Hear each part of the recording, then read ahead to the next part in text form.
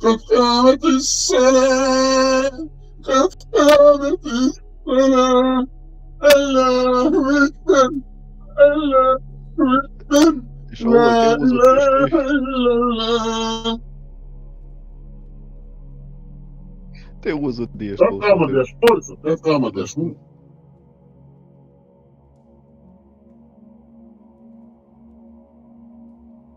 Dağma buldu sana.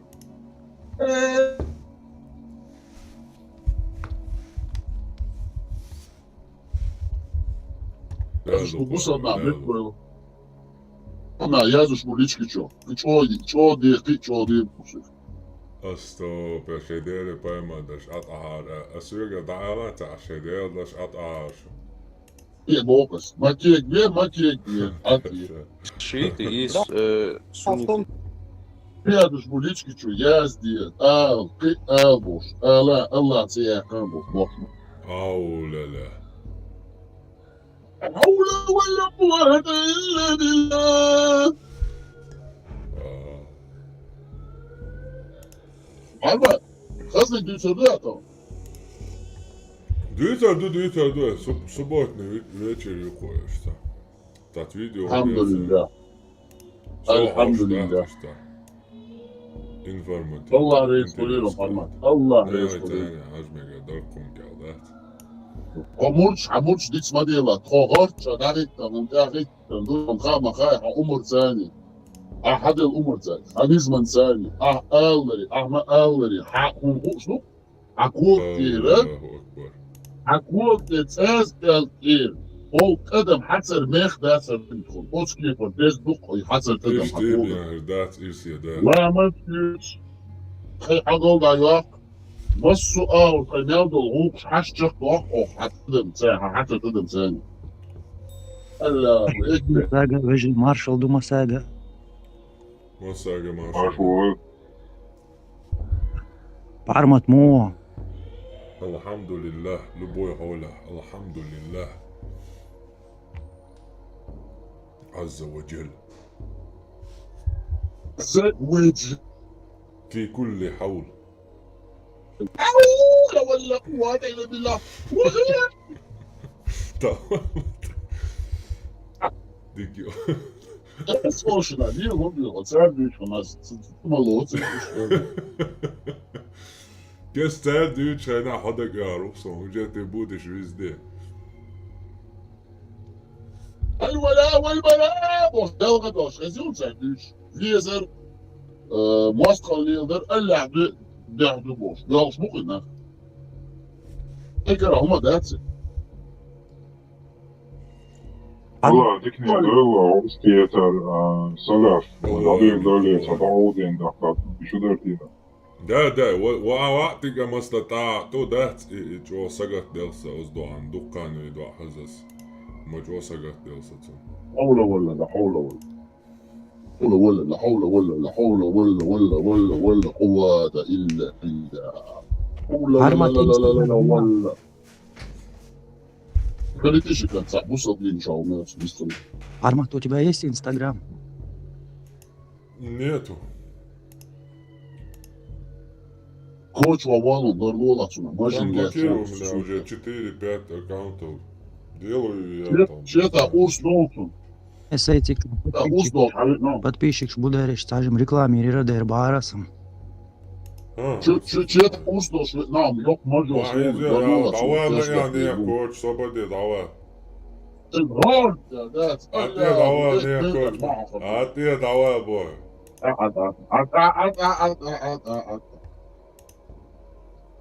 الله ريس الله ريس هو سوى ترجمة وطاق كمنتي الوقت ياش نديتو Türkçe halatını parmak. ها لاتين ما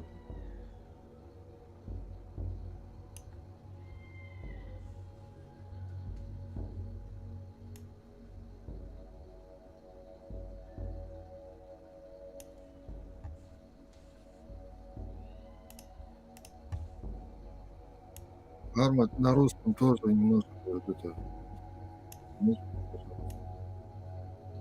если получите Как получится. Постараюсь. Азербайджанское можно, если я что буду синхронный перевод делать? На азербайджанском, на армянском? Конечно, конечно. Короче, Короче, кто вас не Просьба, кто знает. не говорит, микрофоны выключить.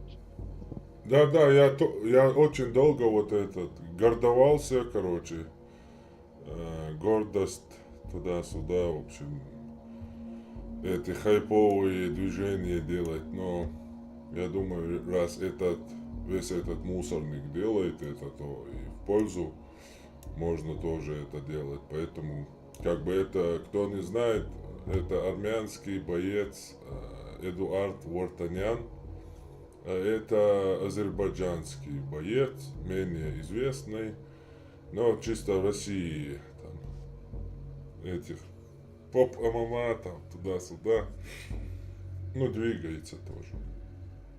В общем, разговор там о Карабахе или Арцахе, не знаю, я ни армянскую историю, ни азербайджанскую. Азербайджанцы я знаю, тюрки, они туда пришедшие, это я точно знаю. Но дальше я не копался, не изучал. Углубленно история армян, азербайджанцев и так далее. Это речь будет, ну, я буду комментировать не это, кому там, что там. Я, если международное право, ООН там что-то задекларировало, то я за это. Как бы за международные законы. И, насколько я слышал, азербайджанцы по международным законам там правы. Но речь не об этом. Хаджалинский. В общем, тут про ислам, про туда-сюда, в странах СНГ достаточно известные люди. Поэтому, как бы, думаю, вот именно страны СНГ населенные, скажем так, с образованием, где дело не так хорошо, как, скажем так, в Европе, на Западе.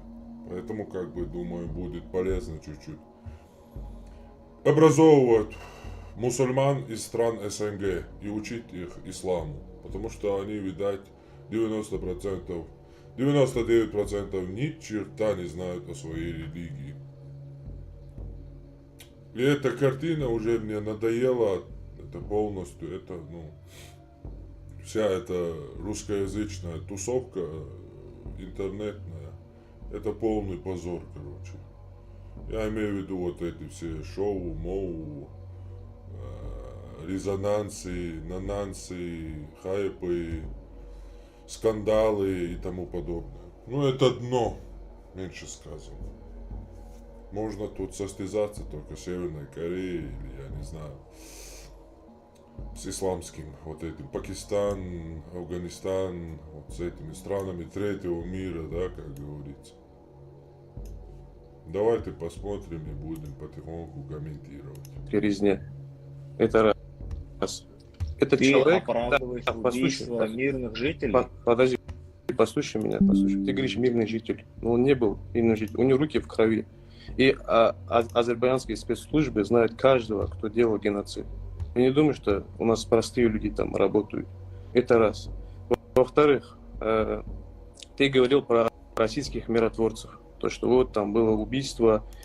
Но я добавлю насчет азербайджанских спецслужб. Я не думаю, что там есть спецслужбы, потому что это полностью диктаторская страна. Это один олигарх Алиев сидит по наследству, власть там передает полностью подруснявая республика. И Алиев диктатор. Поэтому там, чтобы какие-то спецслужбы, не спецслужбы, абсолютно нету. Единственное, когда, наверное, Алиев становится на колени перед Путиным и целует его руку, Путин подбрасывает ему что-то, какую-то информацию. То есть российские спецслужбы. В самом Азербайджане нету никаких спецслужб, это 100%. То, что убили российских миротворцев, азербайджанцев. Да, это было. Ильхам Алиев это подтверждает, это было. Также Владимир Владимирович тоже это подтвердил. Ильхам Алиев это не говорит. Наш президент справедливый. Он никогда не говорит там неправду. Он идет по... Но Алиев, он вот этот азербайджанец, говорит, что Алиев наш справедливый и так далее. Ну, я больше замечал у азербайджанцев какая-то, как это говорят, восточная, средневосточная, или, я не знаю, ментальность рабская. Я не знаю, с чем это связано. Но вот Алиев их всех сажает на бутылки, там, кто выйдет, пикнет, его сразу на бутылку сажает Алиев. Там, это диктатор самый настоящий. Хуже, чем Турция. В Турции есть какие-то демократические инструменты. Хотя и тот является диктатором. Но все равно Азербайджан это вообще страна СНГ, бывшие КГБшники, которые разваливали СССР, выбрали себе по одному субъекту из тех КГБшников, является тот же Шеварднадзе, бывший президент Грузии, и те же Алиев, вот эта династия сейчас в Азербайджане. Но они все почему-то его поддерживают и пикнут там, даже если в других странах все у них, короче, с этим Алиевым нормально. Я не знаю, может на людях они типа себя оправдывают. Типа перед армянином надо защитить своего президента. Ну, какими-то рабскими, наверное, или, скажем так, слабыми аргументами себя обманывает, себя утешает. Но факт то, что у него дома сидит президент, который сажает их на бутылки, кто там лево-право шаг сделает, и никто ему ничего не скажет там. То есть сами азербайджанцы, власть занимается этим. Там народ полностью страдает. Если кто-то хочет об этом узнать, там есть азербайджанец-блогер Фархат.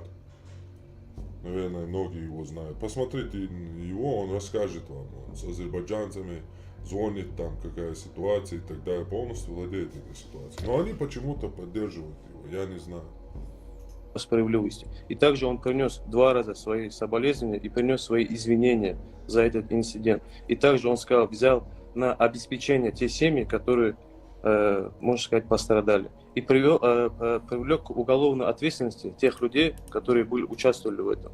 Понимаешь? И также, я думаю, Следственный комитет Российской Федерации и Следственный комитет Азербайджана, кстати, Следственный комитет Российской Федерации при лице Бастрыкина очень хорошо разберутся с этим. Или у тебя есть какие-то сомнения насчет того, что российские... Вопрос, смотри, вопрос какой. Типа, или у тебя есть какие-то сомнения, типа? Которые участвовали в этом. Понимаешь? И также, я думаю, Следственный комитет Российской Федерации и Следственный комитет Азербайджана, кстати, Следственный комитет Российской Федерации при лице Бастрыкина очень хорошо разберутся с этим. Или у тебя есть какие-то сомнения насчет того, что Российский Федерации Следственный комитет не сможет разобраться? Ну, они говорят про ситуацию, я точно не знаю, там начало пропущено записи, про ситуацию, где какой-то вертолет российский сбили азербайджанцы. Турки, то ли азербайджанцы, я не знаю. И этот говорит, типа, наш президент принес за это извинения, там российское, там следственное, все разберутся. Или ты сомневаешься, что они разберутся? Да, конечно, разберутся, Алиев, Путин сядут там где-то за стол, короче. Ну да, умерло там несколько русских, там несколько азербайджанцев. Они свое дело решат и все как бы. Вот как обстоят дела и в Азербайджане, и в России. Какой следственный комитет, какой Бастрыкин. И еще он типа, ты что, сомневаешься? У этого в России карьера, все в России. И если Эдуард это скажет, то уже у него как бы, находясь в России, он же не может это сказать. Типа, я сомневаюсь, что Российская Федерация в этом правильно разберется. То есть этот понимает, какова ситуация. Прекрасно понимает. И поэтому специально ребром задает ему этот вопрос. У меня сомнение, что что-то будет, потому что есть прецедент, который произошел в 2020 году при развитии российского вертолета, где было то же самое. Ильхам Алиев извинился, но никаких будет российская, это еще раз говорю, сторона России, сторона Азербайджана уже хорошо общаются, уже друг друга понимают. Азербайджан всегда свои договоренности соблюдает, и не было ни разу что-то такого, то, что Азербайджан исходил из своих договоренностей. Ну, было. Понимаешь? Ну, не исходил, наверное, хотел сказать, говорит, не было ни одного раза, чтобы Азербайджан исходил из своих договоренностей. Подожди, Например, ты говоришь, подожди, договоренность от основная 9 тема, ноября подожди, 2020 смотри, Эдуард, года. подожди, ты перебиваешь меня. Основная тема, знаешь, самая важная тема, которая то, что... Мне очень жаль, конечно, то, что там люди, особенно российские вот миротворцы, погибли. Это очень жаль мне за это. Я не хочу, чтобы люди вообще гибли. Ни с одной стороны, ни с другой стороны, особенно мирные жители. Я это сильно не то, что изучил, я давно за это знаю. И первый, кто об этом прорекает, это я буду прорекать эти вещи. Как минимум своим инстаграмом, то, что я могу сделать, это раз. Смотри, ты говоришь, этнически чистый, и геноцид там идет. Представители ООН, которые там это все монитируют, которые все это смотрят, наблюдают за этим, ни разу не видели, чтобы такое что-то происходило. Это нейтральная сторона. Когда появилась там комиссия ООН? Когда там появилась? Смотри, я тебе еще раз говорю. Я говорю, то есть ты говоришь, что смотри, я тебе говорю, факт. 28 лет, вот кто отвечает за именно вот геноцид, за этнический, именно со стороны ООН, 28 лет, когда эта земля была оккупирована, не буду говорить вами, я не хочу говорить обобщать, террористами оккупирована, никто не пускал туда представителей ООН. Ну как Азербайджан уже вернул эти земли, тогда уже ООН туда зашло. Азербайджан соблюдает все правила. Понимаешь? Дальше поехали. Ты мне говоришь, вот я знаю, что ты хочешь, знаешь, особенно вот за эту тему поговорить. Вот я, честно, да, вот я тебе напрямую скажу, я тебя как человека не уважаю. Понимаешь? А я люблю общаться с людьми на хорошем тоне, тех, кого я уважаю, понимаешь? Я лично не хочу, чтобы вот, я тебе искренне скажу, я не хочу, чтобы вот в России ты спортсмен, я спортсмен, понимаешь? Чтобы в России ребята армяне, ребята азербайджанцы, которые дружат вместе, общаются, тренируются в одном зале, да, и смотрят на тебя и на меня, и при этом, чтобы мы их ставим в неудобную ситуацию. А знаешь почему? Потому что ты без остановки об этом, можешь сказать, ноешь. Я тебя не оскорбляю, я вот то, что вижу, я тебе говорю. Просто без остановки ноешь.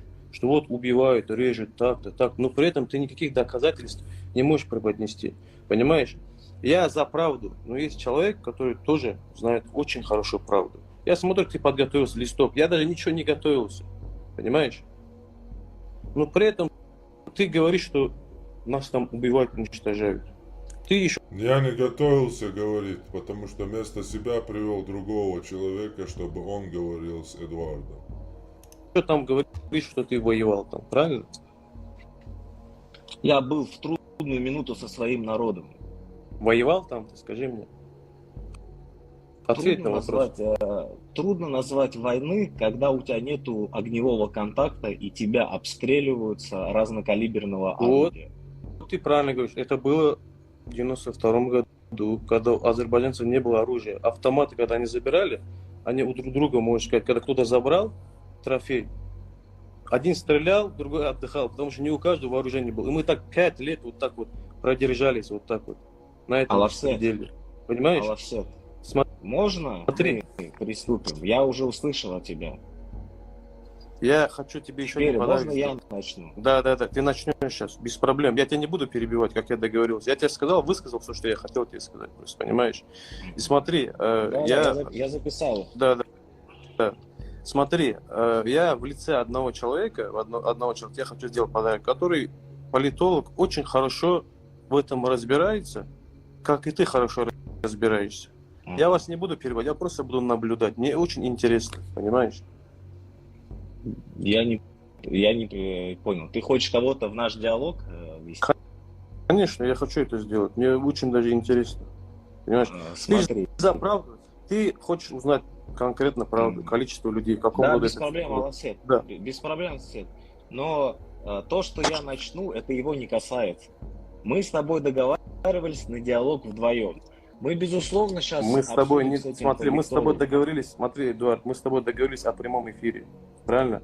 Чтобы выявить правду. Правильно? Правильно. Правильно. Вот и все. А здесь при чем здесь? Если ты знаешь, если за тобой правда, как ты можешь, короче, чего-то бояться? А я не отказываюсь, Красавчик. Я просто Молодец. говорю о Всё, тебе. проблем нет. Зачем ты человека, потому что у тебя не хватает знаний? У меня очень хорошее знание хватает, понимаешь? Я тебе еще А раз зачем говорю. тогда ты его в наш диалог? Нет, послушай меня, ты не против? Я не против. Всё, Мне закрой интересна тему. твоя позиция. Нет, моя Твоя позиция, позиция тут, почему? я знаю, смотри, я тебе еще раз говорю, я знаю правду.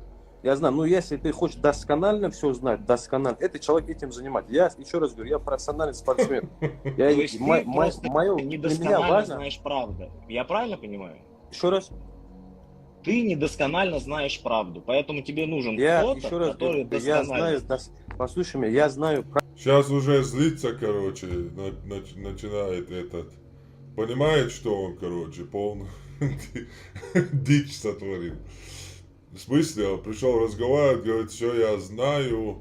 Но потом, через 5 минут, говорит, я привел человека, он будет с тобой говорить, я буду наблюдать. Он досконально знает. И Эдуард в этом прав, задает ему вполне резонный вопрос. То есть ты недосконально знаешь, и поэтому привел того, кто знает досконально. Но вместо того, чтобы ответить, после этого у него уже начинается, короче, агрессия. правду. Досконально, если ты хочешь. Смотри, зачем мне людей вообще вводить будут? Я себя не считаю таким сильно, таким, знаешь, именно умным человеком. И я этим не занимаюсь. Люди занимаются этим. Если ты этим занимаешься, ты в трудный момент, ты говоришь со своим народом, ты знаешь хорошо в курсах всего этого, да? Также люди есть, которые тоже в трудный момент, моменты со своим народом. Понимаешь? Ну, Давай то есть ты к этому не относишься, правильно, Алексей? Я отношусь, я поддерживаю. Я в спортивном плане поддерживаю всех со своим народом. Ну, всегда. Если я То буду есть ты в политиком, трудный я к момент этому не буду был относиться. со своим народом, и ты хочешь человека, который был со Не, своим послушай народом, меня. и поэтому мы с ним равно будем разговаривать, ты а смотри, будешь ты слушать, правильно, послушай Алексей? меня. Не дает ему даже уже сказать. Смотри, Арман, послушай меня. Заметь, Ты- я не... А, кто из них армянин, кто из них не трудно? Эрминин Ну, вот как- этот, Который? Эдуард Вартанян. Нет, Да, боец. бейсбол кюяхнагуи армянин. Вот. Азербайджанец. Азербайджанец. Хорошо, все понятно. Sorry за interruption. Ничего. Ты в смысле можешь, кто хочет там что-то сказать, можем тоже остановиться, комментировать. Я не отказываюсь. Красавчик. Все люди думали, Я не еще раз отказываюсь. говорю, Я просто хочу понять твою ты говоришь, позицию. послушай меня, я со своим народом. Мой народ это и Россия, и Азербайджан. Я и здесь, Ты и здесь буду Гражданин трудно. Азербайджана? Я гражданин России, это раз. Во-вторых, Я по национальности хотел услышать. азербайджанец. Меня Я это волнует понимаю. и здесь, что происходит, и здесь, что происходит. Я переживаю и за это переживаю я страну. Сейчас, подожди, секунду терпения. Давай мы его после подключим. Я только одну фразу скажу, а потом его подключим. Чтобы уже с ним по факту говорить. Хорошо? Подожди, я закинул его, сейчас он помолчит, он зайдет, то он помолчит, короче. Да, слушаю тебя, говори. Говори, Эдуард. Он не будет перебивать тебя. Ну, я поздороваюсь, приветствую. Приветствую. Садат. Меня зовут Садат. Как? Садат. Сардар? Садат. Меня плохо слышно? Честно У тебя очень сказать, да. хорошо. Смотрите, если я вдруг пропаду, это проблема с интернетом, подождите, я перезайду. Это... Сейчас хорошо слышно. Мы можем тебя до утра ждать, это не проблема. Вы меня Сейчас слышите? нормально слышно? Да, слышно. Вот сейчас нормально. Все, я наушник снял, ага. Все, я слушаю. Сардат? Садат. Садат. Сложные, я понимаю. С-А-Д-А-Т. Да, Запиши. все, я понял. Эдуард, ты Смотри, запиши Алексей. имя. Эдуард, ты записываешь? Запиши имя, ты записываешь. Да, я записываю. Смотри, мы начнем, тебе придется быть свидетелем Адат, это не относится, мы как бы перейдем к дальнейшему. Смотри, Алавсет, ты начал свое обращение ко мне, будучи не зная меня, я не знал тебя, ты начал с оскорбления. Ты обозвал меня обиженником. Да, мы вообще с чего все началось? Лично ты говоришь, не знаю, или как? Ну, лично, да. Лично, все понял. Так-то я тебя знаю.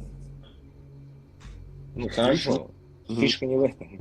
В том, что ты начал свое общение с оскорбления. Ты начал говорить, что я обиженный, что я трус, при этом не разобравшись ни в моей позиции, ни каких-то приводя аргументов против той позиции, которая у меня была.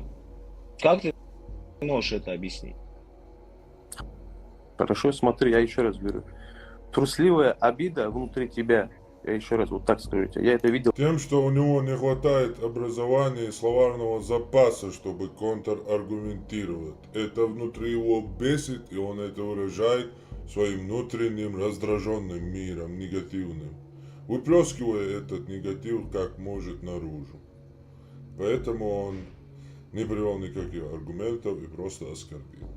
Давно, понимаешь?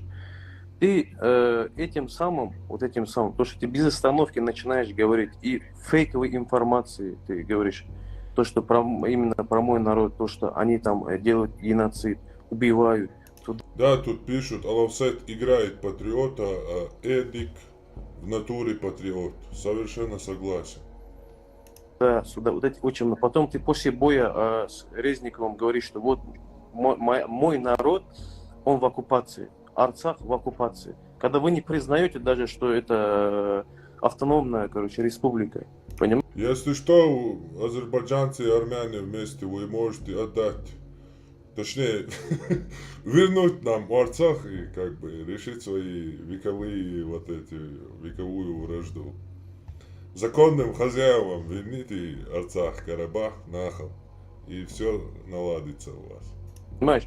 Вы не признаете, что это автономная республика, независимая республика, ты говоришь, ты сам себе противоречишь. Но ты без остановки начинаешь. А знаешь, человек, когда не заканчивает свои вот эти разговоры и свое недовольство, когда у него есть внутри обида, понимаешь? И это есть обида. А ты как понял это слово обиженный, именно вот этот обиженник? Я не знаю, а ты как понял слово обиженник? Скажи мне.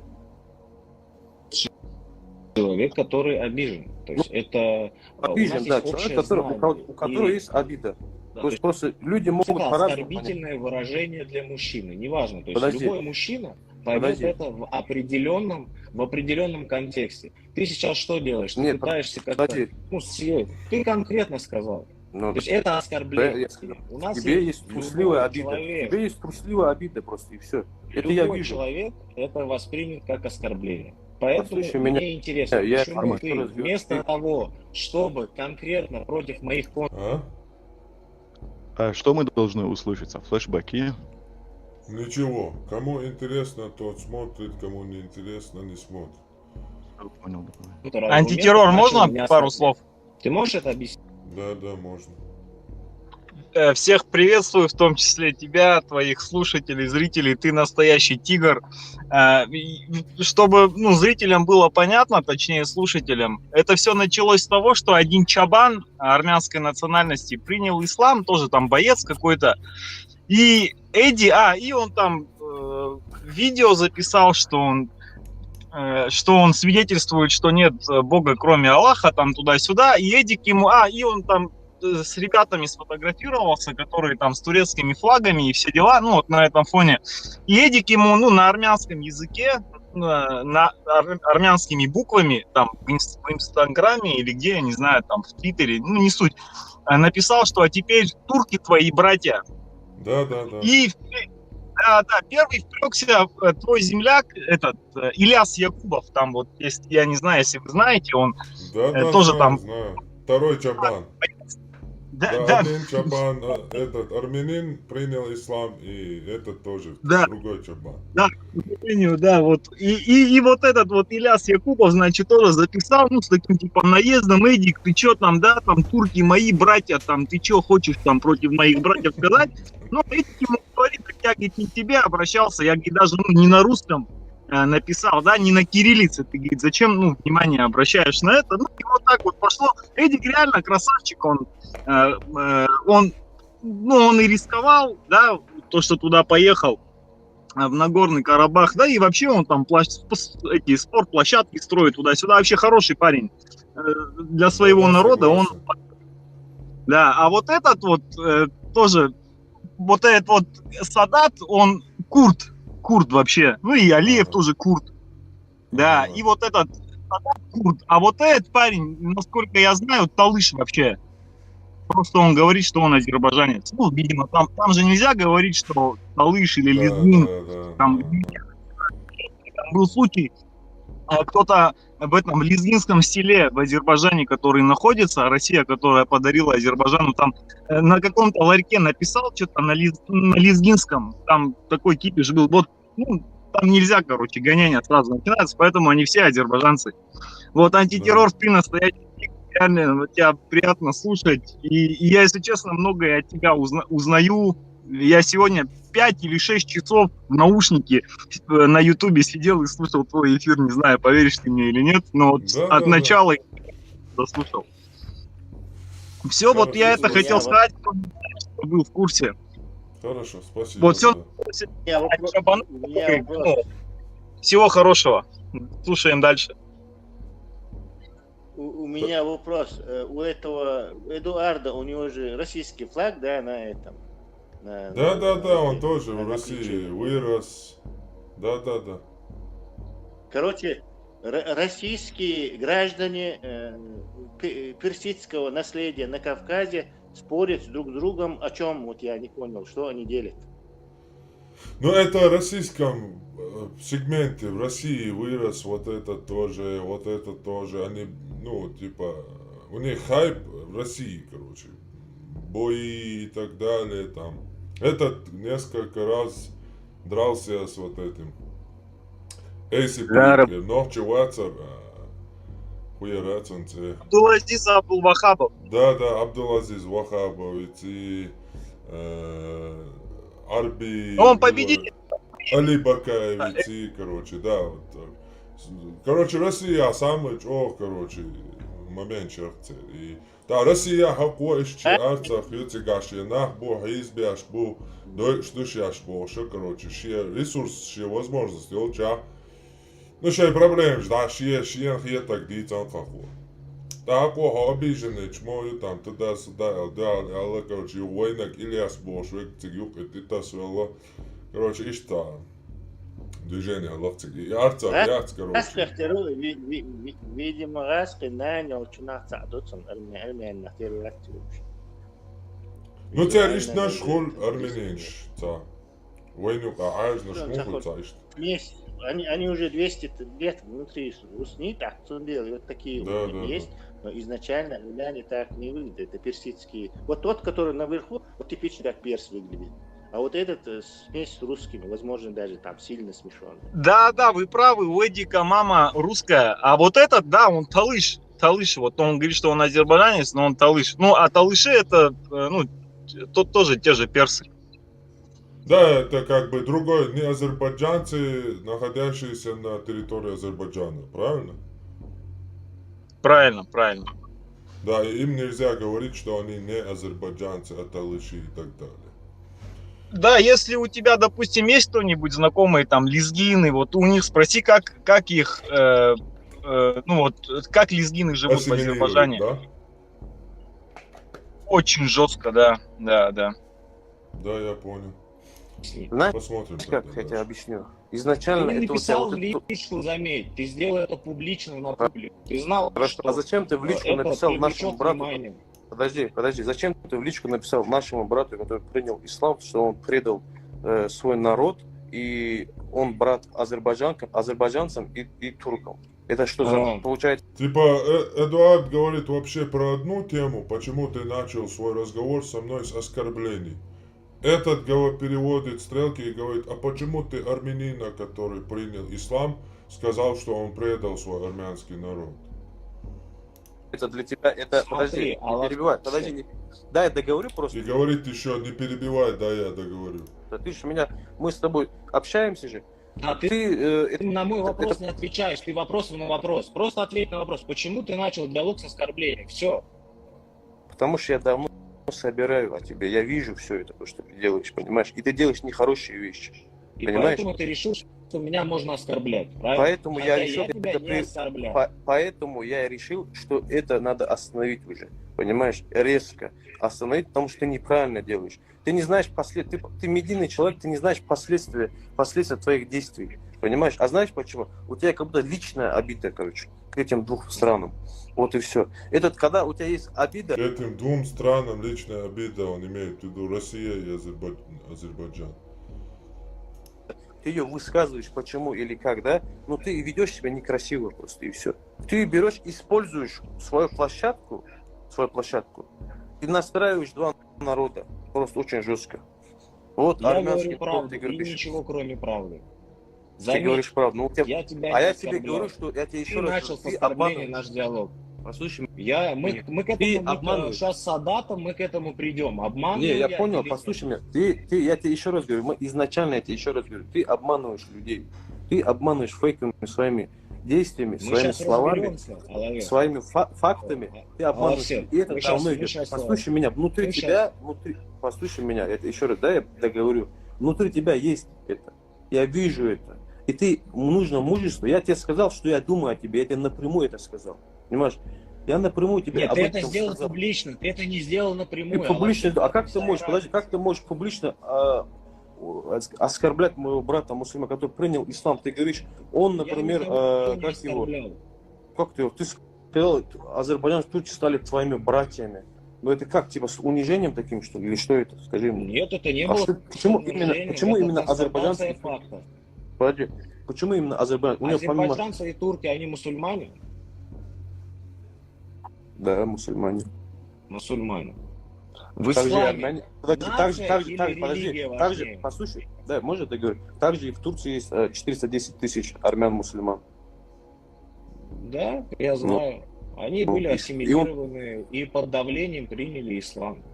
И Да. до сих пор живут в Турции. Это давай потом, и до сих Да. пор живут в Турции, да, в принципе? Смотри, ты перескакиваешь с темы на тему. Почему? Давай Подожди, конкретно.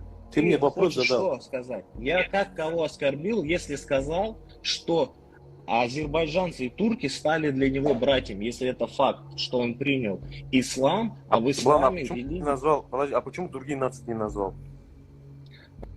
Потому что, учитывая нынешнюю ситуацию, учитывая нынешнюю ситуацию и агрессивную политику Турции и Азербайджана, я сделал на этом акцент. Потому что в исламе религия выше нации. Ты согласен с этим? Да, согласен, конечно. Да, тогда Говори. почему он делает обращение к армянам, которые не являются мусульманами? То А есть может, подожди, почему армяне... Подожди, послушай. Можно я договорю? Можно Давай, я договорю? давай. Ты же говоришь, я тоже говорю. В исламе, если человек принимает христианство, как к нему относятся? В исламе, если Да. человек принимает христианство, Да. давай ты и я здесь, правильно? Я скажу про свое мнение, просто не надо мне... Скажи про свое. Ты Ты мусульманин? Извини, ты мусульманин? Да, альхамдулилlah, я мусульманин. Ты да. суннит, получается. Знаешь, что я могу сказать так? У нас есть какие-то определенные... Это оставим. Я мусульманин. Сразу поймал возможность. Это полная, скажем так, то есть сейчас на его лице и вообще видно, что на религиозном вопросе Азербайджан можно полностью, скажем так, разделить. Потому что в Азербайджане есть шииты, большинство, и есть сунниты. А шииты и сунниты, они кожу друг с друга сдирают, как только кто-то бросает посередине кость без проблем. А в Азербайджане, к сведению, чтобы знали, в Азербайджане есть очень много, большинство всех азербайджанцев это шииты, но есть и сунниты. А шииты и сунниты ненавидят, наверное, больше, чем евреев, язычников и так далее. Друг друга ненавидят. Sunnic wel, juchtot sochilante geist. Juchtot ashait is dat magic dashbon. Dukba shait butik amul. Знаешь, что я могу сказать так? У нас есть какие-то определенные... Это оставим. Я мусульманин. Не отвечает, суннит он или шиит. Сунни следуешь или как? Я, альхамдулилlah, да, все мы сунни следуем. Короче. Это Все мы сунни следуем.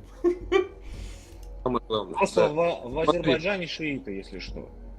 В Азербайджане есть шииты и есть сунниты. В том числе, просто понимаешь? я говорю и о там мощности. есть, я знаю, да. Это мусульмане, он есть мусульман. Здесь не надо разделять уже. Расскажи. Разделять не надо уже, типа он вид делает перед христианами, русскими и так далее, кто будет слушать, типа шииты, сунниты, разницы нету, мы все мусульмане. Ага, вы все мусульмане. Шииты оскорбляют Аишу, Умара, вообще шиит появился типа из-за того, что там Аиша, Абу Бакр, Умар предали пророка и себе власть забрали и так далее. То есть это абсолютно непримиримые два направления одного ислама. Хороший ход. А?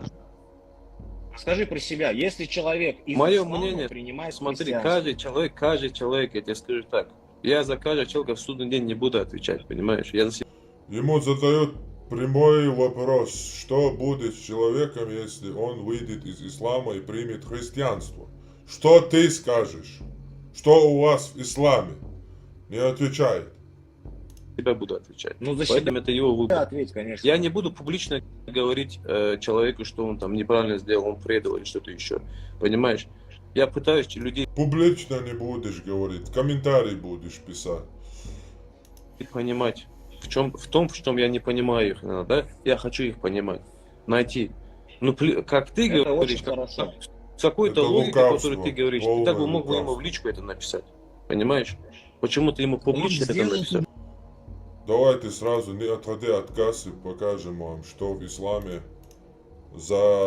будет, если мусульманин примет христианство или вообще покинет ислам.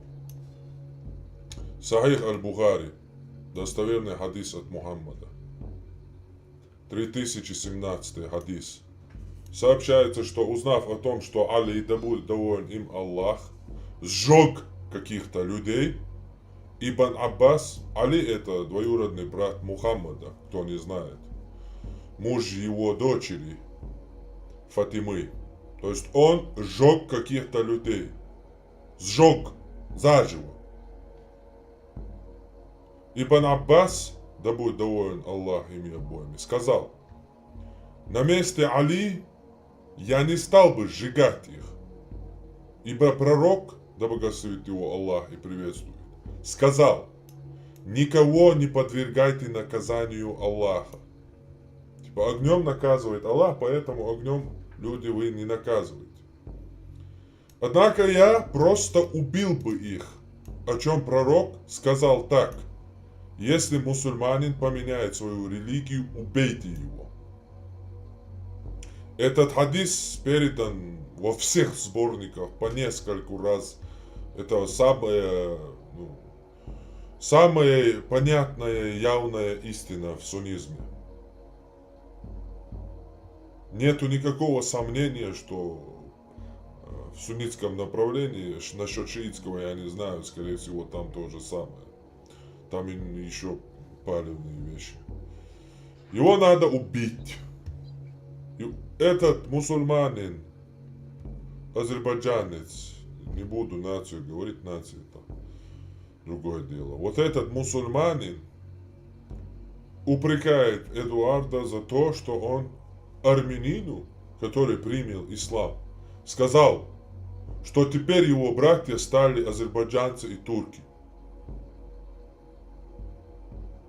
И когда ему задают вопрос, а что с вашим, например, азербайджанцем сделают, если он примет христианство? Этот говорит, я лично, у меня душе, я же не могу душе судить, я же там, это. Я пытаюсь понять, я его понять постараюсь, но я не сделаю то, что ты сделал, я не сделаю, ты сделал это, я не сделаю. То есть, этот хадис также передали Ахмад, Муснад Ахмада. Также Бухари 3 раза. Абу Дауд, Сунан Абу Дауд. Ат-Тирмизи Сунан. Сунан Ан-Насай. Сунан Аль-Кубра Ан-Насай. Ибн Маджа, Ибн Хиббан, Ибн Абу Шейба. Это исламский сайт. энциклопедия хадисов. Сахих аль-Бухари. Хадис ук. Точка. Можете сами проверить все эти сборники по одному. Везде это приведено. Табарани. Очень много раз приведен этот хадис. Это самый достоверный, можно сказать, хадис. Ибн Хаджар аль-Аскалани передал, тут пояснение делает, да. Дальше мусульмане. Ибн Хаджар аль-Аскалани передал с достоверным иснадом о том, что к Али ибн Абу Талибу пришли рафидиты, то есть шииты, которые утверждали, что он их Господь. Али трижды призвал их опомниться, а на 4-й день он сжег их в огне. Фатхуль Бари, том 12, 270 страница. То есть это два учения, которые друг друга специально противоставили, чтобы вот так разбивать, скреплять, убивать, уничтожать, управлять ими. Овцами. Рафидитов никаких, скорее всего, тогда не было, это полная чепуха, он там несет, короче. Но это достоверно. То есть дальше идем. Хафиз ибн Абдулла Бар передал, что имам Малик сказал: хадис «убейте того, кто сменит свою религию» касается того, кто вышел из ислама и вошел в неверие, в куфр. Что же касается того, кто вышел из иудаизма или христианства или любой иной религии и вошел в другую, то на них этот хадис не распространяется. Еще бы, какое твое дело, христианин примет иудаизм или нет. Имам Аш-Шафи говорил: тот, кто из ширка перешел в иман, а затем из имана перешел в ширк, то если это совершеннолетний мужчина или женщина, то следует их призвать к покаянию. Если они покаются, то их покаяние принимается. Если нет, то их следует казнить.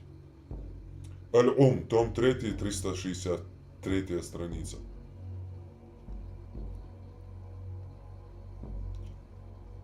Также Аш-Шафи сказал: нет разницы в том, на какую религию заменил мусульманин ислам, на известную религию или неизвестную. Аль-Ум, том 6, страница 202. Имам Аль-Маварди сказал: Ахлюр Ридда – это вероотступники, вернувшиеся в неверие, которые были мусульманами, независимо от того, родились они мусульманами или приняли ислам. И обе эти категории, родившиеся мусульманином от родителей мусульман и принявшие ислам, одинаковы в вероотступничестве. И нет разницы, они перешли в религию христиан и иудеев, или же религию многобожников или идолопоклонников. Смотрите, Аль-Ахкам Ас-Султания, 92 страница. Имам Аль-Мунауи в комментариях к этому хадису в отношении слов «поменял свою религию» сказал, то есть перешел из ислама в другую религию словом или поступком неверия и стал упорствовать в этом. Фейдуль Кадир, том 11, страница 59. Имам Ас-Сархаси говорил: если вероотступник приведут к имаму, и он скажет «Ла иляха илля Мухаммаду Расулулля» и откажется от того, что ему приписывают, то это является покаянием с его стороны. Аль-Мабсут, том 12, 257 страница. Али ибн Умар и другие сподвижники говорили: муртада призывают к покаянию трижды. И если он отказывается, то его казнят. Аль-Мусаннаф, Ибн Абу Шейбы, том 10, 188 страница, глава о вероотступниках.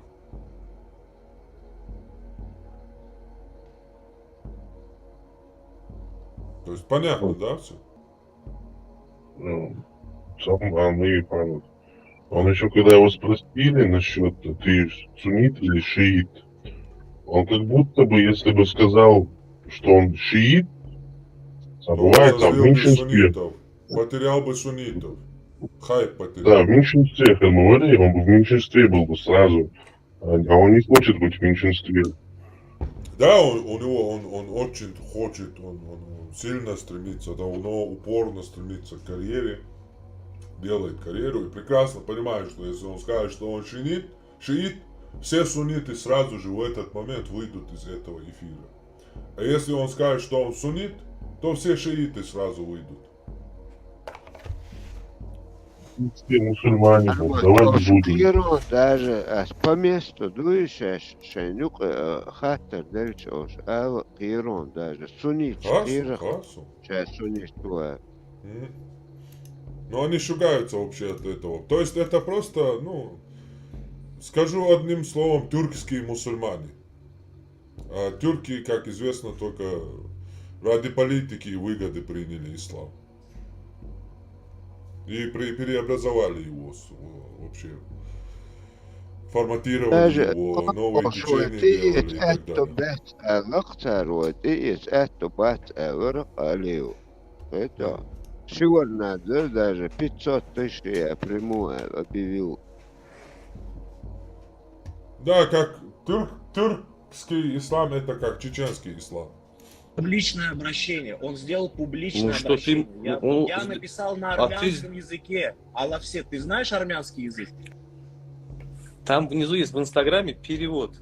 Знаешь, такое есть в Инстаграме? Во-первых, Перевести. перевод был неправильный. Я не говорил «ваши». Я говорил «тебе». Я не говорил «кажется».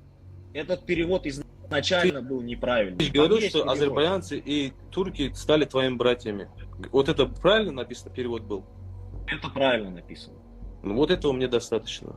А ты это мог бы и написать ему в личку. Так ты... он делал это Послушай, публично.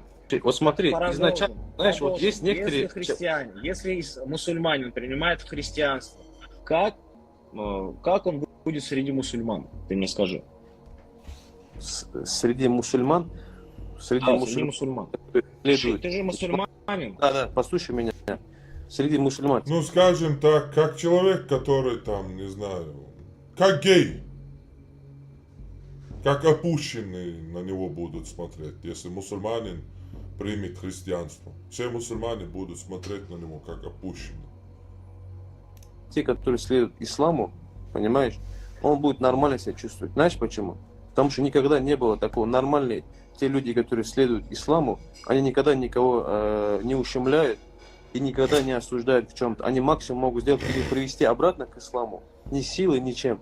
Или сказать, чтобы он шел своей дорогой, его никто ему не мешает. Если человек твердо выбрал свой путь, пусть идет.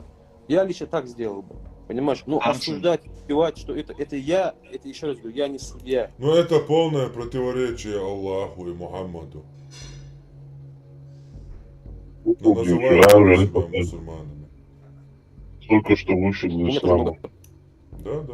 Плохих вещей, которые могут мне, можно сказать. Я понял. Правильно? Тебя. Да. В исламе это вероотступничество.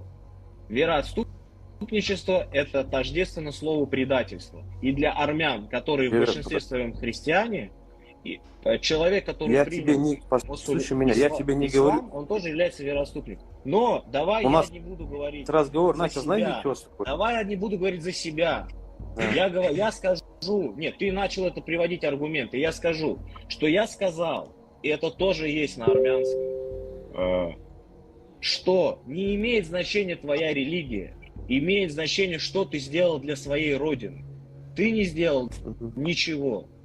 Поэтому ты предатель. Когда твоей стране тяжело, когда твоей стране твоей родине тяжело, ты находишься на Пхукете и делаешь провокационные заявления, допустим, с теми же сфотографированием турецкого флага. Когда Турция заявляет, что она прорубит коридор. Но это уже полное манкуртство. Я полностью согласен с Эдуардом. Ну, насколько манкуртом и ничтожеством должен быть армянин, который принимает ислам и фотографируется с турецким флагом. Но это полное ничтожество. Потому что, да, можно как-то армянин взять там турецкий флаг, там фотографироваться или там на дружбу в мир призывать обе народы. Но когда идет война и принять религию еще и полностью фотографировать, но это, если это не предательство своей истории, своей рода, сколько там тысяч, сколько людей от тюрков, армян, там людей страдало на этой территории. Но это были дикие времена, но это же было. Тюрки пришли с Алтая, вообще с другого земной стороны вообще, можно сказать. И очень много страдали, скажем так, да? Вот это прямо на пересечении живущие армяне и другие народы, которые там были. Но это сегодня тюркам никак упрек я не говорю. Были кочевники. До них тоже были, кельты были, и викинги были, и нападали там на спящих, лежачих, на грабили и так далее. Это времена такие были. Но это же было. Для нас это было, для всех тюрков это было, а у азербайджанцев, Турции и Армении это до сих пор продолжается. Этот вопрос не урегулирован, скорее всего, потому что там участие принимает Россия. И пока она там принимает участие, там никогда этот вопрос не будет урегулирован. И еще пока турки именно из Турции не прекратят свой этот имперский шовинизм, который они уже в школьном процессе, даже нас, чеченцев и Кавказ, включая в какую-то вымышленную Туран, мифическую страну свою и нашу страну тоже.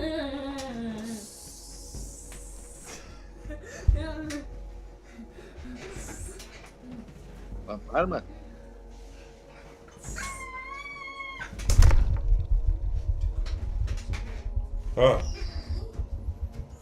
Тут надо еще уточнить, что и Турк-Шдуй это была не такая уж значительная часть людей. То есть, когда они как Манбол Шмобус, вот в этой армии Чингисхана, там то ли 30 тысяч, то ли 10 тысяч монголов было на фоне 150, 200 или 250. Тесла, к твоему слову, ген Чингисхана, говорят, там где-то 40% сейчас живущих на земле несут себе. То есть он столько женщин изнасиловал. Да, вполне может быть. Я что хочу сказать, что армян в спорах с этими Азербайджаном выставляет, что вот все азербайджанцы, там все тюркизированные, народ, мы уж место Ашбу, что они все скопом там с Алтая спустились, получается в Алтае там, не знаю, 100 миллионов человек жило, и они всей ордой туда переселились. Он кему будет тюркизировать им? Да, ассимилированные народы, да. Да, просто язык поменяли. А на самом деле это те же, что на той же земле тогда же еще персидские. Персия, мы азербайджанцы. Там их, не знаю, 20-30 лимонов этих азербайджанцев в Персии живут. Это просто местное население тюркизированное. Но Азербайджан в этой споре с армянами, азербайджанцами, армяне пытаются выставить их всех вот этими пришедшими с Алтая, этими турками, короче. Там, с Алтая только какая-то часть там. Да, согласен. Согласен. Как и белые американцы, живущие в Америке, вышли из Кавказа. Но это не значит, что же 2 миллиарда или миллиард белых людей вышли из Кавказа северного. Да. А юридически, кто начал, кто не начал вот это в 20-м? Ну, юридически азербайджанская сторона права полностью. А чем это обосновано? Можно сказать, я вообще не знаток. Ну, потому что этот Арцах, это как бы азербайджанская территория по международным договорам и праву. И, скажем так, была оккупирована. И там был, как сейчас в России, там, в Украине, Донбасс, типа автономная и так далее. Типа. И Армения ее не признавала независимой. И частью она не становилась Арменией. То есть какой-то гвоздь российский. Чтобы потом его ковырять и управлять обе сторонами. И Арменией шантажировать, и Азербайджан шантажировать. Это некий инструмент российский. То есть это это похоже на то, что, хорошо, юридически так, а по справедливости как? По справедливости я не возьмусь судить, потому что... Я могу по справедливости посудить. Отправить всех обратно в Персию. Не, Тесла, это слишком жестоко. Всех отправляют. Раз о справедливости спрашивают. Справедливость, в принципе, надо брать как-то за последний век, наверное. Хотя не знаю. Нет. Последний век Азербайджан.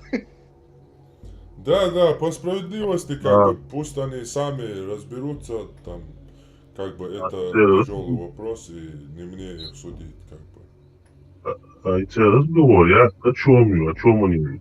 Не в Кипре Можно какой-то там. добавить? Сначала эфирик, а já YouTube чували. Словам теста можно добавить? Можно. Справедливые решения, я самое справедливое решение меня спросить. Отъед Авал, отъед Леха Дадол, что вообще опасный террорист, что отъед Дадол свободы. Тесла, вот вы сказали, что местное население тюркизировалось. Я как-то эту тему изучал, и есть такое мнение, ну, из разных источников, там, тех времен, что тюрки-сельджуки, когда вторгались в Малую Азию, в общем числе их всего за один раз туда прибыло около 28-35 тысяч воинов полных, ну, с женами, там, соответственно, там, женщинами и так далее. То есть 30 тысяч человек подчинило все вокруг себя и тюркизировало уже, будучи у власти в этой территории. То есть там весь народ, процентов на 85, в принципе, тюркских корней не имеет генетически. Даже в Турции был такой эксперимент лет 10 назад, когда убили журналиста армянина Гранта Динка. Вот. Многие турки, там пошло, как это сейчас называют, флешмоб, начали сдавать ДНК свои. Вот. Был такой момент, это в газетах писали, в новостных турецких. Вот. И турки выявляли, что они либо греки, либо армяне, либо ассирийцы, либо кто угодно. Они были кем угодно, но только не тюрками. Я кем согласен. Угодно. Там были, да, там и словаки были, и хорваты были, кто угодно. Абсолютно верно. Турция — это империя. Империя собрала вот через, не знаю, 200-300 лет или через 500 лет. В Москве можно, знаешь, сколько армянского ДНК нарыть, короче. Да, узбекского, таджикского и всего можно. Это имперская политика. Но то одно точно, то, что это вот это тюркизированная местная, или, ну, скажем так. Вот в Азербайджане есть нация такая, я не знаю, вы слышали или нет, удины. Это маленькая группа. Нация удины, 10 тысяч человек, очень маленькая нация. У них, получается, религия христианская. Я не понял, что за туркофобия началась тут. Нет, нет. Никакой туркофобии нет. Чуть-чуть раньше послушали. Да, обсуждаем просто. В общем, есть такая нация, удины. Они малочисленные, они говорят между собой, в России живущие, говорят на армянском, это их родной язык, между собой не общаются. Но по факту генетически они евреи. Они не тюрки и не армяне. Да, вот в Крыму так же самое. Это очень странный вывод, потому что генетических евреев... Семиты, хотел он сказать, наверное. Да, имел в виду семиты, конечно, семиты. Эти удины их очень мало осталось, потому что их уничтожили. Да, их очень мало. 1010-15, если есть, на всем свете 20, может.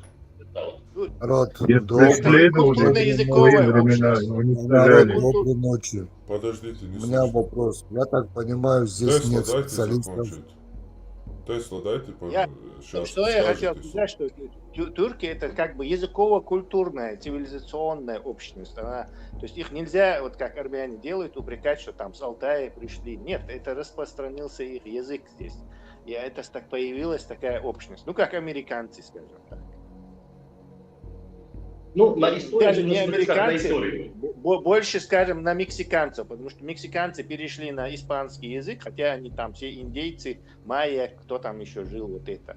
Вот примерно по такой же местное население, поскольку тюркский язык, он очень легкий, очень легко проникает, короче, потому что он, есть такие языки, которые становятся как бы этим языком общения из-за того, что они легкие, там, в силу каких-то исторических причин. Поэтому, как английский, как русский. Да. Да, кто-то сказал, что какая-то тюркофобия, там, если мы говорим, там 30 тысяч тюрков вышло и нормально все подчинило вокруг. То есть мы говорим про факты. Нет, это не про факты. Вы говорите о том, что такого народа в принципе нет. Кто? Это типа такого народа нет, их Ленин придумал. Что примерно и тези все ваши речи. Кто это Я сказал? сказал. Какой Ленин? Я бы над горами. Ленин? Какой Ленин? Вы там все персидские колонисты. Только кто раньше, кто позже пришел. На Кавказе все персидские колонисты. Зачем нам их как-то различать? Армян, Азербайджан, еще кого-то. В Крыму Ну, европеоиды живут, которые... Например, нет у них истории, что дальше, каково дальше делаем. Реакция истории. Да, давай. У кого нету? Деду. Решить эту проблему не проблема. Давай Сам ответ. вернуть Давай. вернуть хозяина. Давай ответ. Уже ответ. Ответ отдал террорист. Ответ отдал. Коридор Дал теорию. Дальше. в Азербайджан, про... Губор небо над горами, ала? Губор. Какое вы делаем дальше, босс? Например, реакция истории, когда худого. Хай нет истории. Да, вывод. Аж бог турчи история, я вспомнил, да? Хабо, меча ялай, Ой, инц бог штука же, инц конкретно. Да дебил, омерил, голоца ешь, да дит. Встречается с идеями Турана и так далее. Гумка волчу, ты дорог, бяк мобилыш. Это про политику, кстати. А? Аж впервые, наверное, за турка вступился. Да. Не, может, новче что, аж гумка херу.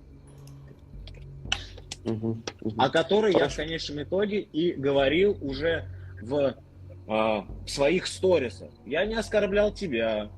Вы можете, если что, какой-то ролик хотите, чтобы комментировали, тоже под этим постом в Телеграме закинуть ссылку или сам ролик тоже. Будем смотреть, если будет интересно. Последний пост под этим видео. Туда можете ссылку скинуть. Я более того, я же сказал четко. Все, кто поддерживает агрессивную политику, человеческо-ненавистническую, те являются лицемерами. Ты это на свой счет принял? Нет, я не на свой счет принял. Я знаю, что изначально, я тебе еще раз говорю, я тебя знаю. Помнишь, я тебе сказал, Вот что я тебя объяснил, почему я его назвал предателем. Понял, я тебе изначально говорю, я тебя знаю. Я же тебе сказал не просто так, что я тебя знаю. Что и как. Ты меня не знаешь. Очень хорошо знаю. Поверь мне, очень... Я тебя не знаю, я с тобой никогда не тренировался, с тобой никогда не виделся. Понимаешь? Точно. Понятно. Я тебя не знаю. Как ты, соответственно, ты меня... Я сказал, я знаю, значит, я знаю тебя, понял? Я знаю, сказал, все. Че, самый умный, что ли? Можешь знать. Ты меня не можешь знать. Ты можешь знать... А? Этот Алиев, конечно, болтолог конкретный. От людей, которые что-то говорят. Но это уже изначально неправильно. Слушай, людей, которые что-то говорят. Этого мне достаточно. Люди, которые мне что-то говорят, далеко не... Я не в окружении тех людей, которые меня в чем-то будут обманывать. Понимаешь? Поэтому я достаточно... Я знаю, и когда человек делает те вещи, которые подтверждают разговоры о нем, понимаешь, этого достаточно мне. Когда ты это делаешь, понимаешь? Ты делаешь, что Азербайджан это страна агрессоров. Понимаешь? На данный момент, да, это так. Да, сейчас тебе скажет на данный момент, что и как. Ну, в этом плане я не согласен и с азербайджанцами, и с армянами. Потому что весь этот Карабах это дело рук России. Если армяне выиграли, это не армяне выиграли, это выиграло российское оружие, российская, скажем так, политика и так далее. Если азербайджанцы выиграли, то это не азербайджанцы выиграли, и опять же Россия дала им выиграть. Или помогла, или Турция помогла. И дали оба, договорившись, и Россия с Турцией. То есть, абсолютно верно. Я считаю, чтобы они как-то за стол сели, без третьей стороны решили бы давно этот вопрос. У армян есть своя сторона, и они уже готовы, я думаю. Но у Азербайджана это навряд ли. Во-первых, они мусульмане, что уже 99% вероятность, что у них никогда не будет демократического президента, и они будут свободным народом, которые смогут хоть что-то решать, хоть слово сказать на улицах своей страны. Но у них есть эта возможность, но если они что-то сделают, то там начнется вся эта ирано-российская и западная вот эта спецслужба, шииты, Хезбалла, Хренбалла, ИГИЛ, Шмигил и мясорубка полнейшая, короче, как было в Сирии. Когда народ полностью демократический, светский народ вышел против тирана, это все перевели в исламский вот эту, как это прилично назвать, я не знаю, вакханалию исламскую, и полностью заставили их перебить друг друга, вступившие туда третьи стороны. Третьи страны, я считаю, не дают этот вопрос регулировать. Да, можно. Всех приветствую, мир вашему дому. Иван, ну, все эти войны, это наша беда, то, что мы находимся не на той территории, из-за логистики, из-за транспорта, вот этого всего коридора происходит такой вопрос. С Российской империей понятно, а вот Западная империя же тоже пользуется этими же рычагами в плане исламизации народа. Конечно. И они же тоже должны, если да, Россия и другие делают, то Запад тоже должен в это вмешаться, потому что если они не откусят кусок, то весь кусок по-любому достанется России или другому, там, китайцам, Ирану. И тут вступает уже, все уже вступают в игру. То есть мы как малые народы, мы для них пища получается. Ну, естественно, абсолютно верно.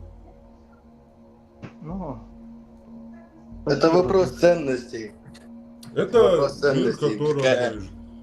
Это, что в мире сейчас есть иерархия, где вышестоящие кормятся нижестоящим, но это таков мир. Если ты тупой, то народ, да? В любом случае умнее люди будут получать кусок с тебя. Я говорю, смотрите, свинью, получается, закидывают идеологически. Идеологически свинью закидывают, короче, народ тупеет, получается. Да. И потом между собой воюют. Приходят такие ЧВК, ресурсы качают, 4 на 4 километра забор ставят, там частные военные компании качают, а местные будулаки воюют между собой. Да, абсолютно верно. То же самое было и в Сирии. Американцы там нефтевышки себе отжимали у россиян там. Россия и, Америка там за сирийские нефтевышки, чисто свою базу ставила. А вот эти будулаки там города бегали, друг друга уничтожали. Обычное дело. Империям просто ни к чему, чтобы у них на периферии какие-то народы развивались или поднимались. Им проще стравить просто... Да, сильные страны. Им проще стравить малые народы. Пусть они пока там между собой воюют, пока сильные, что-то из этого извлекут. Вот и все. И зачем им какие-то малые народы, которые будут развиваться или на пути развития идти, или еще что-то. Им это не нужно. Это угроза для империи в любом случае, так или иначе. Да, абсолютно. Но здесь Запад, конечно же, если и империя, то я ее поддерживаю, потому что на Западе есть национальность, в общем, сохраняющие законы, настоящая цивилизация, все сохраняет, все записывает, Теперь мы вернемся к Абату. помогает, и там исчезающие народы или еще что-то, там, сохранять их, что-то спонсирует, пытается там и так далее, для языка, для всего остального. То есть Запад, хоть и империя, да, Запад это, конечно, обобщенно сказано, там разные страны, разная политика, и нет такого объединенного Запада, но уже мы привыкли это слышать из российских утюгов. И вот этот демократический мир, скажем так, западный, да, Америка, Европа и так далее. В общем, оно за демократию, и в этом мире, в реальности, в которой мы живем, где Китай и остальные диктатуры делают свои империи, то им тоже точно так же приходится уже его на дальних участках защищать демократию от вот этой империи. Ну да, но они порабощают их формат. Я говорю, они же их не порабощают, Америка же не порабощает, она может какие-то, ну, например, да, если ты все равно там мусульманин. Нет, Да, вот смотрите, типа того. смотрите. Есть отличия. Да, прав полностью. Хармат, смотри, получается, Казахстан в ООН резко осудили в плане того, что хотели запретить хиджабы, короче, в ООН. И наши приняли закон, что нельзя запрещать, так как мы светское государство. То есть тоже рычаги давления на руководство Казахстана тоже идет со стороны ООН. Ну, я не знаю, Надо это надо проверить. Надо быть умнее, пропаганду вести, откуда хиджаб пришел, что это одеяние, раскрывать это. Тут не в этом суть все-таки, Леха. Я не думаю, что ООН давил на Азербайджан, чтобы они не запрещали хиджаб. Это явная придумка и отмазка, чтобы народ дурить. Для того, чтобы дурить народ. Если давило даже если давило, получается, это проще решается. Здесь пропаганда ведите, раскрывать. Это глупость сама по себе, не давила. Здесь можно просто раскрыть глаза людям, откуда хиджаб пришел, как он появился, как его внедряли. Это другая тема, это личное отношение имеет к рекомендации. Это совсем другое. Здесь вопрос в том, что в Казахстане диктаторская власть, там нету демократии, поэтому говорить о чем-то вообще, что там они будут против ислама, за ислам, это не играет никакого значения. Там есть власть каких-то людей. В чем они прикрываются? Коммунизмом они прикрываются, исламом они в данный момент прикрываются или чем-то, это не играет значения. Это сгнившая, коррумпированная автократия. И вот это главная их проблема. Ислам это как бы второстепенное что-то. КГБшная Тесла. Давай, Я, подожди, кто-то хотел сказать? Влад, я не закончил с тобой. Смотри. Фриман. А? Умайала, чурил. Я вот, не знаю, вот подумал, короче, и мне кажется, что вот у казахов не хватает такого же человека, как антитеррор, чтобы вот людям, своему народу открыть глаза. Есть там чтобы уже вот есть. донести. Там в этом плане вообще свободно. Там открыто язычники, тенгрианцы, они спорят с мусульманами на разных блогерских площадках и так далее. В этом плане у них светская действительно нормально, светскость развита, чем остальных, скажем так. Каждый, вот, кто приходит в норму, кто уходит из ислама, я вот пожелал бы спасти свой народ, короче, чтобы тоже распространяли хоть на своем языке, как Абхармат делает. Иншаллах. Ты сказал, я тебе сказал же лично не трогать. Ты за личное пообщался. Понимаешь, то, что мы с тобой пообщались, это здесь осталось. Ты это мог бы мне и при личной встрече. Вот как ты сейчас разговариваешь, как бы ты разговаривал. Начал общаться. Послушай ты меня. публично начал Я общаться. с тобой, я публично начал наш диалог с оскорбления. Послушай меня, я встречусь с тобой. Также то, что я тебе сказал, то, что я думаю о тебе, я сказал. То, что я о тебе думаю, я это сказал.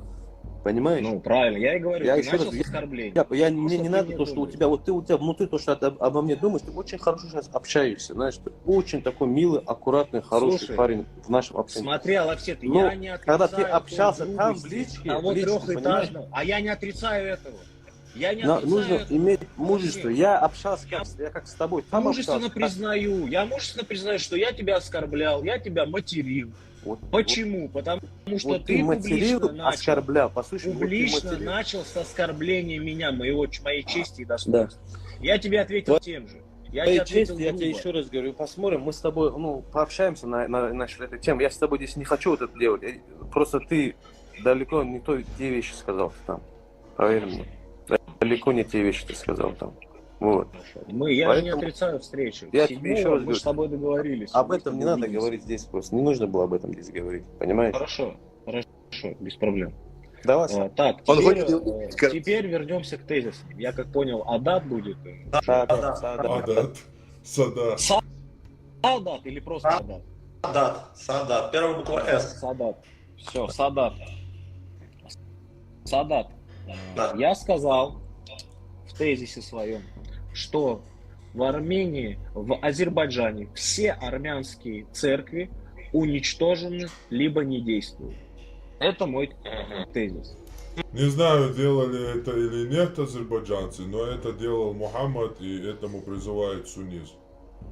Вполне вообще должны быть христиане унижены. Строить храмы ни черта они не могут.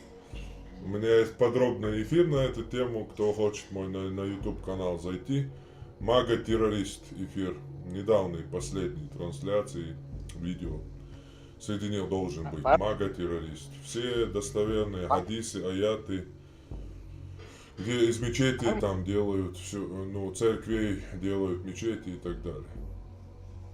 Армат, в этом плане армяне спор проиграют. Потому что в Армении вообще нету мечетей, они тоже там все мечети уничтожили. Есть мечеть, голубая мечеть Еревана? Нету в Армении никаких мечетей. Они даже вот есть? Не надо. В Турции, вот этот Константинополь, вот этот мировой патриарх христианский, он с тех пор существует, и все там есть обучение, вот эти христианские училища, где греки, там сербы приезжают, учатся. Вот это все место, которое вселенский патриарх ортодоксов православный, главный, оно с тех пор столетиями весь этот комплекс стоит там в Турции. То есть турки как будучи, в отличие от арабов, вот этот из Стамбула христианство как бы не убрали. В отличие от армян, которые очень нетерпеливы к этим исламу, где автоматически не допускает никаких. То есть это мононациональное, и они даже христианство себе на службу поставили. То есть христианство обслуживает армян. Вовсе не армяне христиане, христианство молятся, скажем так. Тесла, тут ты не прав. Я просто забил мечети в Армении, и тут показывают современный список мечетей современной Армении, которые сохранились. 16 века, 15 века мечети до сих пор стоят, вот они, в Ереване. Вот работающие все это время мечети, да? Я не знаю, работать они не будут, потому что Армения... Сейчас я погуглю, если я не прав в чем-то, я признаюсь. Да, посмотри, есть там. Пустые они могут быть, потому что в Армении это самое, как это называется, моноэтническая страна, и там мусульман, не думаю, что соберется столько мусульман, чтобы пополнить. Да, летишь, а есть там все, есть мечети, вот открыл, перед тобой есть, все фотографии можешь посмотреть. Шейц аджима арменофоби, соцаеца, средний, нейтрально, чахяхты тиша, эфир. Доцак муница дучаш, проверить дина доча. Даже есть на YouTube видео, когда президент бывший Ирана Махмуд Ахмадинеджад приезжал в Армению, и он молился в голубой мечети. То есть это... Оно не функционирует, да, потому что прихожан нет, это понятное дело. Вот. Если прихожан мало, то и функций нет, но тем не менее... Я же об этом говорю. Здание есть, но она не действующая. Действовать, кому она будет, кому она будет...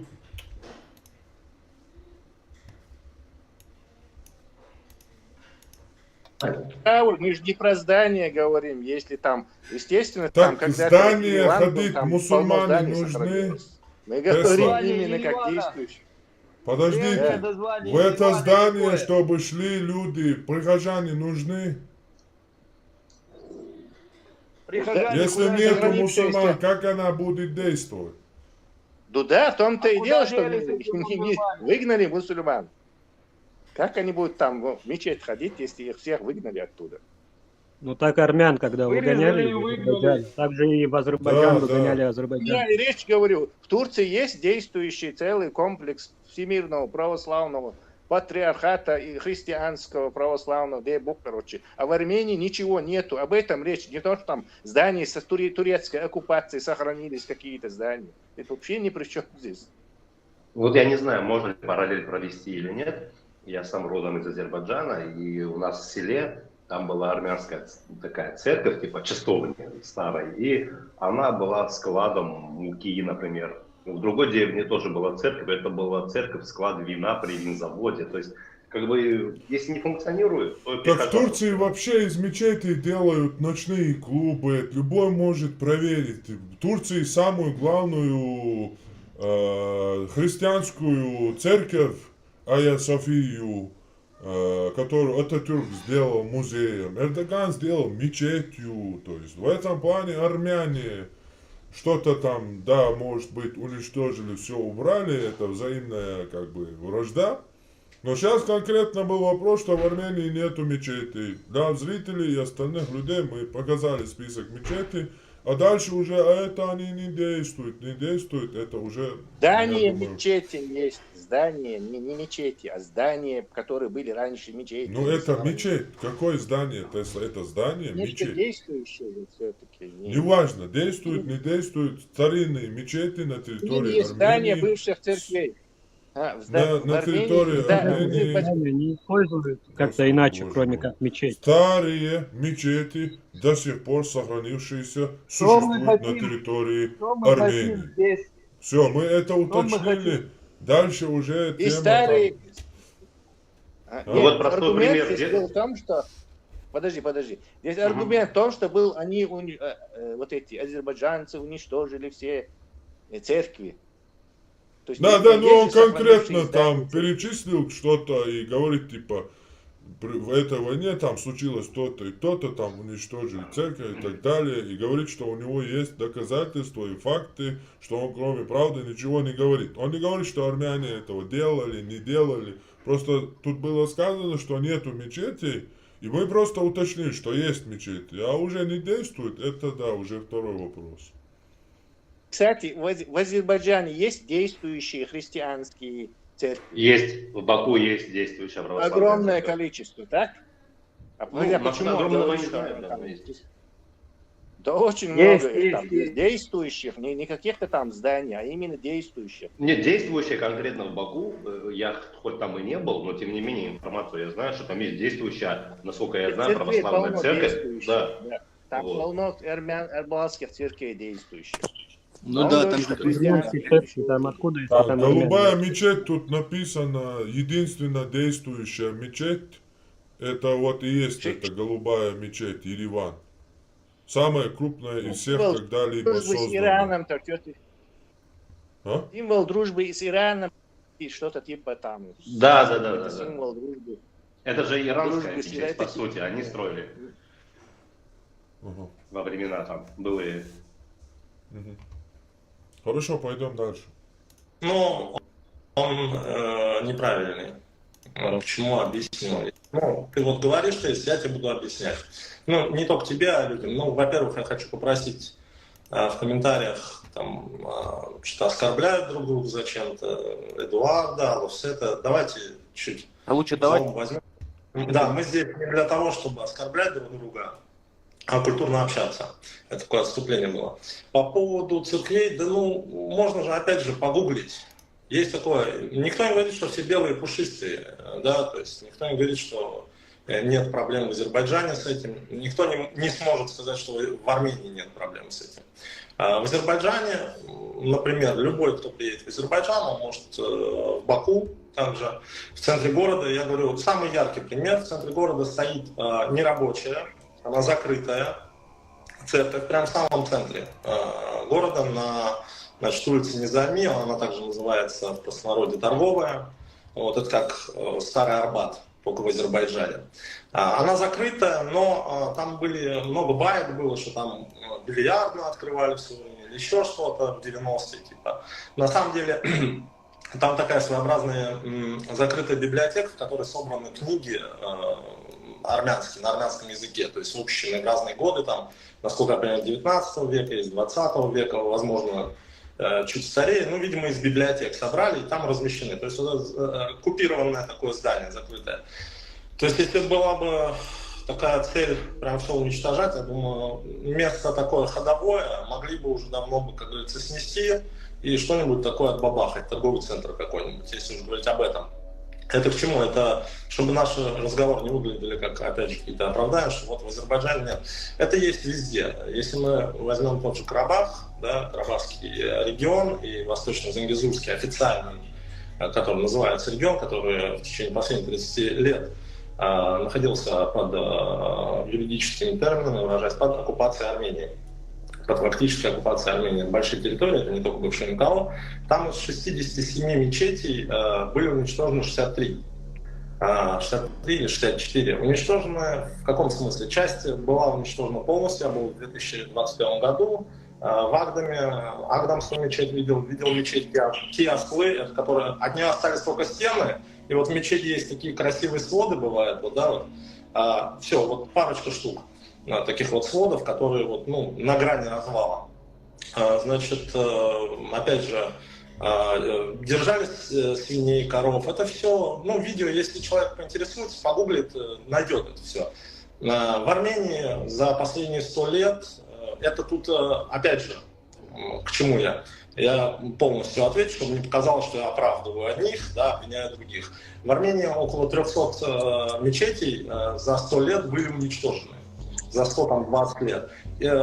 Учитывая то, что лет 70 у нас был советский строй, Советский Союз, в котором были большие гонения на религию, соответственно, можно как бы также констатировать тот факт, что часть мечетей в Армении, часть каких-то церквей, не только армянских, а вообще в целом, да, религиозных каких-то, значит, зданий, они были уничтожены в результате вот этой вот политики советской, да, вот, по притеснению церковной, ну, религиозной в целом деятельности, в попытке как бы приучить людей к тому, что нет Бога, как говорится, да, все мы советские граждане и никакого Бога нет, то есть все мы атеисты.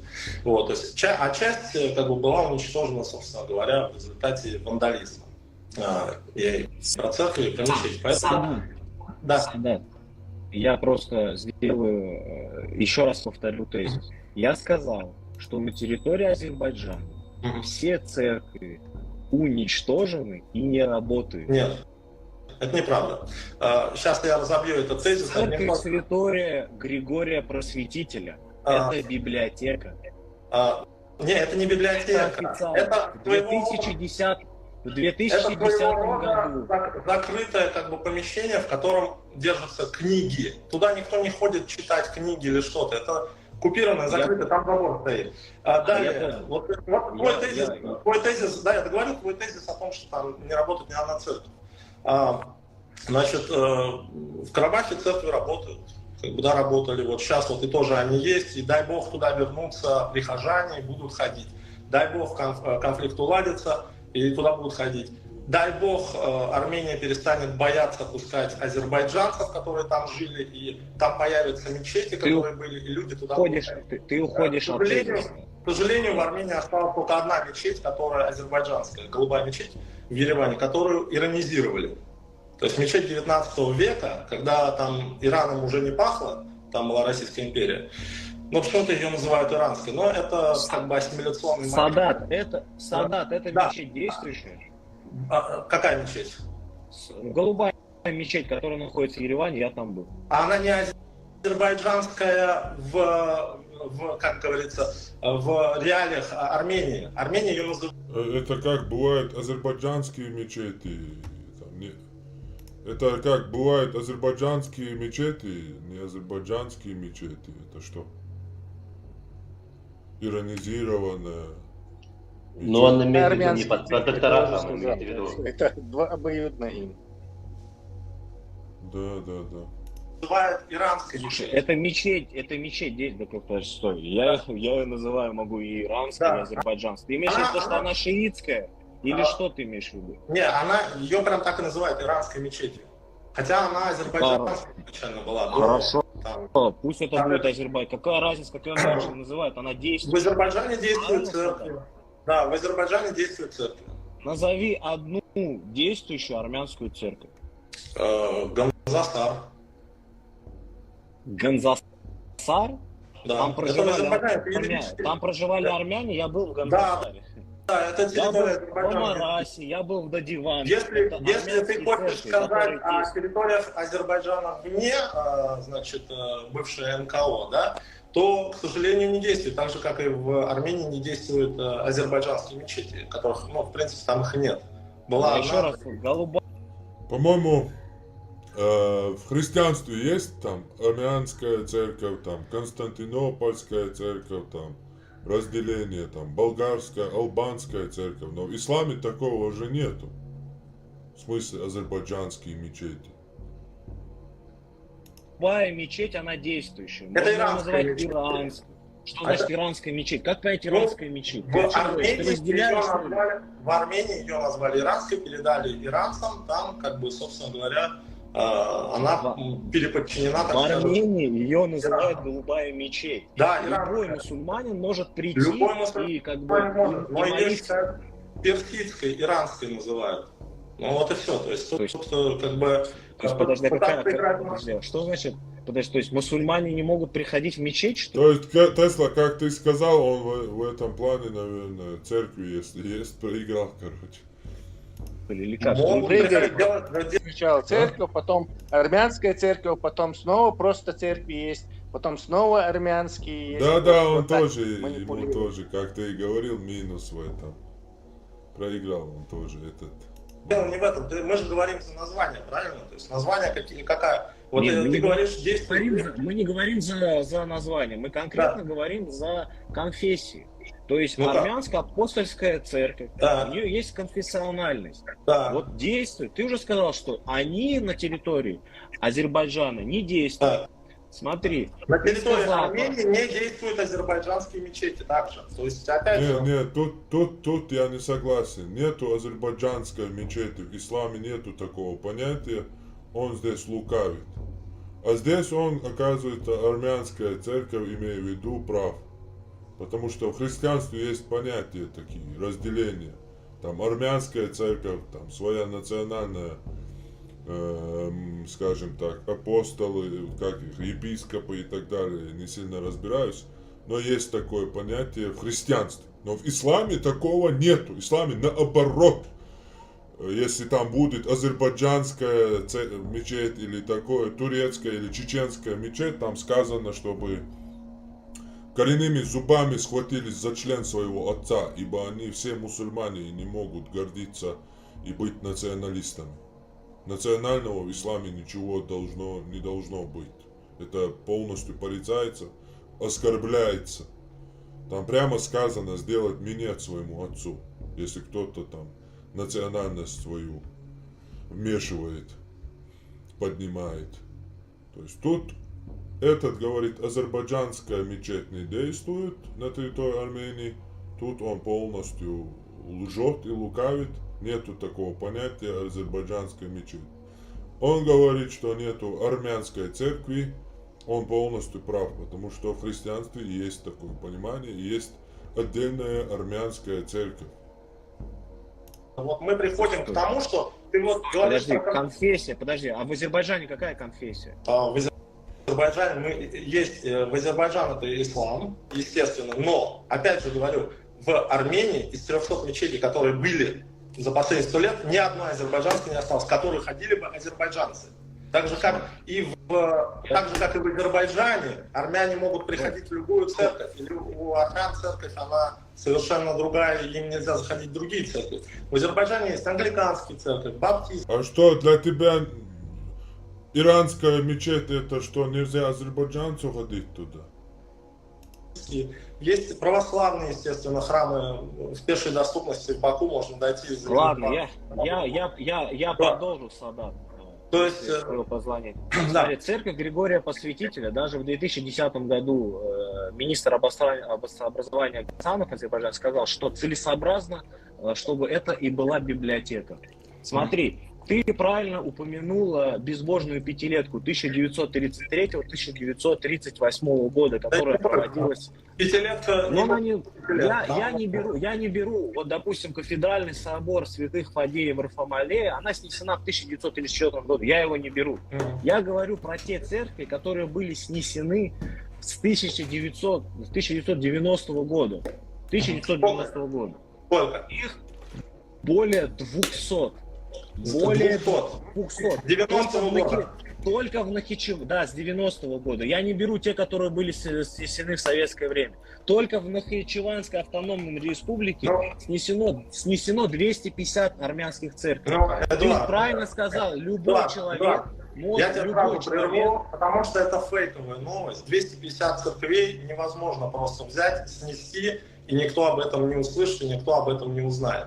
200, не 50, не 20, не 30, 250 если это фейк, на маленькой территории. То есть это невозможно. Мы опять же, если мы сейчас будем говорить о том, кто сколько где снес, поверь, у нас разговор получится слепого с глухим. Поэтому, нет, я просто хотел сказать, да, поэтому я просто скажу, действующей церкви, ни одной действующей мечети в Армении азербайджанской нет. В Азербайджане есть церкви, еще раз, англиканские, православные. Мечеть. Голубая мечеть одна. А в Азербайджане баптистская церковь, лютеранская, протестантская. Но он лукавит в этом моменте, в общем, полное лукавство. Это все церкви есть в Армении. Это все церкви, эти все церкви есть в Армении. Отлично, мы же сейчас говорим об этом, да? Ну, то есть, нет, опять же, я говорю, если мы говорим про армянскую апостольскую церковь. Ты в чем пытаешься обвинить Азербайджан? В том, что в Азербайджане нет действующих, значит, армянских церквей, правильно? Да, а в Армении есть действующая мечеть. По такому принципу в Армении нет ни одной действующей азербайджанской мечети. Мечеть. Это не азербайджанская по факту мечеть уже, потому что... Азербайджанский, ну мне даже стыдно это слушать, это вообще полный позор.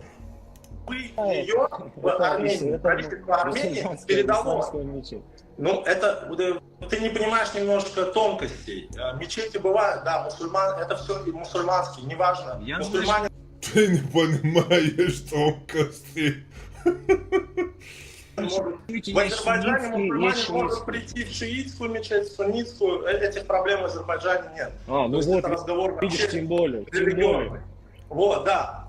Тем более, говорит это. Вот именно, тем более. Можно антитеррор, защиту можно скажу? У меня вопрос. В Азербайджане, просто дело в том, что в Азербайджане они, когда после развала Советского Союза, это и практически единственная страна, которая не впустила вот этих будулаков, то есть вот эти, ну как в наши страны появились в Центральной Азии, а этот Азербайджан сделал национальный ислам. Салафитов не пустил. Да, не пустил, получается. Они в этом более-менее продвинуты. Но опять же, видите, это как там президентская страна, как автократия. У меня вот вопрос был бы вот к этому армянину с русским флагом. А в Азербайджане армянин может пойти в христианскую церковь, или ему обязательно нужно сходить в армянскую церковь? Я могу ответить. Если он крещен в армянской апостольской церкви, то он может только в армянскую апостольскую церковь пойти. Нет, не совсем так. Да, понял. То есть это какая-то странная религия по заветам Христа не действующая. Где это Христос? Нет, говорил, это значит... Подожди, дай закончить. Где это Христос говорил, что должна быть какая-то армянская церковь? То есть это изобретение армян. Точно так же азербайджанцы могут придумать какой-то... Тесла это не изобретение армян, подожди на секунду. Это вообще христианская традиция. И не важно, что там делал Иисус сейчас, вопрос не теологический. Факт то, что в христианстве существует такое понятие. На национальном языке с твоей тысячелетней историей, писарями и так далее на своем собственном языке. И это называется албанская церковь там. армянская церковь. У них свое вот такое разделение есть, и в христианстве оно присутствует. Я понял. Неважно, я оно понял, правильно, я понял, неправильно, просто- по заветам Христа или не по заветам Христа. Это факт. А того, что он говорит, в исламе такого нету. В христианстве оно есть, в исламе такого нету. Нету, я согласен, но он глубокую манипуляцию проводит. Армяне Можно добавить? придумали свою армянскую церковь, да? Да, сделали их- свою армянскую церковь. Да. И они спорят о нации. Он говорит, что азербайджанцы не могут посещать мечети. Он говорит, что армяне не могут в Азербайджане посещать свои церкви. То есть они как бы о нации Он говорят, не говорит, но при этом всё это не, он не говорит, что армяне не могут посещать церковь. Он говорит, что ни одной армянской апостольской церкви нету на территории Естественно, они же Азербайджана. воюют И друг он с другом. полностью прав в этом. Конечно, прав. Они же не могут армянскую церковь, как это украинцы не могут русскую церковь запускать в Волшат Омбюш, Какие может быть вообще претензии? Да. Был Странная такой предъява, я священник. удивился просто. Был священник один в России православный, он вел тоже эфиры на YouTube еще в ранние времена, когда только вот это стало модным, там, вести какие-то эфиры. И ему звонили в студию люди, там, задавали какие-то вопросы по религиозной теме, и позвонила женщина и говорит, что я хочу ребенка крестить, я русская, православная, типа, и возле моего дома есть армянская церковь, апостольская. Вот, могу я там покрестить ребенка? И он сказал четко, что армянская церковь относительно православной, по мнению православных, еретическая. То есть не надо. В этом разделении церкви, в принципе, все. Вот и все. То есть они принадлежат нациям по их языковым группам. Правильно говорить по этому моменту. Христианство, да, я помню. Да, и на своих языках там, собственно, служение ведется, допустим. Если в мечетях все на арабском ведется, как бы, да, и там, понятное дело, один язык. Ну, христианцы же не так, каждый на своих языках. У них такие есть разделения определенные. Ну и друг друга обвиняют в еретичестве, соответственно. То есть армянин может прийти, допустим, в русскую православную церковь, помолиться там. Но если говорить там об обрядах, таинствах, там, причастия и так далее, то армянин только в армянской церкви, там, русский только в русской церкви. Дело в том, что любой нормальный человек может где угодно помолиться, где ему вздумается. Но если он приходит Мы в не православную церковь и говорим говорит... сейчас о ситуации логической, там, заблуждения христианства и так далее. Мы говорим четко об споре этих людей. В этом споре один человек говорит, что армянской ихной церкви, куда они ходят, где они, армяне, крестятся, и все остальное делают, и им надо именно туда идти, такого в Азербайджане нету. Он прав в этом. И тот в контраргумент приводит абсолютную дичь. Говорит, нету азербайджанской церкви. Мечети. Он говорит ему, есть мечеть, этот говорит, нет, это не азербайджанская, а иранская называется, иранская и так далее. Нету такого в исламе. Может быть только разделение шиитская мечеть и суннитская. Но этот момент, эти два оболтуса не хотят обсуждать. Они не хотят говорить, что азербайджанцы это шииты и сунниты, которые готовы сожрать друг друга перед армянином. Поэтому им придется лукавить в этом моменте, и они будут до конца лукавить и никогда в своей истории не признают это. Что они тут несут полную дичь. Вот как различить, допустим, азербайджанскую мечеть от иранской мечети, если у них все одинаково, вплоть до архитектуры даже? В то время как армянская апостольская церковь, у нее своя архитектура, там, ну, если смотришь, ты сразу понимаешь, что это армянская церковь, Но он это имеет русская в церковь. виду, скорее всего, протекторат, потому что религия религии, а границы границами. То есть, допустим, в Дербенте есть армянская церковь, и армяне подавали запрос в Москву, чтобы она, как музей сейчас, чтобы она стала опять рабочей, и просят ее снова под руководство ААЦ вернуть, армянской апостольской церкви.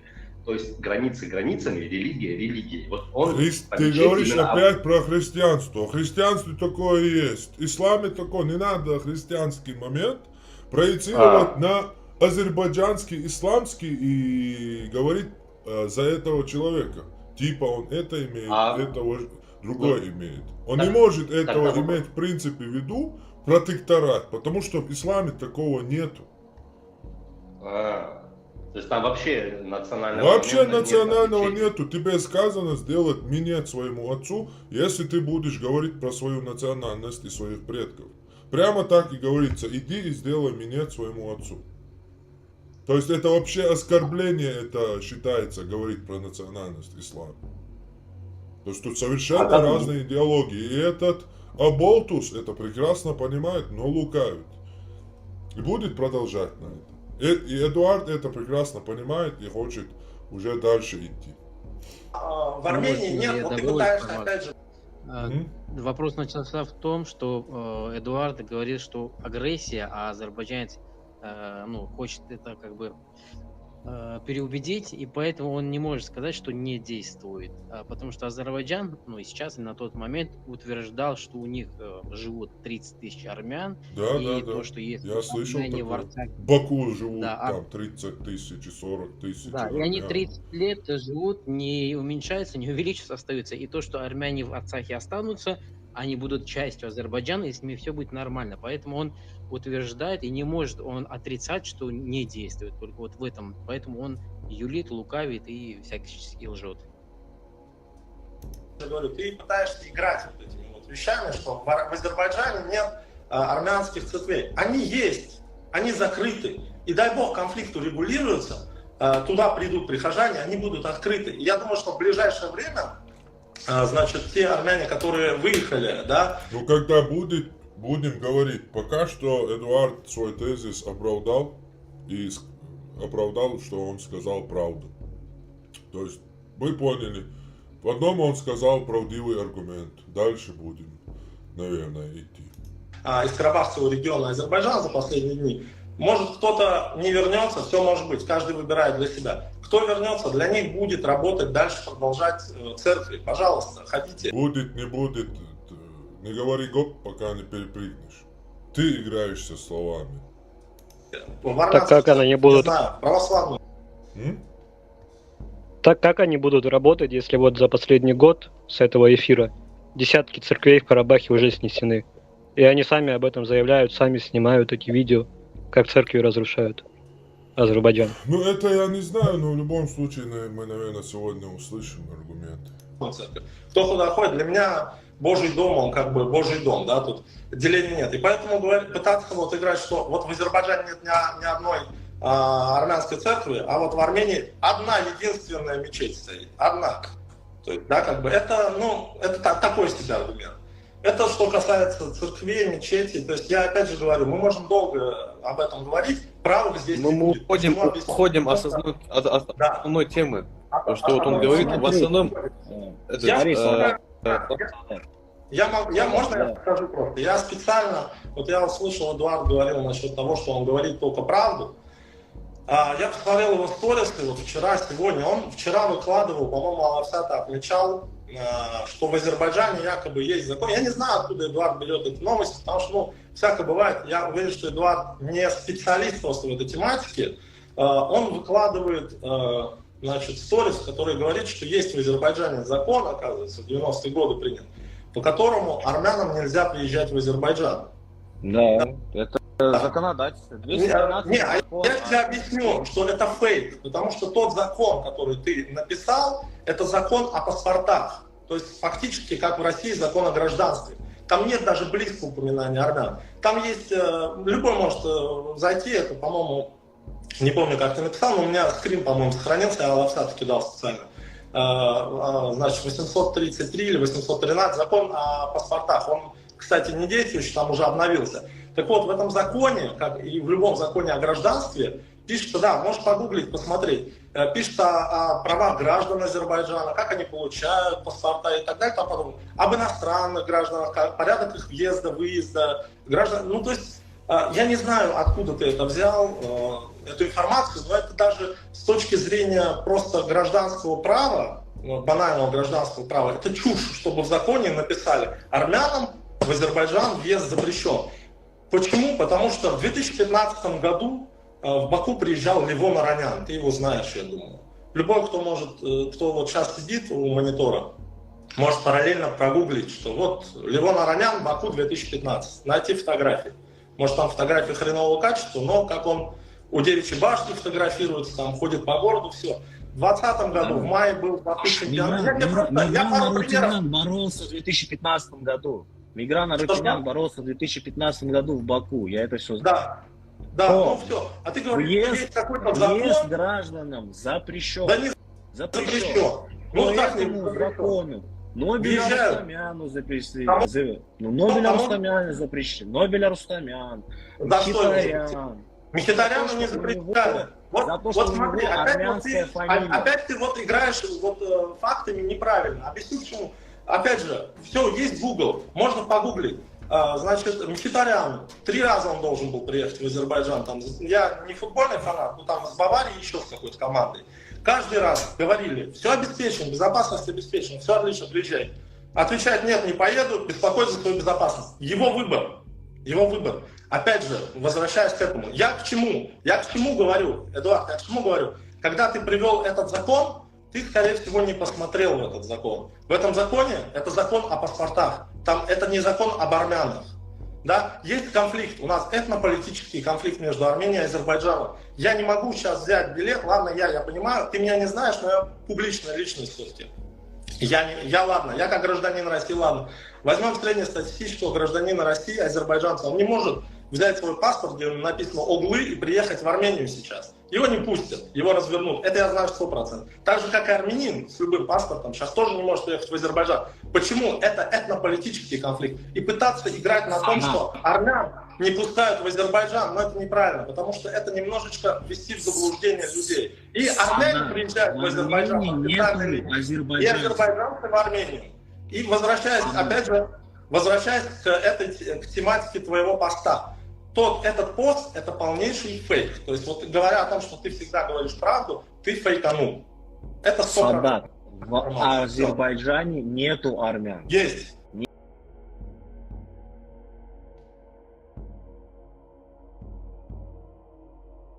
Где он фейканул? Он сказал, что армянин не может поехать в Азербайджан. И этот говорит, и азербайджанец не может поехать в Армению, и ты фейканул. У нас этнополитический конфликт, поэтому не можно. И азербайджанец тоже не может. Это как это? Если сам подтвердил это, оправдал это тем, что у нас этнополитический конфликт, и дополнил тем, что и азербайджанец не может, и говорит, ты фейканул. Нету. Есть, ну их мало, есть. Опять же, женщины, матери, бабушки. Да. Они же есть. С армянской фамилией. С армянской фамилией есть кузины. Они не разговаривают. Они не разговаривают на армянском. Ну ты же не свидетель, разговаривают. Ходят в армянскую церковь. Потому что ты же не свидетель. Ты же не свидетель, разговаривают или нет, сколько их.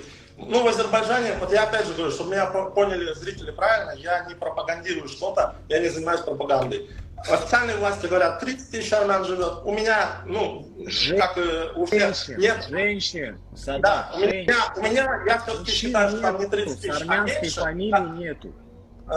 Есть и с армянской фамилией, и все это есть. Армянской фамилии нету. Ну почему ты с армянской фамилией есть. Там даже живет родная сестра бывшего министра обороны, по-моему, Армении, или замминистра обороны Армении. В Азербайджане живет, она замужем за азербайджанцем, живет там. Ну, она есть. Женщина. Говорит, у мужчины есть родная сестра. Женщина живет, она замужем за азербайджанцем. Мужчины есть с армянскими фамилиями? У нее армянская фамилия? У меня есть один знакомый. У меня есть один знакомый, если я приеду в Азербайджан как-нибудь, попрошу Арафата выйти. Справедливости ради, слово вообще Эдуарду не дают они сказать. Вообще. Болтает без устали. В общем. С тобой на связь. Закиньте в комментарии нормальный какой-то ролик для комментариев. Что вы такие? Никакого интересного ролика не знаете, чтобы комментировать, смотреть. Странные вы зрители. Я тебе его покажу. У меня у одного, так скажем, близкого родственника, не работник, а клиент, так скажем, да, он взрослый дядька, ему 60 лет, Он из Нахичевана, кстати. Вот. Ну, суть не в этом. Я к чему, Эдуард? Я к чему? Я к тому, что эта новость про то, что есть в Азербайджане закон, что нельзя въезжать армянам, это фейк. Потому что они въезжают. Да, есть проблемы. Так же, как и в Армении есть проблемы с въездом азербайджанцев в Армению. Это все объясняется войной. Это все у нас не как у Грузии, с Осетией и с Абхазией, да? У нас этнополитический конфликт, у нас национальный конфликт. И делать акцент на том, что ай, в Азербайджан не пускают армян, или ай, в Армению не пускают азербайджанцев, но это как минимум некорректно. Потому что во время Второй мировой, во время Великой Отечественной войны немцы из Берлина не приезжали на экскурсию в Москву, так же, как и русские, там, да, советские граждане не приезжали в Берлин на экскурсию. То есть все логично. То есть тут... Да, они только вместе парад проводили с нацистами. Опять же, вопрос это третий раз. И сосались в губы.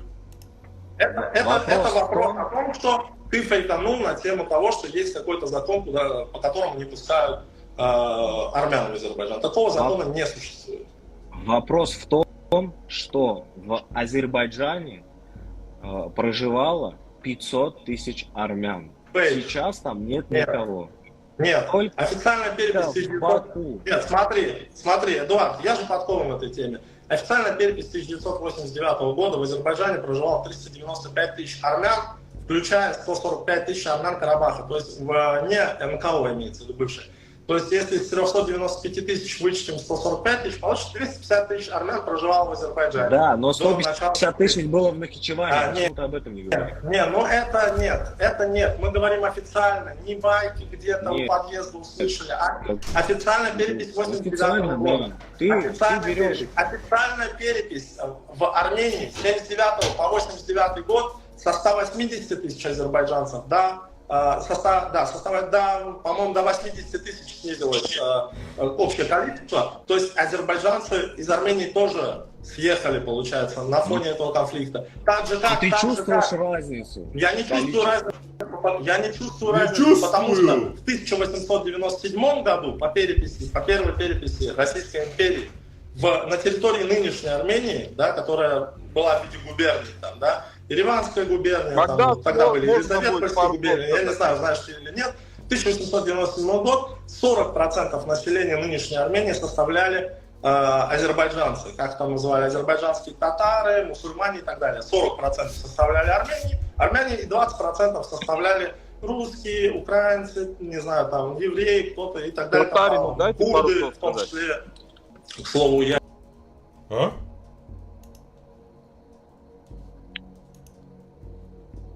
Что я сказал?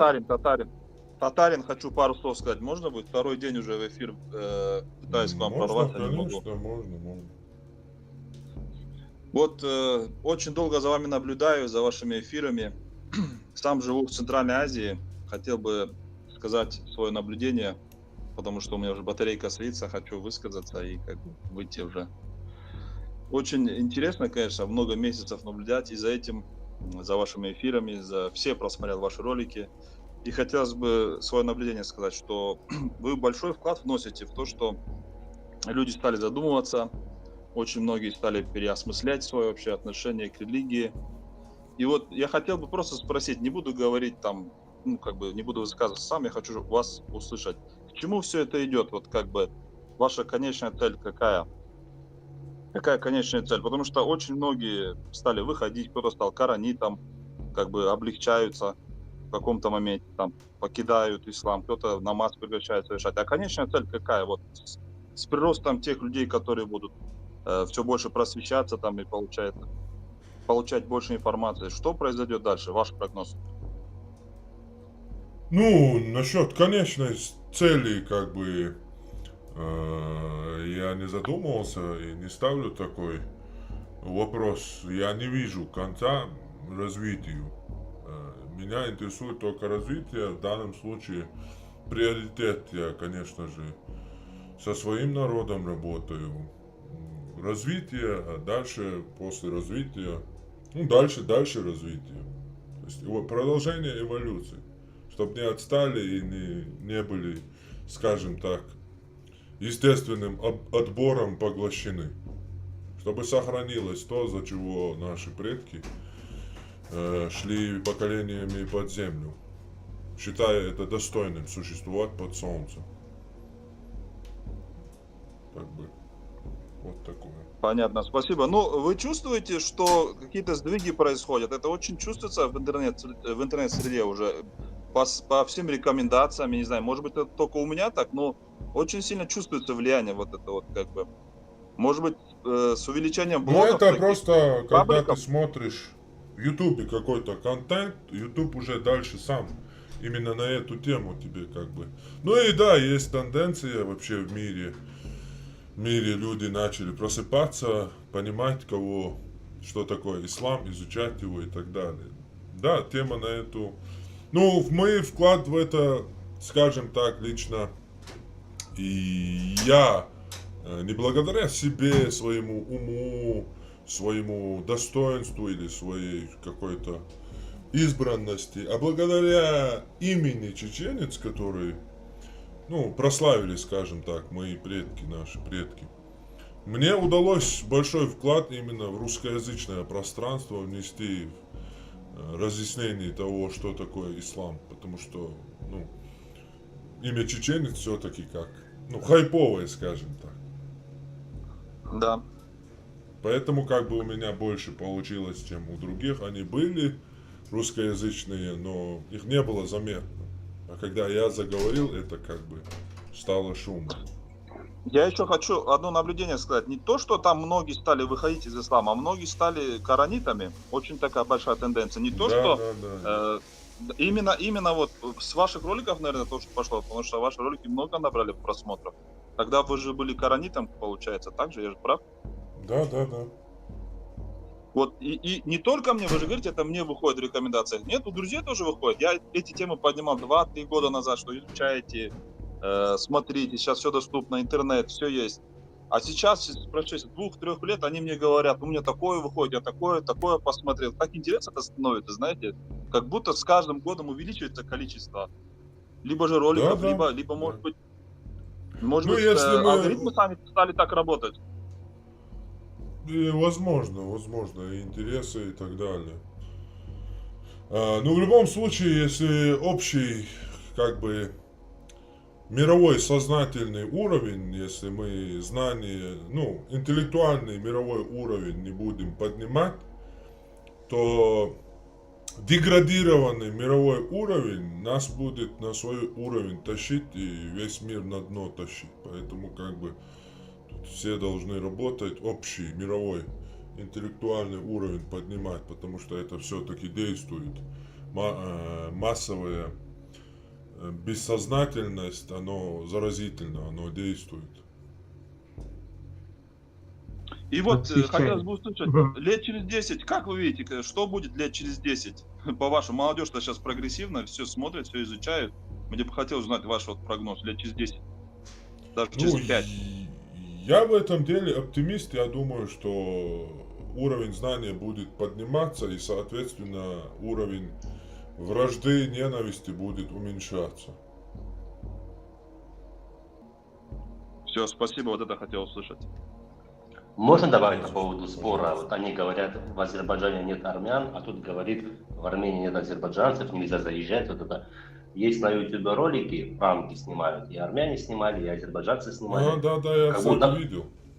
Да, как будто там армянин приехал в Баку, или азербайджанец приехал в Ливан, там дорогу спрашивает, там, здрасте, я приезжий. Там четко видно, как и там люди к этому относятся всему. Да, согласен. Не знаю, насколько взаимная это действительно. Взаимная ненависть. Да, не знаю, насколько это действительно отражает реальность. То есть в рамках это прям видно, вот эта ненависть людей друг к другу, она прям видна. Вот. Я все. Да, я видел, давно уже видел я. Один раз где-то мне ролик, по-моему, вот этот. Да, вот он. Всем привет, друзья! Ты смотришь Peace TV. Как вы заметили, я нахожусь в Азербайджане, в городе Баку. Сегодня я проверю реакцию людей на армянина, который будет разговаривать на армянском языке в лифте в одной из новостроек в Баку. Прямо в НКО Степанакертию, столицу азербайджанцы и армяне никак не могут помириться. Kim olacak şey? Benim de özüm yok şu an. Çok adam olacak. Ара, Ахпер, Инчкачка. Да нет, Ахпер, слушай, вчера с Москвы в Армении... На каком языке разговариваешь? А что случилось? Ара, сейчас, секундочку, подожди. Ахпер, что это такое Ахпер? Что случилось? Ты в Баку находишься? В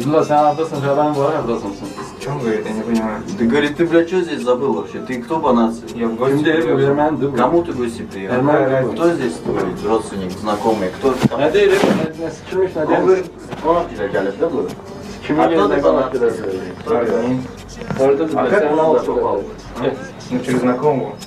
Пойдем поговорим. В смысле разговаривать? Ты будешь так не разговаривать? В смысле разговаривать?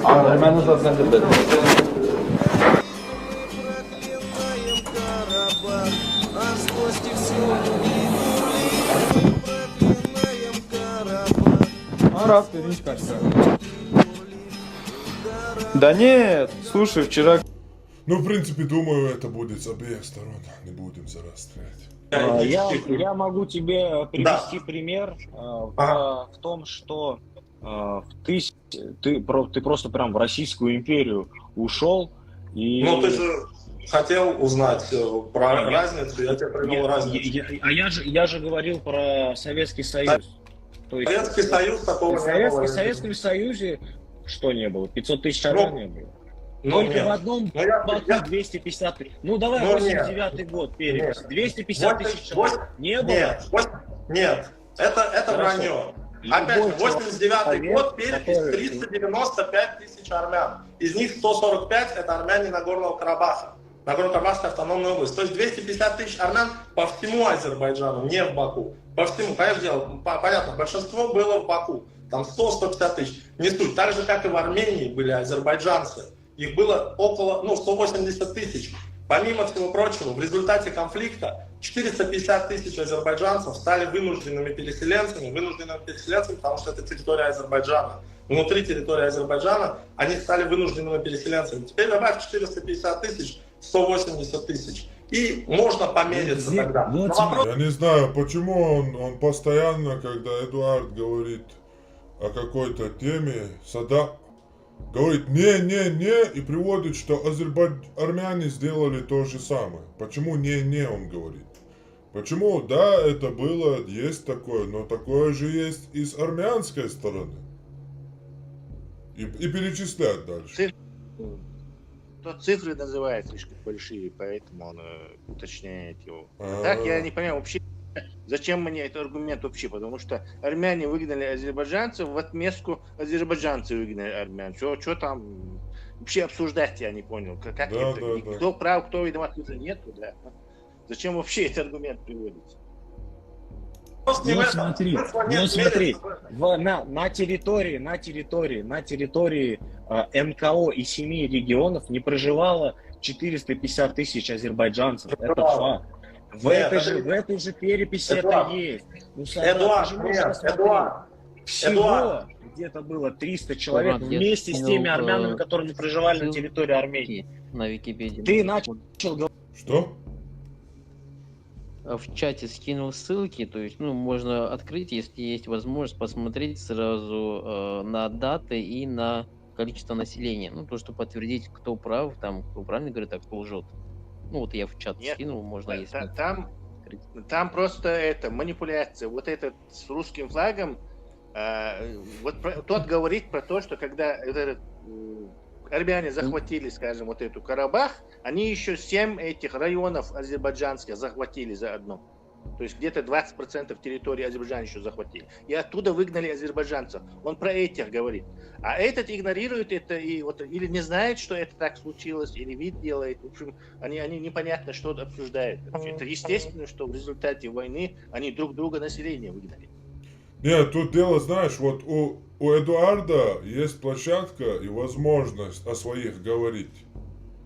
То есть и его услышат многие люди, многие отвечают, споры и так далее. То есть то, что он говорит, это распространяется. А то, что говорит вот этот, оно не так распространяется, понимаешь? То есть, этот человек сказал, что там выгнали, то сделали, это сделали.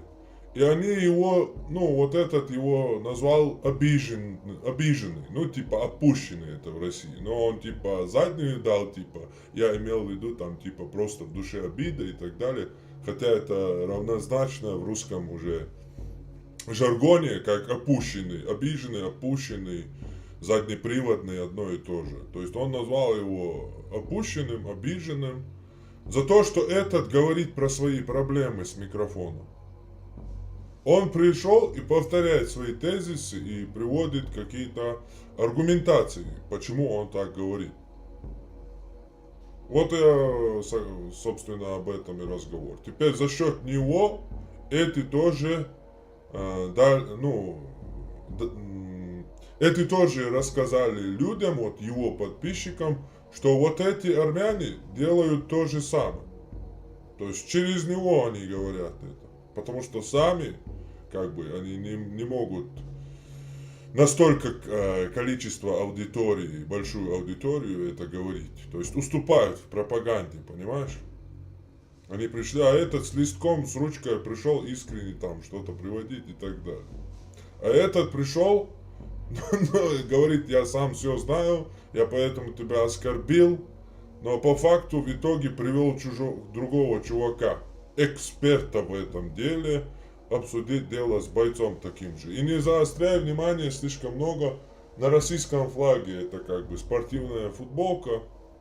Он, в принципе, у него к России претензий быть не должно, потому что у них с армянами как бы там плюс-минус все хорошо было и так далее. У него мама русская как бы.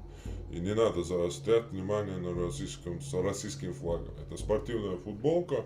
У них специально дают такие бесплатные вот эти формы и так далее, спонсора, рекламы и так далее. Все они тренируются с вот этими нашивками, короче, российские бойцы. Можно добавлю. И чеченцы, и не чеченцы, и все остальные. Да, хотел добавить. Это футболка. Сейчас я добавлю. И он, если ты сначала смотрел бы Тесла, ты понимал бы. И этот Эдуард тут вообще ни разу пока что России не подлизнулся. А этот сначала, на протяжении всего своего разговора, полностью вылизывает российскую задницу. Я хочу сказать, что вот это интеллектуально слишком это ему уступает, чтобы вообще с ним вести спор, вот который это с бородой. Да. Он и поэтому и обозвал его. Вообще. Да, типа, если бы он был бы грамотным, если бы был грамотным, нашел бы там словарный запас, контраргументы и достойно ответил бы. Но будучи тупым, извиняюсь, если оскорбил, он просто, оскорбил его, типа. Считая себя 100%, я же 100% прав, мы же азербайджанцы правы в этом деле. То есть все говорят, что мы правы, просто доверившись этому, оскорбил. И поэтому в диалог он вступать и защитить азербайджанскую сторону не в состоянии, потому что он полностью в России. Грамотный, да. Вначале ты слышал, что он сказал там, типа, про вертолет, сбитый азербайджанцами, российский. Типа там наши азербайджанские спецслужбы, российские службы там в лице Бастрыкина разберутся. И задает сразу вопрос ребром Эдуарду. Ты что, сомневаешься, что российские службы разберутся в этом?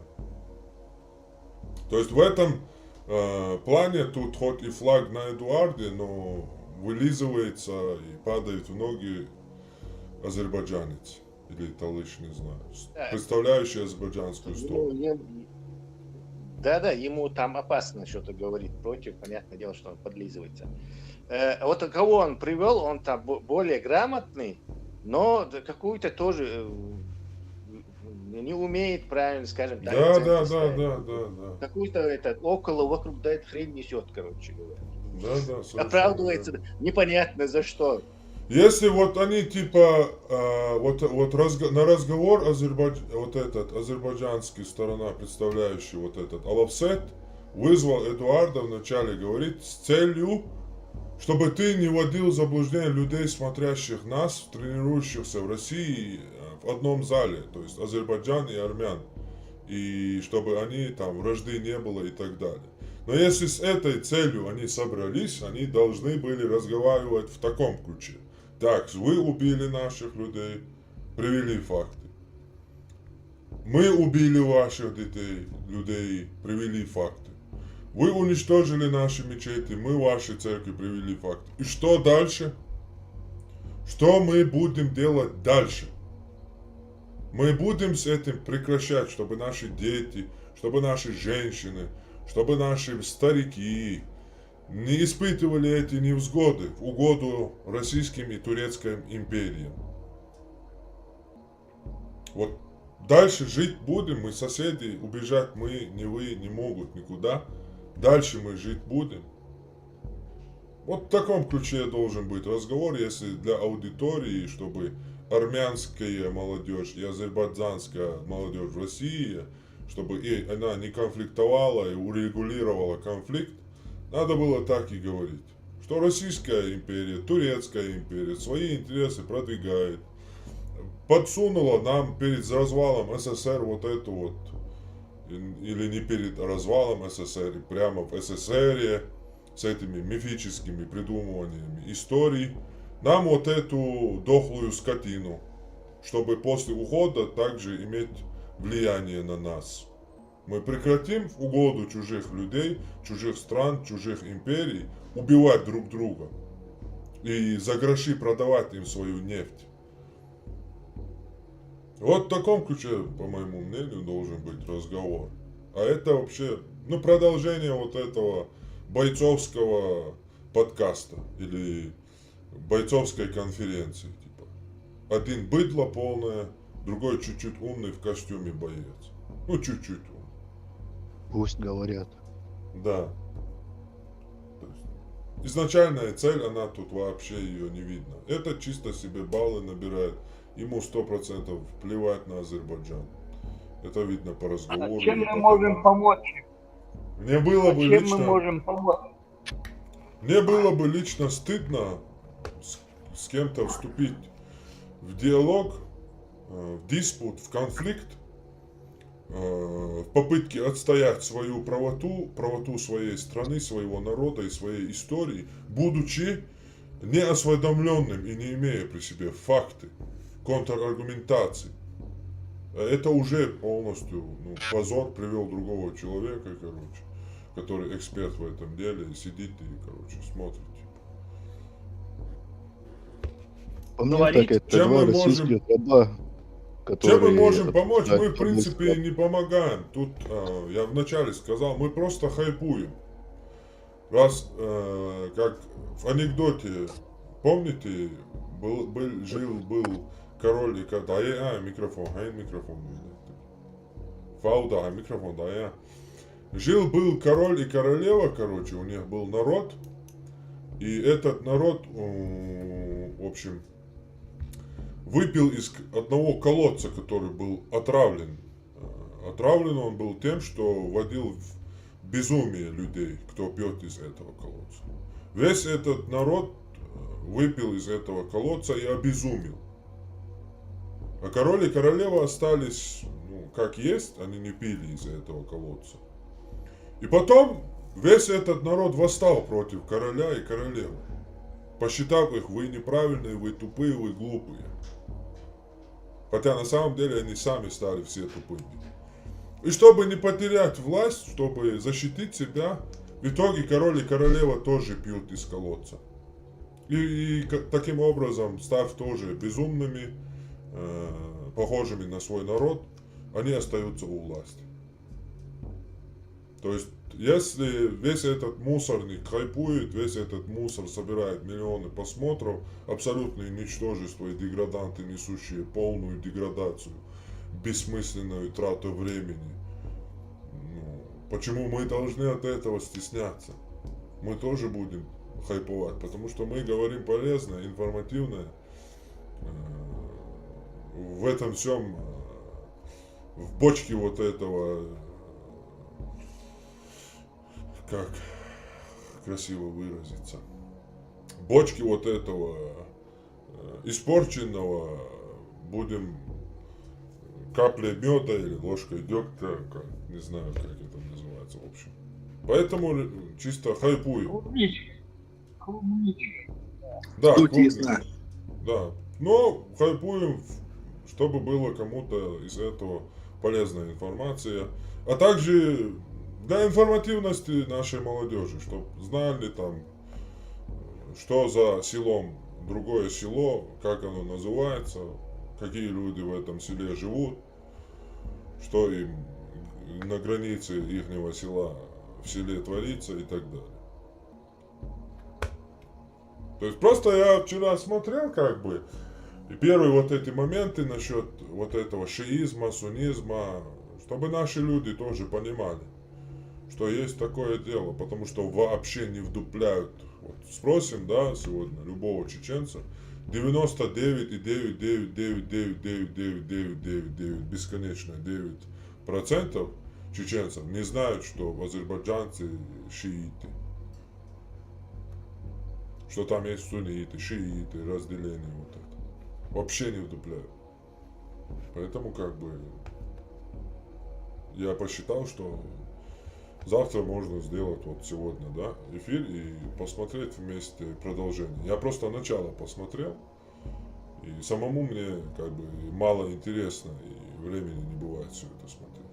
И смысла не вижу, потому что я об этом всем в курсе, кто там, как там, что там было, уже много часов потратил я на Фархада, который так об этом говорит, но и на армянскую сторону также. Поэтому как бы решил вот так посмотреть. Если еще раз повторюсь, если кому-то не про Армению и не про Арцах, а вот последнюю публикацию, какое-то видео или еще что-то, меня вообще кто-нибудь слушает в этом телеграме. Вообще тут есть люди живые. Алло, есть кто тут живой? Вообще ноль реакций. Всегда. Странные подписчики у меня. Странные. Очень странные. Садат, я не знаю, почему о Российской империи, но... Алло. Это я пропал или Садат пропал? Он грузится. Сейчас грузится просто. Значит... Грузится. Вот, все нормально. С интернетом что у тебя, Садат? Нормально все? Не слышно тебя, не слышно. Не слышно тебя, не слышно. Теперь слышно? Да, брат, с интернетом чуть проблем. Смотри. Не слышно. Значит, я здесь, я просто выходил в заметки на секунду. Эдуард, по переписи 1989 года в НКО проживало 189 тысяч, значит, 185, по-моему, тысяч населения было. Из них 145 тысяч армяне, 40 тысяч азербайджанцы. Это НКО, это 5 районов. 5 районов. Это Мартакерский, Артунинский, да? Шушинский. Да, правильно? Гадрусский район. Да. И, ну ты понял, 5 районов у нас. Помимо этого, были 7 районов вокруг. Вот в этих 7 районах, один из них мой, Губатлинский район. Там, в Губатлинском районе, в самом маленьком районе, проживало 31 тысяч человек на 89 год.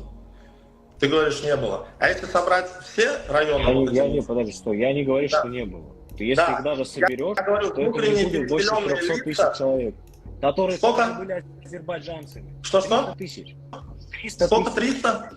Нет, 400. Вот я почему сейчас у меня интернет пропадал, я специально выходил в заметки, они у меня есть. Если будет желание, я просто Алафстату перешлю, а он скопирует и перешлет тебе. У меня прям по районам записано, сколько где проживал. Не суть. 450 тысяч там азербайджанцев и армян или только... Да. Перепись населения НКО и 7 районов вокруг. Я вообще другие районы ничего не брал. Чисто вот это вот. И вот Но я это тебе не говорю, миллион. Нет, миллион это со временем. Люди же рождаются. Человек, который родился в семье вынужденного переселенца, он не становится бакинцем, сумгаитцем и так далее. Он оставляет, у него остается статус вынужденного переселенца или беженца. Это официальное государство дает, выплачивает субсидии. Потому что эти люди вернутся в семью. То же самое, как и у армян, получается. Ну, естественно, если они захотят вернуться, так же, как азербайджанцы захотят вернуться в Армению, единственное, почему-то Пашинян считает, что возвращение азербайджанцев в Армению – это угроза территориальной целостности Армении, ну, как бы его право, как бы, может считать как хочет. Не суть. Например, армяне, например, которые выехали из Карабахского региона, вот сейчас за эти несколько дней, у них, не знаю, к их сожалению, не может быть статуса ни беженца, ни вынужденного переселенца. Почему? Могу объяснить коротко. Потому что они граждане Армении. Не может человек, который приехал с паспортом гражданина Армении в Армению, считаться в Армении беженцем или вынужденным переселенцем, потому что он в Армении. То есть, да, он не в одной части Армении вынужден был бежать, там, да, или выехать. Он, собственно говоря, просто приехал со своим паспортом в Армению. Если вот они примут гражданство Азербайджана, да, вот эти люди, можно будет, естественно, сегодня план, кстати, выработан администрацией президента по реинтеграции, он расписан, там 4 или 5 пунктов с такими вот абзацами. У меня на канале можно почитать, буквально сегодня выкладывал несколько часов назад. В общем, там все расписано, пожалуйста. Сегодня 7 армян, которые в основном старички, конечно, да, но начало положено, как говорится. Они захотели взять гражданство, остаются в Хан-Кенби, это официальное название, кто не понял, да, там, это вот бывший Степанакерт в советское время назывался. То есть это все, пожалуйста, это все всегда можно увидеть, узнать. И я понимаю, что у тебя большая аудитория, и когда я просто увидел то, что ты пишешь, какие-то законы, это больше выглядит, Эдуард, надо доносить до людей все-таки как-то. Я не призываю к какому-то супермиру между армянами и азербайджанцами, да, это лучше сделают власти, да, значит, но как разжигать власти делают, да, там, придумывая какие-то законы, власти сделают. Слышали, да? Лучше власти сделают, да? Да, лучше власти сделают. Это абсолютно рабское мышление. Власти сделают. Люди типа бараны. Да, власти сами разберутся. То есть это, тут работать и работать, чтобы тут было демократическое государство, с которым можно будет урегулировать этот вопрос. Потому что тут полный Хочу заметить, сначала вот этот Садат говорил, что он абсолютно политически, то есть не политизирован, не пропагандирует, и весь эфир он всю власть, то есть, вылизывает, и вот сейчас тоже, да, то есть подтверждает, ссылается вот на власть, как вот какую-то идеальную. Да, совершенно верно. Да, на власть, которую это и делает. Совместно с Россией, Турцией, всеми этими имперскими странами.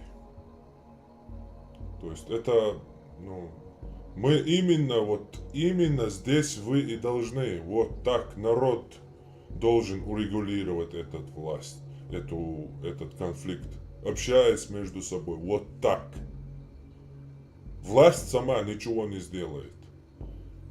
Если так власть сделает, власть разберется, весь народ таким становится, этот народ получает Путина, Ким Чен Ына, Башар Асада, Алиева и передает эту власть по наследству, либо, если нету наследника, кому хочет. Извините меня, но я ненавижу и презираю это мышление. В этом плане я полностью всецело на стороне армян, потому что они демократы. У них есть демократическое государство, они могут выходить на митинги, влиять на свою власть и так далее. То есть армяне в этом плане свободные люди, а азербайджанцы, к сожалению, рабы. Благодаря чему мы конфликта урегулирования еще долго не увидим. Пока это так будет продолжаться. Каждый раз, когда власть в Азербайджане будет терять рейтинги, как это, кстати, и было сейчас перед этим деоккупацией Нагорного Карабаха Азербайджаном, перед этим, как и было, упал полный рейтинг Алиева, там уже полные разборки шли, там насчет него Фархад туда пробивал, короче, со своими азербайджанцами, там уже звонил им с больницы, там люди, насколько там дерьмо рассказывали, да, как в любой тираническом диктаторском государстве. И тут же, короче, началась война, и все они, короче, вплоть до Фархада полностью. Ну, Фархад, правда, уточняет каждый раз, что Алиев там туда-сюда, всем, что можно, кроет его матом. Но он все-таки поддерживает этот момент, но это в его, как бы, посчитал он, наверное, в интересах, как азербайджанца. Но в любом случае, после этого у него рейтинг поднялся. О, Алиев, наш президент, наш президент. Это, ну, этот метод стар как мир. Викинг, например, становился известным, мог стать конунгом, когда он ходил на походы, нападал на другие страны и так далее, и тем самым зарабатывал себе славу и высокое положение в своем обществе. То же самое случилось и с Цезарем, со своими этими интервенциями. Он стал вот этим любимцем армии, и армия пошла с ним против закона, переступив Рубикон. Можно добавить по поводу власти и доверия власти? Да, и каждый раз, немножко... когда будет в Азербайджане падать рейтинг власти, вопрос Карабаха будет подниматься любыми способами. Да, говори. Когда началась только вот эта вот стычка армян и азербайджанцев, мы жили тогда еще в Азербайджане, ну, в Азербайджанской ССР, и армяне, которые заранее заподозрили, что что-то будет. Многие продали свои дома, успели продать и просто уехать. Наверное, то же самое, наверное, в Армении было. Но мой дед был коммунистом до мозга костей. Просто законченные коммунисты. И он не уезжал из своего дома до конца. И говорил всегда своим сыновьям, они его тащили, он говорил: нет, власть не может так просто это оставить. Сейчас придут и все восстановят. Это вот о доверии к власти. И он не понимал, что именно эта самая власть это и организовала. Вот что такое доверие, слепое доверие к собственной власти. Да, вот тут Айдин, совершенно верно. Вот тут вот пишет Айдин у нас в Ютубе: народ Азербайджана любит президента Алиева.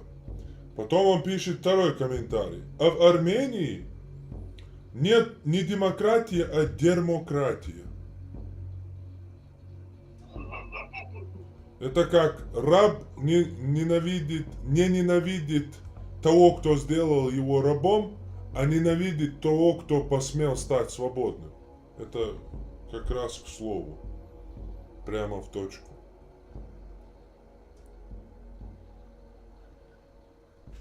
Ну, это, чтобы вы понимали, и Путин то же самое.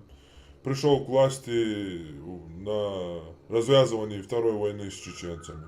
То есть сделал, микрофон вот не собьешь, милого. Это я сам по поводу, да. И Путин то же самое, да, развязал вторую войну, взорвал в Москве, Волгодонске, Буйнакске дома спящими русскими через ФСБ свое. А в Рязани, когда при попытке уже взорвать дом, поймали ФСБ 3 людей, министр МВД Рушайло сделал доклад, тут же выбегает глава ФСБ Патрушев и с такими глазами говорит: это было учение, это был не гексоген, то есть взрывное вещество, а был сахар. С тех пор, кстати, и выражение летает: рязанский сахар. Оказалось, что пойманы там 3 чувака были ФСБшниками, тут же их отпустили и дело засекречили на 75 лет. На этой войне Путин сделал себе рейтинг и вошел в Кремль.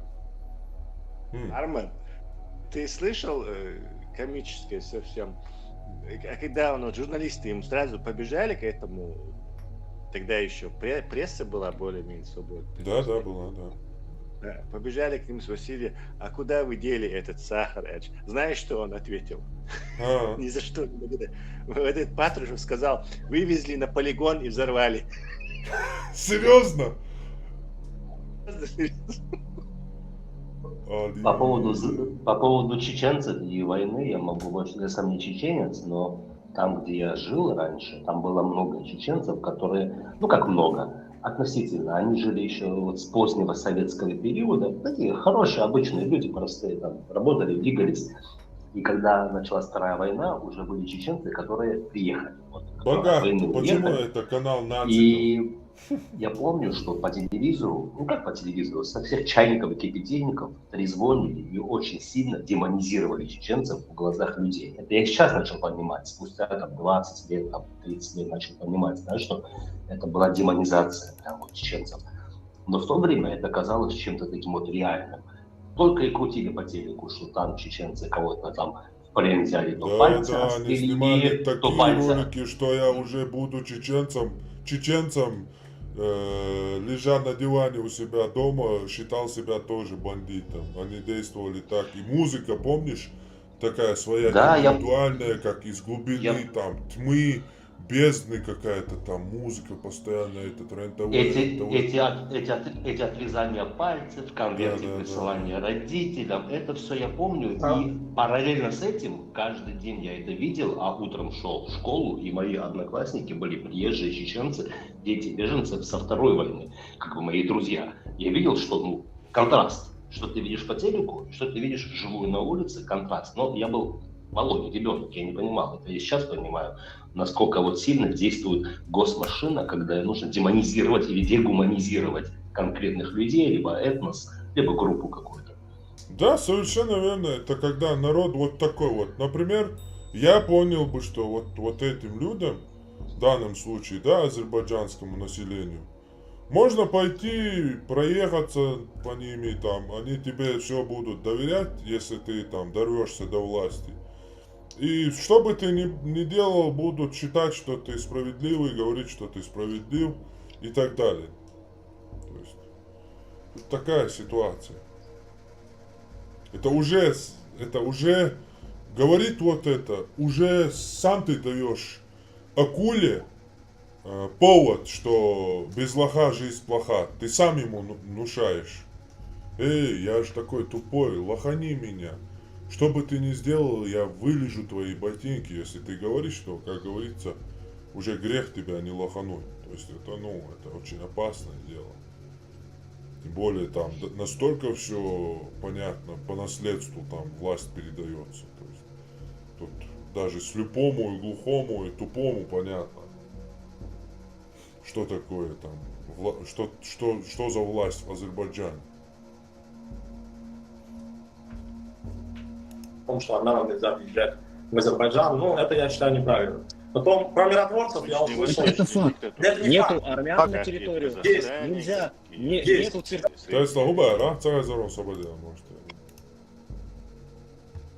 Обычная восточная диктатура там. Обычная, как и в Казахстане, как и в Средней Азии.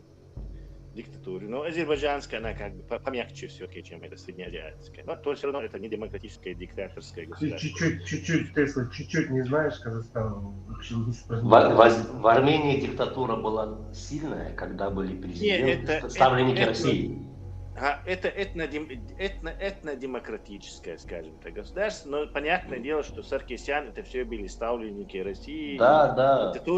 Это тоже не сахар, но они как бы себе власть выбрали же Пашиняна, даже пойдя против Русни, которые, я не знаю, насколько армянская община или лобби в Росне, насколько оно сильное, но они, видимо, не дали Армению по принципу Белоруссии замочить и не дать им своего президента выбрать, скажем. Ну вот период Саркисяна и Кочаряна можно сравнить с рэкетом 90-х, когда приезжали бандиты коммерсом и говорили, мы вас крышуем, и мы вас не обижаем, а вы нам платите.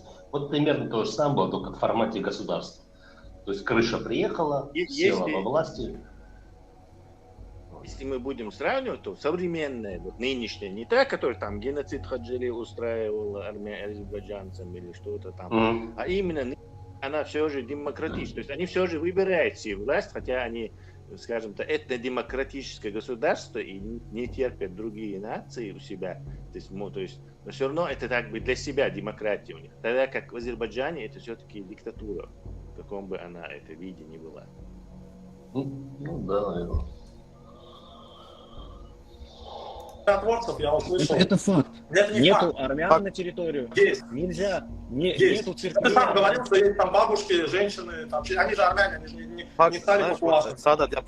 Садат, факт того, что Пашинян сказал, что любой азербайджанец, который находится в Армении, это уже национальная угроза. Это он сказал. Феликс Алиев, друзья, Феликс Алиев. Я не собираюсь обсуждать Пашиняна, мне это не интересно. Феликс Алиев – это старший тренер по тяжелой атлетике, находится в Ичмиадине. У него мама... Армянка, отец... Да господи, боже мой, дайте сказать одному. Армянка, мама, азербайджанец, да, то есть он так, 50-50, это не суть. Он никуда не изменил фамилию, ты пойми, это важно. В Азербайджане такие же есть армяне, то есть говорить о том, что там, ой, в Азербайджан только не пускают, это неправда. Есть, что якобы есть такой закон, я именно об этом говорю. Я не спорю с тобой, что нет конфликта, что невозможно так просто взять там армянина приехать в Баку или азербайджанцу приехать в Ереван. Это сейчас сложно, потому что сейчас у нас этно-политический конфликт, который нужно решить для начала, до конца, да, всем понять, что, где, зачем, почему, потом уже говорить о том, кому куда можно. Второй твой фейк я увидел, я опять же просто по нему пройдусь. Ты рассказал историю о том, как погибли российские миротворцы. Да? Да. Я знаю, в принципе, откуда это. Ноги растут от, в том числе, блогера Лапшина, Александр Лапшин. Ну, я думаю, хватит, да? Как вы думаете? Ну, в целом, понятна ситуация, как бы там. Беседа, яхте. Да, по мозгам они. Больше эмоциональная беседа. Да, там сейчас, Честно, сделаем первую часть, как бы, да? Сделаем первую часть тайм-коды. Дальше можно... Вот мне скинули личку. Спасибо всем, кто слушал. По теме, кто приходил. Если не хотите оставаться, имеется в виду. Вот мне скинули тут ролик. Нашел это видео, где утверждается, что чеченцы приняли ислам давно, чем в 17 веке. Как думаешь, это правда? Ну, посмотрим. Советская историография скрывала от нас подлинную историю. Какая историография?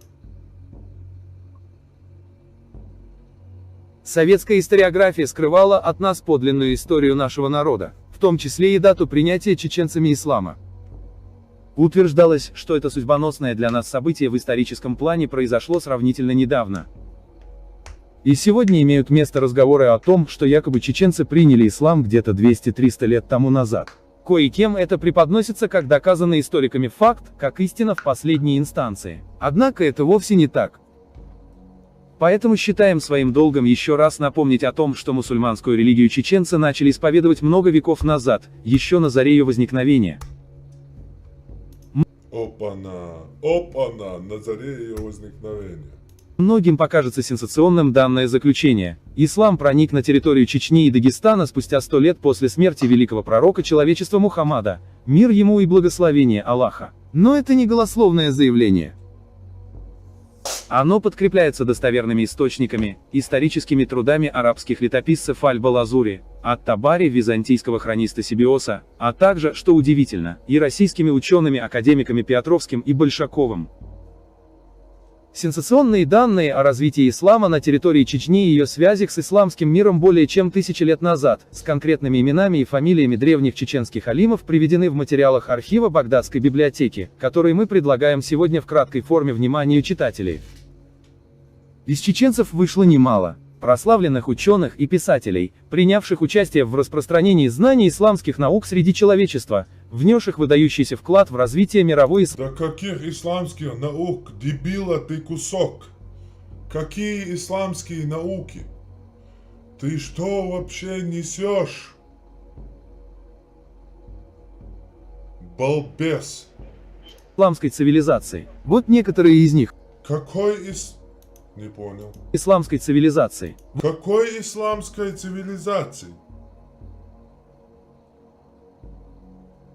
Где исламская цивилизация? Когда она была? Где она была? Типа мечети? Я знаю, Пахамиш, где она, но я стесняюсь сказать. Не говори. Вот некоторые из них.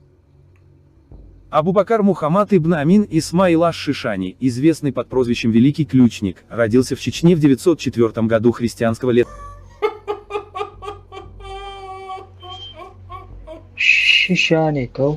Исчисления. Отличался глубоким знанием мусульманского богословия. Чтобы расширить свои познания в исламских науках, он переехал в Хоросн, а после перебрался в Багдад, который в то время являлся столицей халифата. В Багдаде в те времена собирались ученые со всех концов обширного мусульманского мира. Чеченец продолжал свое обучение у этих ученых. После этого он вернулся на родину и вскоре стал общепризнанным лидером в богословских знаниях шафийского мазхаба, мусульманского правоведения, в толковании священного Корана, в знании хадисов и арабского языка. В свое время он часто упоминался в произведениях ученых, его цитировали, на него ссылались при решении трудных богословских проблем. Дело в том, что он оставил... Где эти ученые собирались в Багдаде? Какие имена, у кого он учился? Имена, кого он учился? Где это Шишани упомянут? Где это написано? Источники, где это все? А как он мог быть Шишани в те года, если сами Шишани не существовало? Да, если чеченцы это из России название, а вы же нахи как бы, откуда Шишани у него появилось? Ну, сейчас он говорил, что я сейчас не голословное заявление, что... Но пока что он накидывает, был уже лидером в Чечне, вообще пока что ни одного источника. В наследство немало богословских трудов. Вот некоторые из них: корни исламского правоведения, факиха, прекрасные грани шариата, толкование шафийской книги Рисаля, обычаи судей и другие. Он умер в 975 году, да будет доволен им Аллах. Имам Абубакар Мухаммад ибн Ахмад аль-Хусайн аш-Шишани аль-Кафаль получил от своих современников почетный титул Фахрул Ислам, гордость ислама. Родился в Багдаде, в районе, где проживало много чеченцев, Муяфир. В Багдаде родился, где проживали много...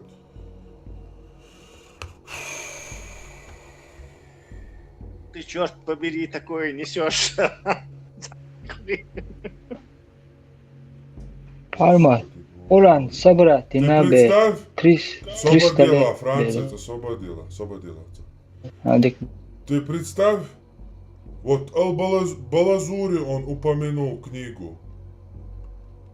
Балазури книга это как раз таки рассказывается от начала и до конца интервенцию на Кавказ, где они уничтожали местное население и переселяли туда арабов. Могу привести свидетельство, например, не отходя от кассы вообще. А кому интересно более подробно, у меня в Телеграме PDF-файле присутствует и арабская версия книги, и его перевод, и английская версия в PDF-формате. Можете зайти, читать, на каком языке вы знаете. А также можете забить в гугле дагестанские исторические вот эти учреждения на официальном их сайте. Они привели именно моменты из книги Аль-Балазури и Аль-Куфи. Момент, где рассказывается именно о Дагестане, как ислам навязывался Дагестану, какие происходили именно из книги Балазури. Там перевод имеется тоже у них на сайте. Можете читать любой.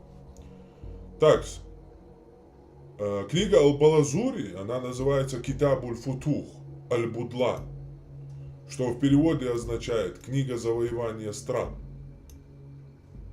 Вот она. Вот она. У меня в Телеграме она выложена в PDF-файле. Книга завоевания стран. Китабуль-Футух Аль-Будлан. Тут можете читать все в переводе. Завоевание Армении. Армения тут имеется в виду не Армения, где живут армяне, а весь Кавказ, Грузия, все арабы обозначают как Армения. И тут это все знают. Есть даже два исламских вот этих блогера, которые собрались там, из Дагестана, они в Турции живут. И целую лекцию, Дагестан, ислам, целые 20 лекций по этим книгам. Как ислам в Дагестане распространялся, они ведут. Можете посмотреть, если хотите. В общем, у меня тут как бы выдержки из этой книги по прошлой теме. Вы можете посмотреть этот эфир, где мы подробно о завоеваниях Мухаммеда, а также его последователей, навязывании ислама на Кавказе, распространении его, все об этом рассказываю. Но я вам прочитаю отсюда выдержки. Сейчас страницу посмотрим. Так, страница 265.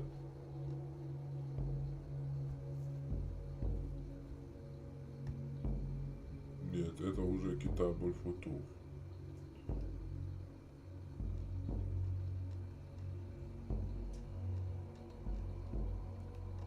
Сейчас, секунду.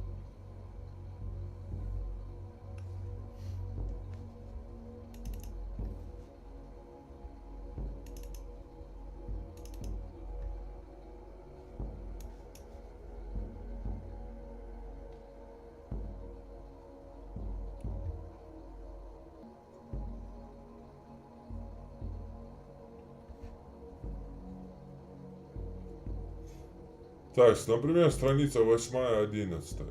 5, 6, 8.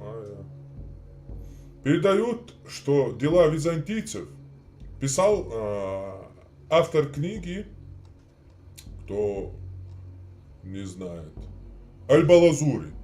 Это арабо-мусульманский историк 9 века конца. Автор исторического сочинения Китаб аль-Футух аль-Будлан. Вот это. Книга завоевания стран. И историка геологического труда Аснам аль-Ашраф. Родословная знатных.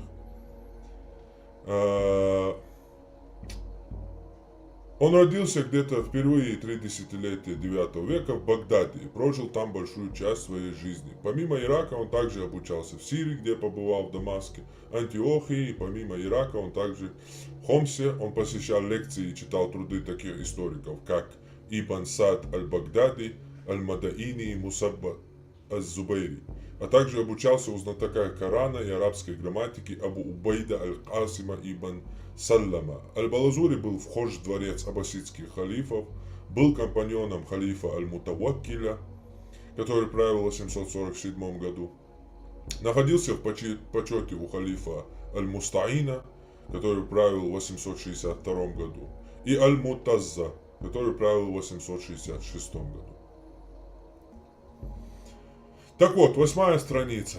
Передают, что дела византийцев иногда расстраивались, и у них появлялись свои удельные цари. Так однажды правителем сделался один из них, некий Армениакос.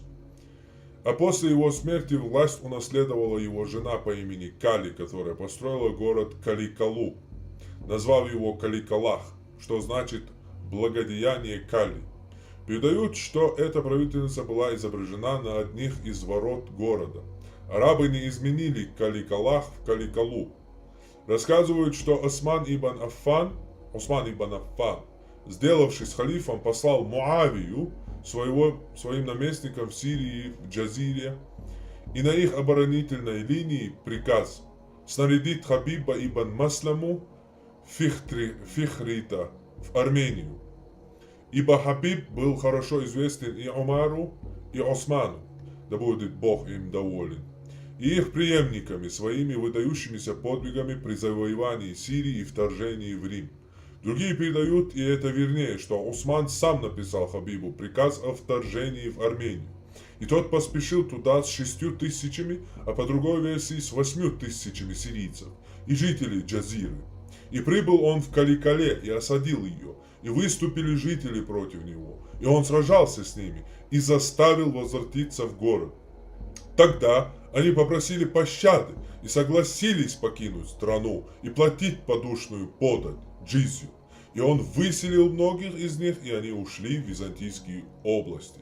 И провел Хабиб со своими в Каликале несколько месяцев, но узнав потом, что Батрик Армениакоса собирает против мусульман большое войско, и что к нему присоединились вспомогательные отряды жителей Аллана, Авхаза и Самандара из Хазар, он обратился к Осману с просьбой о помощи, и тот прислал Муавию, чтобы он направил к нему тех из сирийцев и жителей Джазиры, которые пожелают участвовать в священной войне и добыче. И отправил Муавию Хабибу 2000 человек, которых Хабиб поместил в Каликале и наделил землей, устроив из них там гарнизон. Получив донесение Хабиба, Усман послал Саиду ибн аль-Аси ибн Саиду ибн аль-Аси ибн Умейе, своему наместнику в Куфе, приказ выслать Хабибу подкрепление под командованием Сальмана, Раби Бахилита, известного под прозвищем Сальмана. Это был щедрый, уважаемый воинственный человек. Тем временем успели появиться византийцы со своими и расположиться на Ефрате до прибытия подкрепления к Хабибу. Тем не менее, мусульмане напали на них ночью, разгромили их и убили их предводителя. Так, чтобы все это не читать, я почитаю то, чего я хотел. Ага, вот. Китабуль Футух. Аль-Куфи, то же самое, 9 век, еще более подробное сочинение, это же арабский историк и так далее. В общем, свидетельство.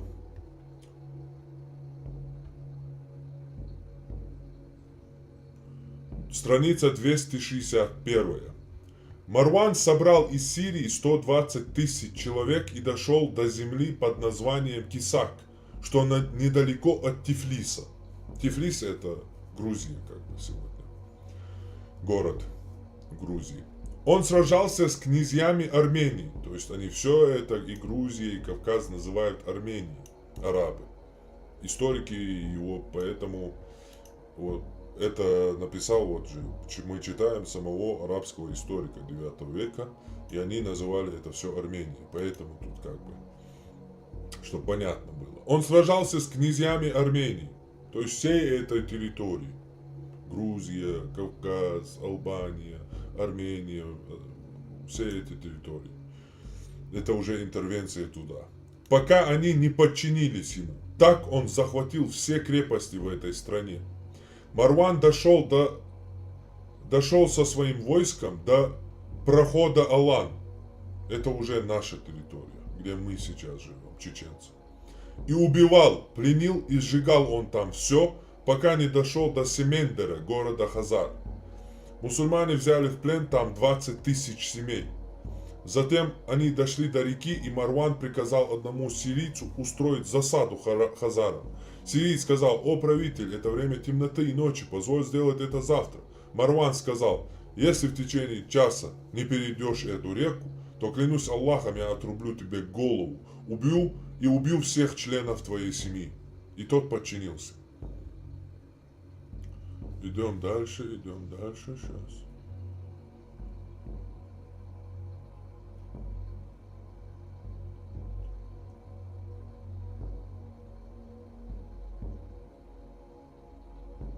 Вот еще, страница 265-266. Марван пригрозил жителям одной крепости в Сарире, то есть это примерно граница Мы и аварцы, горная территория, они назвали какой-то Сарир по-своему. Те попросили мира. Сарир попросил мира. Марван потребовал 500 юношей, 500 черноволосых, чернобровых невольниц, 10 тысяч динаров, 500 муд еды каждый год. На этих условиях был заключен мир. Затем он дошел до крепости под названием Тауман или Туман и взял с ее жителей в обмен на мир 100 голов пленных, 1000 голов скота, 1000 муд еды каждый год. Затем он дошел до крепости под названием Хамзин, но его защитники начали сражаться и убили много мусульман. Тогда Марван сказал, что тому, кто поднимется на эту крепость и возьмет ее, он даст 1000 динаров и лучшую девушку этой крепости. Сейчас, секунду.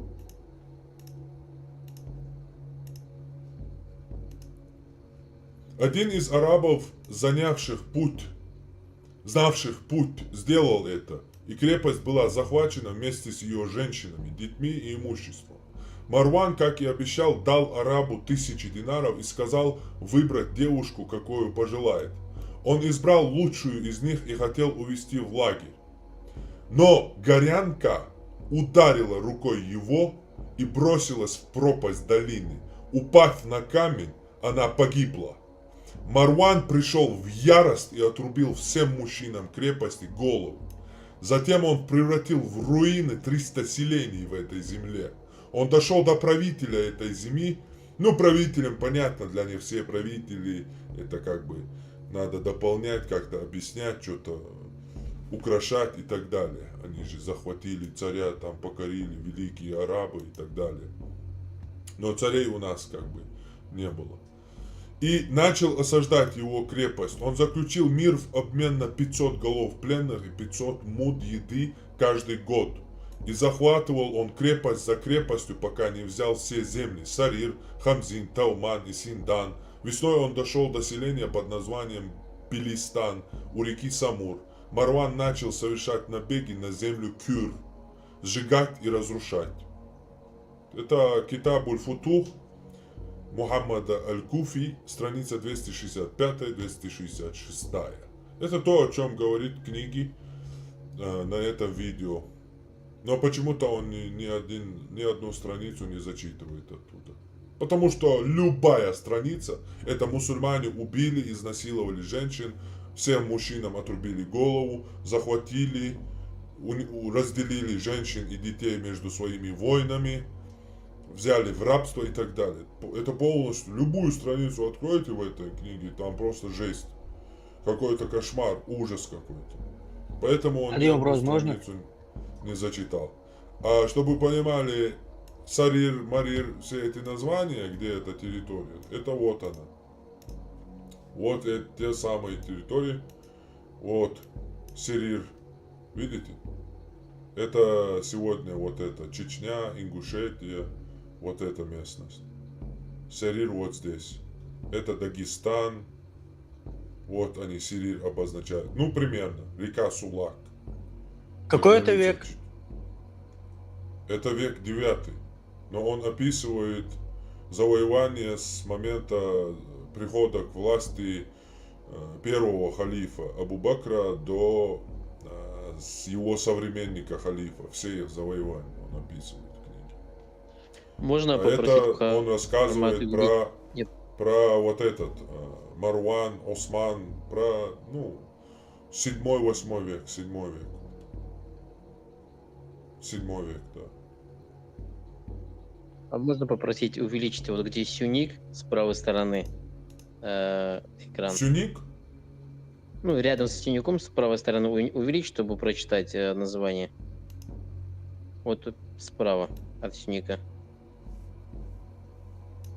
Вот название, вот там Арцах, да, вот мы здесь сегодня обсуждали. Вот справа от него название, да, вот Арцах на тот момент. Если можно увеличить, чтобы видно было. Ну да, эта картина как бы просто иллюстрация современная, они как бы, чтобы понятно было, что это за государство, они примерное обозначение тут сделали, как бы, Цахуры. Ну, речь, чтобы вы понимали, это завоевание наших территорий, общих. Дагестан, наварцы, чеченцы. И изнасилование наших женщин мусульманами, их ними сегодня вы даже называете великими полководцами, молитесь на них, на людей, которые насиловали ваших бабушек, прапрабабушек. То есть имели их по полной. То есть вы самые настоящие куколды, получается. Дальше, сейчас, секунду. Я хотел привести момент о Багдаде живущих чеченцев к тому моменту. К этому моменту этот балбес на видео, вот все эти завоевания, которые идут, страшные. Говорит, в Багдаде какие-то чеченцы, у них родился чеченец в 9 веке и стал великим исламским ученым, известным в всем мире. То есть, тут наоборот, как бы, ислам, мусульмане захватывают вот это все местность, Армения, Азербайджан, Кавказ, Грузия. И тут, типа, отсюда в Багдад, в Ирак едут чеченцы. То есть переселение, а тут как раз наоборот. Арабы, захватывая, убивая местное население, сюда тысячами и тысячами перевозят своих арабов. Вплоть до вот этого дагестанского города Дербент. Тогда еще крепость обозначена. Да, я микрофон, сайнагю, хайнагю, это.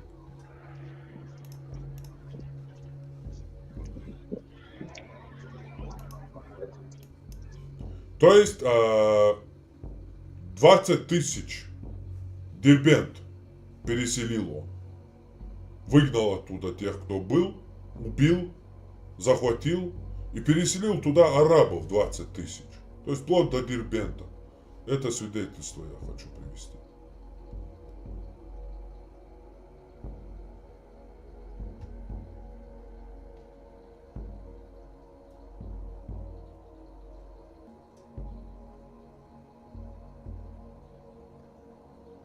А вот почему тогда в народе нет этой истории, нет этого понимания об этой жестокости, об этом насильственном подчинении, об этих убийствах?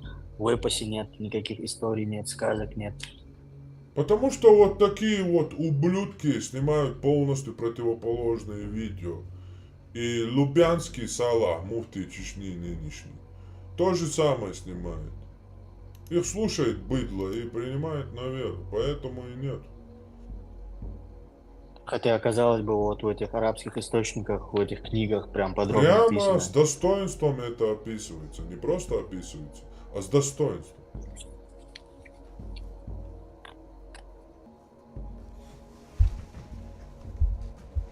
Сейчас.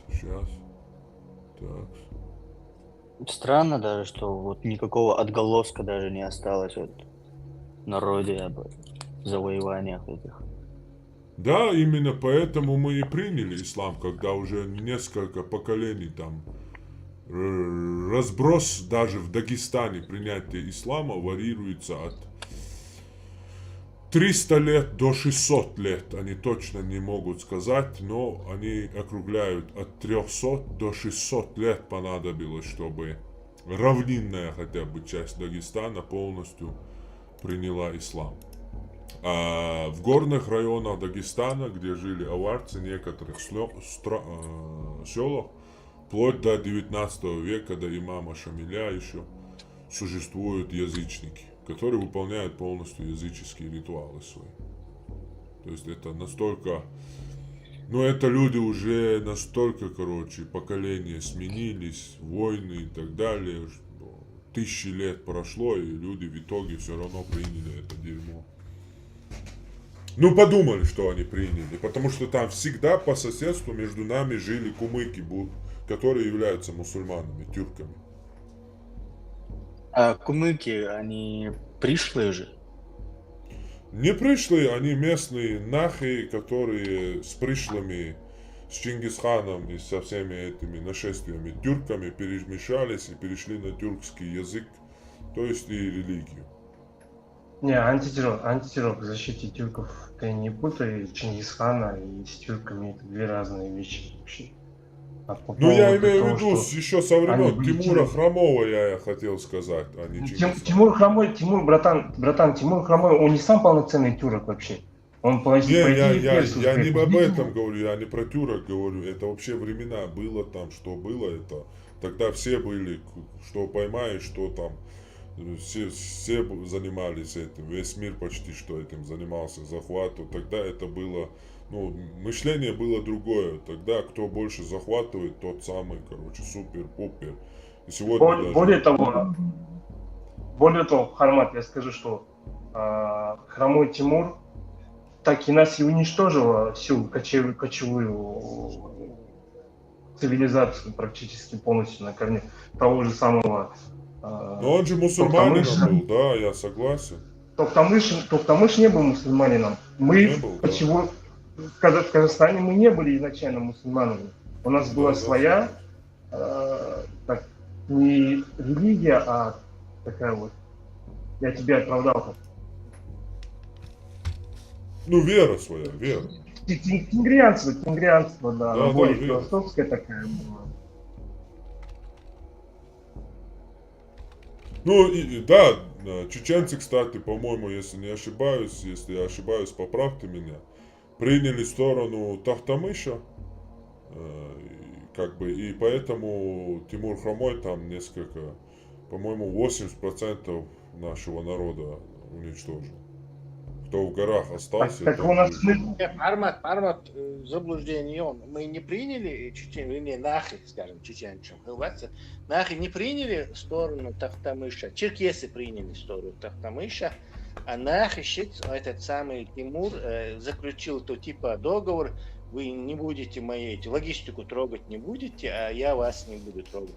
Потом, когда он Тохтамыша разгромил, то подло напал на нас, короче. Это все в рамках внутренней борьбы, да, между этими образованиями монгольскими. Ну, тюрки, вот, получается, там тюрки, татары, смотрите, разные, он не... но этот Тохтамыш, он чингизид, по-моему. Вот это Баязет, он да, он чингизид, Тюрк. А вот Тимур, он как бы выскочка из низов, он узбек, он не чингизид, вообще не этот, не монгол, короче говоря. Он из средней... Баязиды турецкие, они тоже не были чингизидами. Чингизиды только были у нас в степях, это татары, казахи, монголы и нагайцы. Подожди. Османские вот эти правители, они все, по-моему, чингизиды почти что. Это, конечно, фильм «Великолепный век» посмотришь, там они белые с голубыми глазами, а в Википедию посмотришь, вот этот Селим, он типично монгольское лицо. Ну, может, он турок сельджук был, я не знаю. Крымские ханы же были чингизиды вроде в османские времена. Крымские, да. Нет, крымские, да. Давай проверим. Какие-то османские, они... посмотри. Во времена Османской империи имею в виду, что крымские ханы были чингизиды. Династия была чингизидов, крымских ханов. У турок были османы династия, а у крымских ханов чингизиды. Это точно должно быть так. Суть важна в любом случае. Ну да. Кумыки нахи оказались? Кумыки не нахи. Генетически там будет нахский процент. То есть тюрками их назвать, ну, сегодня, как бы, да, они тюркский народ, как бы. Но генетически они как бы не пришлые. Они просто ассимилированы и перешли на тюркский язык, некоторые. И появились, ну, в этногенезе это называется, кумыкского народа принимали участие тюрки с кавказскими народами. Так понятно? Да, понятно. А причина этому явилась то, что они проживали на равнине и контактировали, и воевали с ними больше, и они под влиянием больше находились. Да, совершенно верно. Не были отведены в горы, да? Да. Приняли религию, ну, с этим Тимуром, который там были, остались, вот с ними, короче, чтобы все эти зверства, все это, короче, там, горы трупов, как-то защитить себя, наверное. Или с веками это произошло, не знаю. Но назвать их пришлыми, наверное, уже нельзя, как бы. После завоевания хромого Тимура, получается, казахские степи приняли ислам, потому что нужно было выживать как-то. Там Буркихан такой у нас есть. Вот он принял официально. Но народ еще его официально не принял. Их потом вот этих мул, сильных татарских мул нам ссылала Екатерина II тоже. Чтобы местные народы, так сказать, просвещать.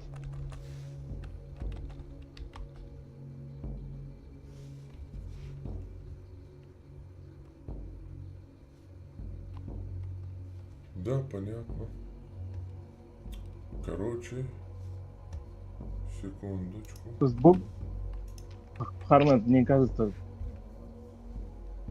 эти религии, все эти религии ни с чем для меня, ни с Богом, ни с чем не ассоциируются вообще. Эти все семитские религии.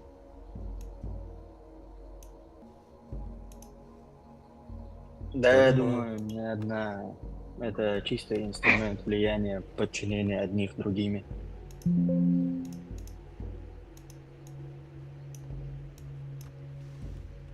Обладание, да, убийство, наложники.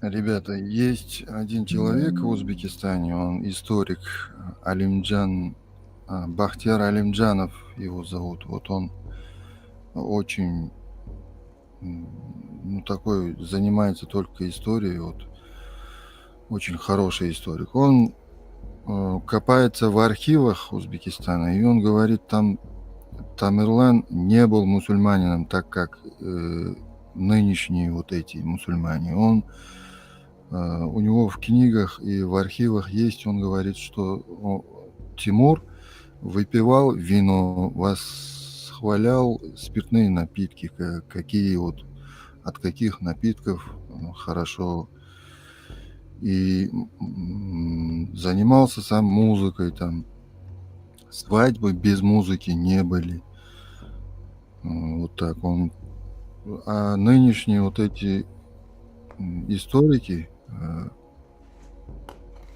ну, муллы, они говорят, что он был суфием, Тимур, там еще что-то добавляют. Вот говорят, что, ну, был Тимур так, как вот сейчас поступают вот эти муллы, они приближают его к себе, муллы Тимура. А Тимур на самом деле не был таким, поэтому он, когда ходил в поход в Турцию, как его звали, он воевал с османцами, короче. Он, когда у него был поход туда, он именно против суфизма он делал поход в Турцию.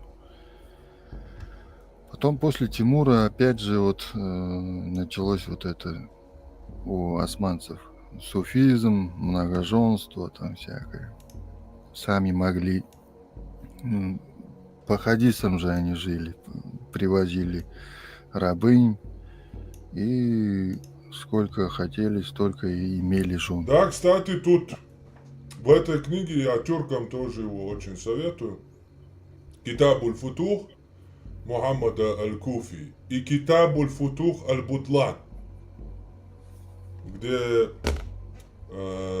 рассказывается про тюркских наложниц, наложников, также поинтересоваться с темой о покупке тюркских мальчиков арабскими халифами в начале их завоевания. Да, 1000 мальчиков один халиф тюркских купил, да, и сделал из них гарем. Да, это тоже есть. Для тюрков тоже может быть. Для тенгрианцев очень хороший удар по исламу и по агитаторам ислама. Просто можете им в лицо это бросать. Ничтожество ты поганое. Ты нам это предлагаешь? Так смотри, вот Султана Бейбарса они в Египте, как бы там его превозносят, да, тот же самый раб, который с степей наших забрали, туда сделали рабом и превозносит его, как будто он, ну, превозносит его, короче. Да, понимаю. Так вот, 17-я страница насчет, вот возвращаясь к нашему видеоролику, который нам прислали прокомментировать, о чеченцах в 9 веке, живущих в Багдаде, из которых вышел великий чеченец в исламском мире, распространивший исламские науки по мире. Передают 17-я страница Китабуль Футух Аль-Бутлан, историка араба-мусульманина 9 века. Страница 17. Передают, что Маслама заключил с жителями Хайзана мир и приказал разрушить городскую крепость. Он взял себе там поместье, известное и до сего дня под названием Хаус Хайзана. С ним, то есть Маслямой, поспешили заключить мир цари гор. Так к нему явились Ширван-шах, Лиран-шах, Табасаран-шах, Филан-шах и Джаршан-шах. Это дагестанские сегодня территории. а также владетель Маската. После этого Маслама направился к городу Бабу. Бабуль-Абуаб, это Дербент, так арабы называют. То есть дагестанский город сегодня. Дербент, Бабу. И занял его.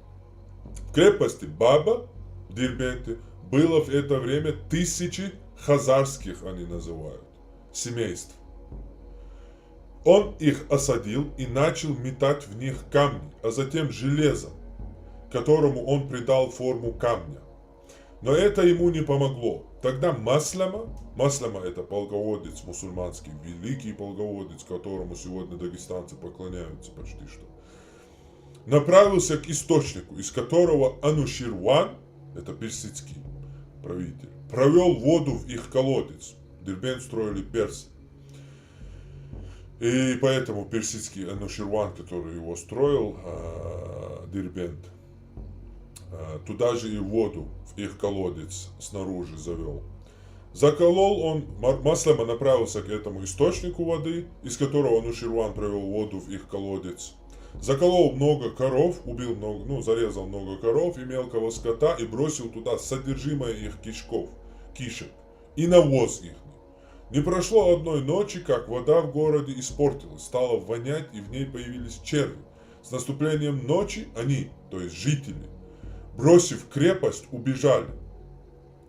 После этого Маслама ибн Абдул-Малик переселил в город Бабу-аль-Уаб, Дербент, 24 тысячи из Сирии, то есть арабов, обязавшись выдать им усиленное жалование, то есть много денег. Вот почему жители Баб и до сего дня не позволяют ни одному правителю входить в город, если с ним нет денег, которые он распределил бы между ними.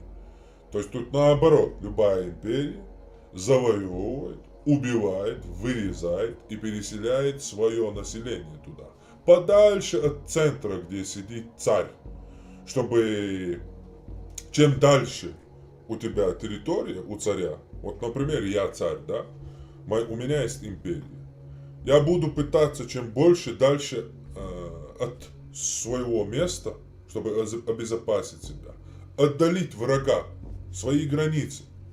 Что я буду делать? Я буду нападать, потому что я император и у меня империя.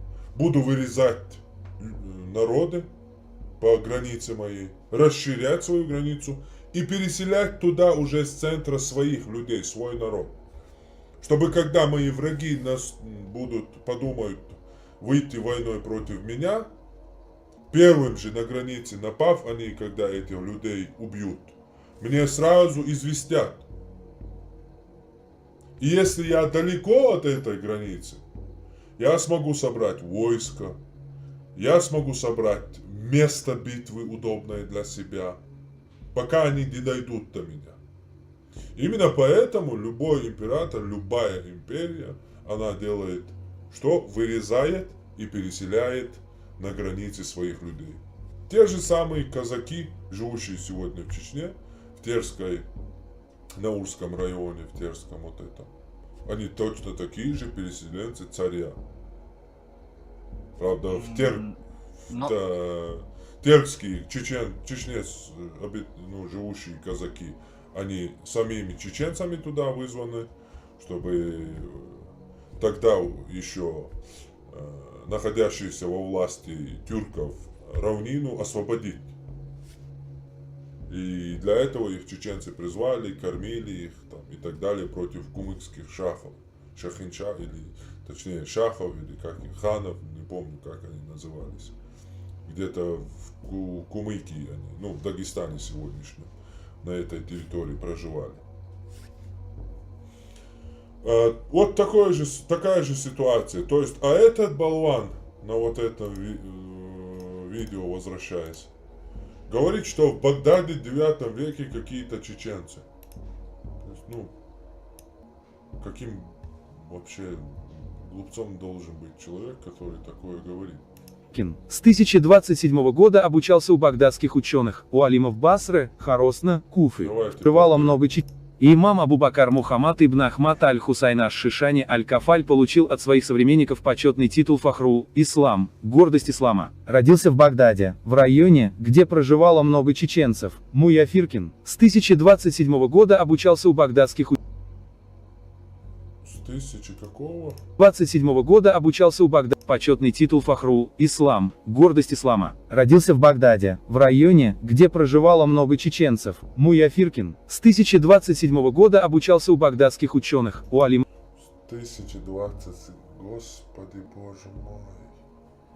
В Басре, Хоросна, Куфы, в центрах богословия и литературы учители выделяли его, как лучшего, и поэтому ему было доверено преподавать в самом лучшем университете того времени, Багдадском Низаме. Он был признан самым выдающимся ученым шафийского мазхаба. Ученики, подчеркивая праведность и богобоязненность чеченца, нарекали... Чтобы вы понимали, чеченцы сегодня, исповедуют ислам и говорят все как мантру. Правда, сами мы не понимаем, что это значит, но нас так научили, что надо говорить, у нас шафиитский мазхаб. Мы вообще не вдупляем, что это значит и что это такое. Но чтобы вы понимали, шафиитский мазхаб это единственный мазхаб, то есть фикх, это вопросы шариата, там, когда нарушается омовение, наказание, как оно выполняется и так далее. 4 мазхаба есть в исламе, самые известные и распространенные. Из них единственным является Шафи, который в своем мазхабе положил то, что можно жениться на родную дочь, если она родилась от прелюбодеяния. Это единственный чувак. И Абу Ханифа, по-моему, тоже подтвердил с ним это. Но он приводится как бы в других источниках. А Шафи это всему миру известный, даже поэт того времени сочинил про него стих. Имам Шафи, который дозволил свою родную дочь для брака.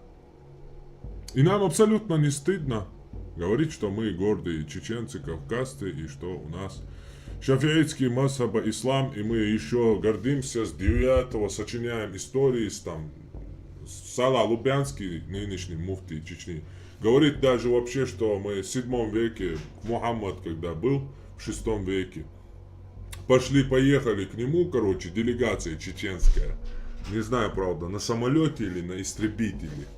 На истребителе вряд ли делегация соберется.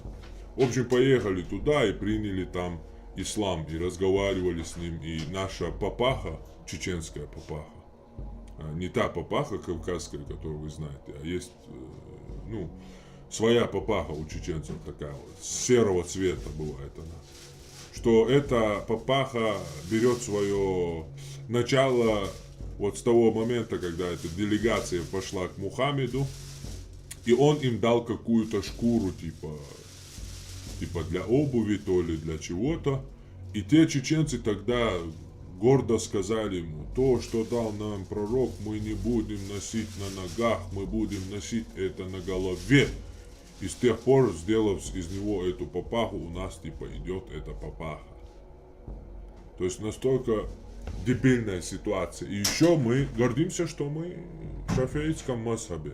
Мазхабе, который дозволяет родную дочь для замужества. Единственном мазхабе. Это вообще, это взрыв башки. Это взрыв мозга. Я не знаю, как эта матрица, вселенная, я не знаю, Бог с ума, почему от этого не сходит. Если бы я это все сотворил бы, я, наверное, там инфаркт словил бы. Это что я вообще натворил, это что за мир вообще? Армат.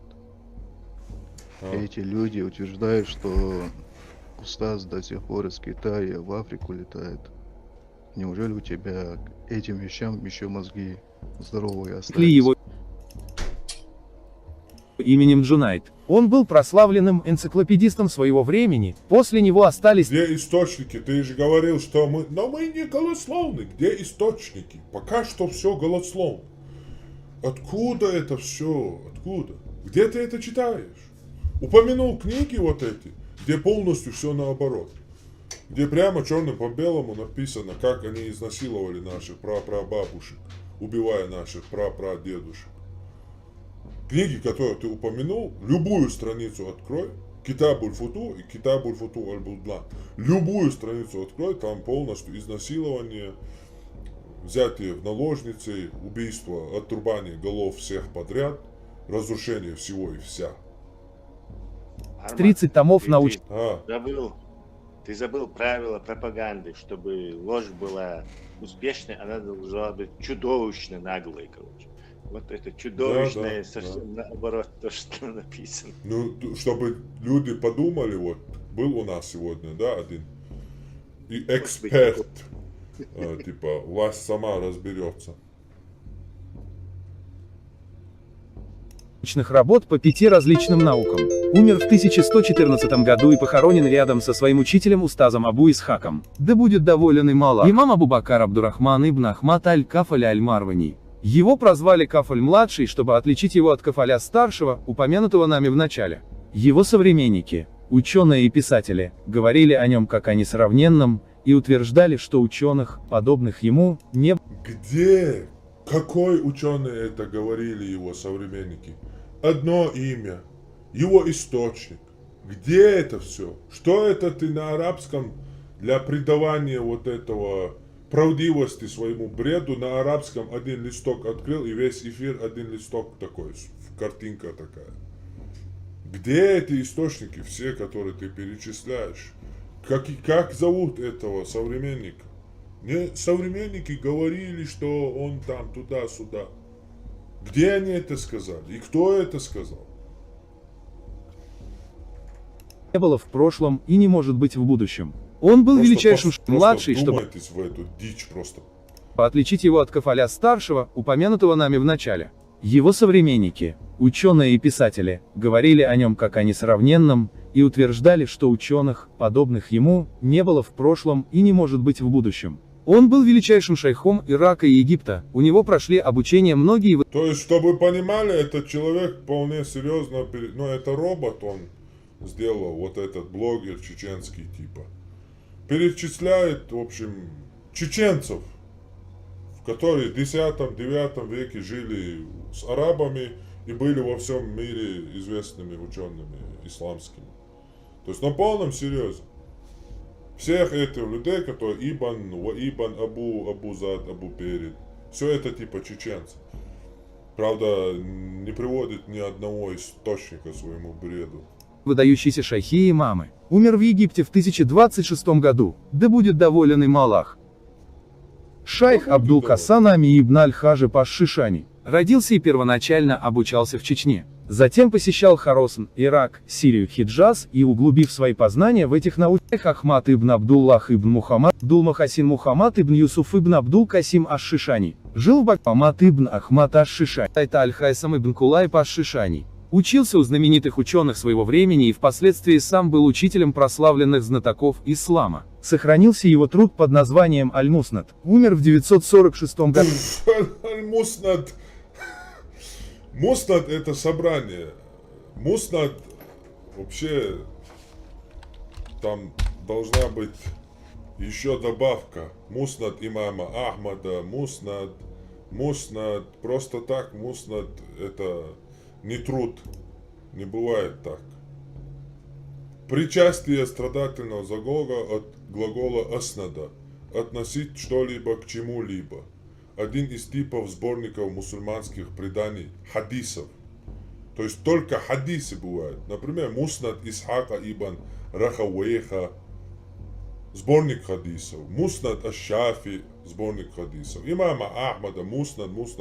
То есть этот чеченец передавал хадисы. Где его сборник хадисов? Очень интересно. Давайте прочитаем. То есть настолько тупыми считать чеченцев это полный позор. Это уже дальше некуда. Дальше некуда. Просто послушайте. Хайсам ибн Кулайб аш-Шишани. Учился у знаменитых ученых своего времени и впоследствии сам был учителем прославленных знатоков ислама. Сохранился его труд под названием Аль-Муснад, умер в 946 году, да будет доволен им Аллах. К месту хотел бы упомянуть о некоторых исторических документах и исламских научных трудах, которых мы лишились по вине сталинского режима. Дело в том, что после источников он упоминает, которых мы лишились по вине Сталина. Вы просто...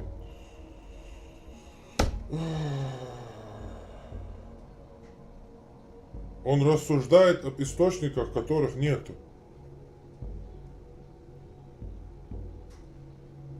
Но я не знаю, как это комментировать. Как мы узнал, что они были? Услышал от Сала Алубянского, муфтия сегодняшнего в Чечне, российского. Летал в Индию, может, там индусы настроили. Да, вполне. Гадалка, наверное, нагадала Тесла. Еще раз. Хотел бы упомянуть о некоторых исторических документах и исламских научных трудах, которых мы лишились по вине сталинского режима. Дело в том, что после Поняли, да? Хотелось бы упомянуть об исторических документах и исламских источниках, которых мы лишились по вине Сталина. О, Господи, да что ты, черт побери, такое несешь? Пармат, там голос синтетический, то есть всякий голос, я треющий. Я он просто озвучит, типа, написал туда текст и озвучил. Кто-то постеснялся, наверное, этот бред читать. Да, этот своим бред, голосом. да. Этот бред нормальный человек не прочитает ни один. Незаконной депортации нашего народа в феврале 1944 года в Среднюю Азию и Казахстан. Личный архив и ценнейшая библиотека известного чеченского алима Сугайб Муллы, Хайбы, были вывезены в город Тбилиси. До сих пор их судьба остается неизвестной. Сделать все возможное для возвращения архива и библиотеки Сугайб Муллы, являющихся, по свидетельству знавших его людей, бесценной сокровищницей знаний по мусульманской религии и нашей истории, в Чеченскую Республику, долг каждого чеченца, истинного мусульманина. Да поможет нам Аллах в этом святом деле. Не забудьте поделиться этим видео и подписаться на канал. Да, я 100% на этот аншлаг подписываюсь. 100%. Я не пропущу такой контент. Ты что? Армат, есть такое видео у нас гуляет, короче. Там чеченцы или дагестанцы, короче. Казахи, короче, говорят, что типа когда вас ссылали к нам, якобы что у нас было, когда их ссылали, типа говорили, что они такие людоеды, туда-сюда, короче, у нас есть. Мы пришли, когда нас ссылили, мы увидели, что, оказывается, в этой стране есть мечеть, короче, и нас приняли. Короче, вот так, типа. Ну, это полный накручивает. Да. Это полный бред. Какие мечети, там людям есть нечего, люди миллионами умирают. Война, голодоморы, убийства, оккупация, преследование религии там и так далее, в общем. Рассказывают, как будто Казахстан это вообще другая страна, Америка, мы попали в Америку, и там типа нас встретили там с объятиями или не с объятиями, жили хорошие люди, и там все было хорошо, как будто. Так это же тот же самый Советский Союз, где все загнивает полностью. Где полная анархия, вот этот, сталинско-бандитская вот этот, вор, расстрелы, по квотам расстрелы, просто выдают там 100 тысяч в Белгороде, там 10 тысяч в Сталинграде, там 20 тысяч здесь. Самое интересное, власти на местах просили повысить квоты.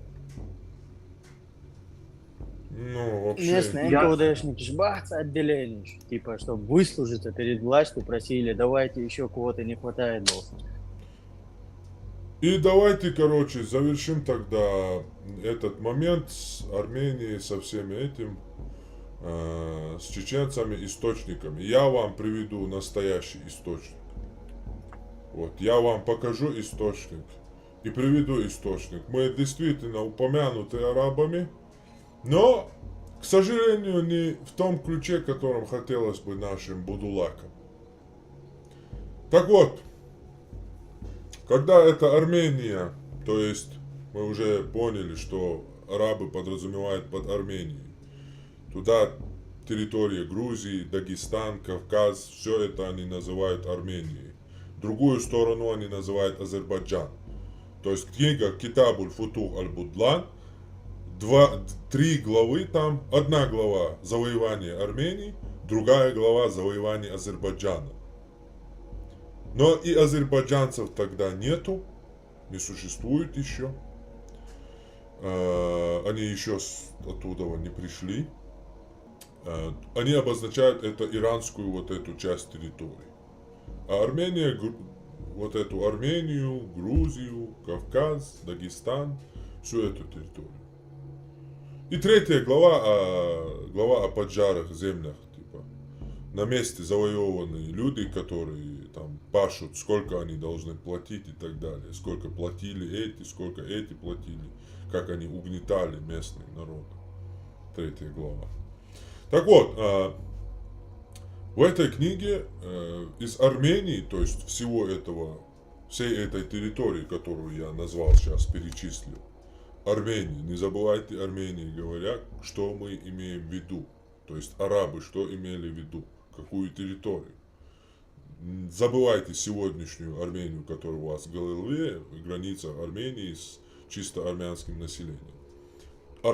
Для арабов Армения это вся вот эта территория. И грузины, и дагестанцы, и нахрен, в общем, все остальное. Так вот. Географическая местность. Да? Географическая местность. Да, географическая местность. Да, совершенно верно.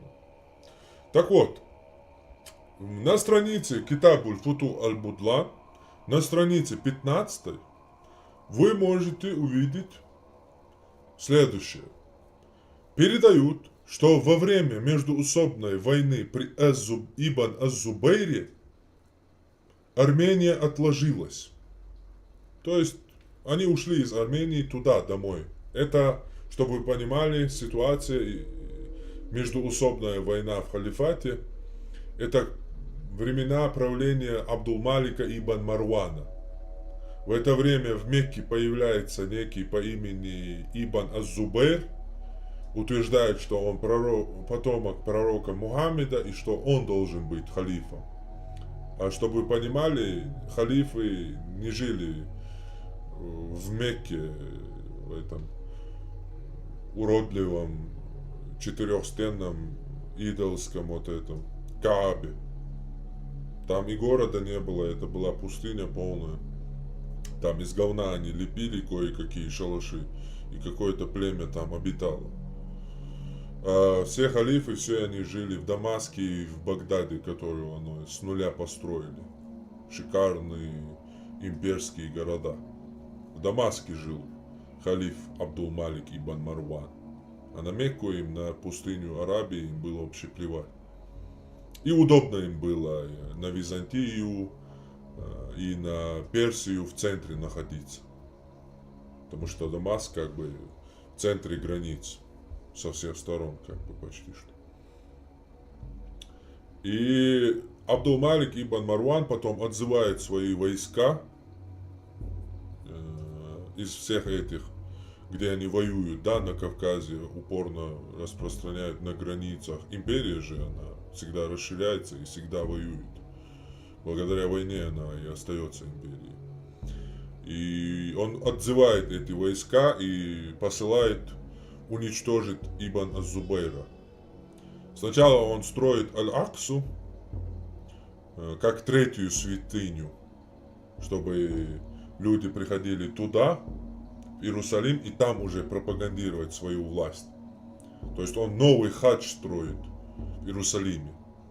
Но с этим у него не получается, потому что арабы продолжают к своему языческому черному камню Каабе двигаться. И он решается послать туда одного полководца по имени Хаджадж. Он, кстати, есть монеты его лицом. И ставит его наместником в Хиджазе. Хиджаз — это район Мекки и Медины. И окрестных территорий. Этот район издревле, издавна называется со времен Мухаммада Хиджазом. То есть он Хиджаз ставит его наместником. Тот убивает Ибн Зубайра, разрушает Каабу и полностью терроризирует местный народ, местных людей до конца своих дней. Не знаю, как его судьба сложилась в дальнейшем, но он уничтожает, разбивает Каабу и убивает Ибн Зубайра. Так вот, именно об этом моменте рассказывает данная 15-я страница арабского исламского историка Аль-Балазури, Китаб аль-Футух аль-Будлан, 15-я страница. Передают, что во время междуусобной войны при Ибн Аз-Зубайре Армения отложилась, и ее свободные граждане, Нах-Арары, они называют его, этих людей. Но в переводе они как свободные граждане Армении. То есть есть некие люди, которых они называют свободными, Нах-Арары. Во всей этой Грузии, Дагестан, Армения, на всей этой территории. Скорее всего, тут они хотели как-то обозначить, что люди без царя. А чтобы вы понимали, вот соседние наши аварцы, они имеют ханов. И все остальные страны имеют, и племена, и народности, имеют царей и ханов на всей этой территории. Единственный народ, у которого никогда не было царя, в силу своей, скажем так, консервативности и первобытности, это чеченцы и ингуши, то есть нахи. У нас был феодализм. Эти феодалы, друг друга воюя, не успели оставить одного короля. Но потом местные народы, точнее роды, племена наские, объединяются и полностью уничтожают этих феодалов. И тем самым, не приходя к монархизму полностью, с единым царем и государственности, они возвращаются к родоплеменному строю. И так и продолжают до, скажем так, Кадырова. Кадыров хоть и ставленник, да, нельзя его назвать полноправным царем, но он силой оружия, скажем так, с помощью империи, будучи сам чужим наместником, стал каким-то подобием царька местного. Это первый царек, скажем так. Хоть и нельзя его назвать. Поэтому и близко царя у чеченцев, у нахов не было. То есть тут обозначается некий народ, граждане, и они их называют, то есть этот арабский историк пишет, свободные граждане, Нах-Арары. И их клиенты нарушили заключенные с ними договоры. То есть со свободными людьми, тут они лукавят, как обычно, как Мухаммед их учил, чтобы вы понимали, что означает для мусульман нарушение договора. Мухаммад 10 лет проповедует, или 7 лет проповедует в Мекке, чтобы его сделали царем, чтобы все курайшиты, совет старейшин уничтожили, родоплеменной строй уничтожили и избрали это ничтожество своим царем. Они 10 лет прикалываются над ним, и в итоге, чтобы он не огорчился, Хадиджа подсовывает ему 2-3 рабов, предварительно исламизировав их. И типа Мухаммада приняли, говорят сегодня там, несколько человек приняли ислам. Но первые люди не принимали ислам, они были рабами, то есть безвольными рабами, которых хозяйка сказала, они сделали. Хозяйка сказала, ты мой раб, с этого момента ты мусульманин. Кстати, это не противоречит абсолютно, потому что мусульманин переводится покорный, сдавшийся, смирившийся. Урт Аллах. То есть проповедует и переселяется, в итоге не получилось у него ничего. Арабский курайшит и совет старейшин племенной не уничтожил свой родоплеменной строй. Услышав, что он называет себя пророком, иудеи Ясриба, который сегодня Медина называется, святой город второй исламский, рядом с Меккой, недалеко от Мекки. Там это место называлось раньше Ясриб, и жили там и евреи, иудеи точнее. Они призывают его, он переселяется, это называется хиджра. И исламское датирование сегодня, вы слышали, наверное, 1000 какой-то год по хиджи, они говорят. Хиджа это в переводе переселение означает. То есть с момента этого мухаммедовского переселения сегодня отчитывается их год. И евреи делают ему какие-то там экзамены, проверить, что он пророк или нет. Мухаммед выдает аят, что никто не знает будущего, кроме как Аллах. И те как бы оставляют его. Он остается жить в Медине среди иудеев. И Мухаммед потихоньку свою братву, банду подтягивает во главе с Абу Бакаром туда. И Умаром бин Хаттабом. И они после этого начинают нападать на караваны. Прям Сахих Бухари откройте достоверный сборник хадисов, книгу военных походов, по-моему, 64-я книга, если не ошибаюсь. Сами можете найти ее.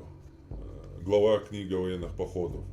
И просто от первого хадиса, начиная читать, вы увидите, как мы пошли, напали на караван Бадри. Великая битва при Бадре мусульман, 300 каких-то, чтобы не сказать там по легенде, распространенной с тех времен и по сей день по миру, 300 спартанцев. Чтобы не сказать прямо придумывание своей мифической истории, переписать букву в букву, домашнее задание. Они добавили туда еще 10 человек. 310 мусульман. Да, их реально достоверно было 310 мусульман, но они говорят 310 мусульман против там 1000 язычников. Битва при Бадре. Но прям когда вы читаете дальше эту главу, после того первого хадиса напали на караван при Бадре, поход пошли на караван при Бадре. Дальше вы читая, вы увидите, что при Бадре они разбивают их, этот караван, убивают 70 человек и 70 берут в плен. То есть 140 человек толстозадых вот этих купцов с небольшой охраной. Это великая битва мусульман. То есть, как он и учил, потом после этого курайшиты, естественно, там Мухаммад берет 20. То же самое, Сахих Бухари, глава военных походов, дальше читайте главу. Мухаммад там приказывает завернуть 25 тел курайшитов, в том числе и Абу Лахаба. Забирает их с собой, 25 тел торговцев караваном, и уносит и бросает в грязный колодец. Потом стоит над ними и разговаривает с ними теперь. Теперь вы поняли, что то, что обещал Аллах, это истина и тому подобное. И там Умар рядом стоит, как раз в хадисе вам. Там будет видно. И Умар ему говорит, ты что, ты с мертвыми разговариваешь, что ли? Они тебя не слышат. И Мухаммад ему клянется Аллахом, что они слышат лучше, чем ты меня слышишь, Умар. И после этого, естественно, курайшиты собирают хайшусу.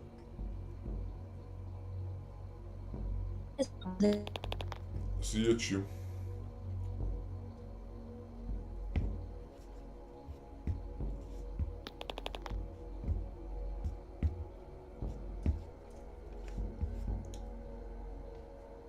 Mehtä это надисто дуэ. Mehtä это уэца.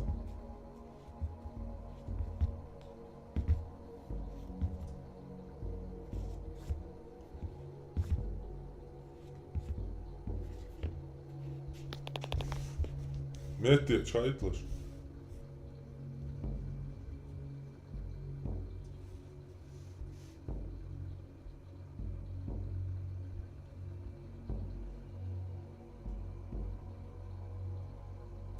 Mehdi ne? Ha, Ена. Ага. В общем, и Мухаммад, и курайшиты, естественно, это просто так не оставляют. Они собирают войско и выступают против Мухаммада. Это вы все, наверное, слышали. Вторая великая битва мусульман. Это еще что такое?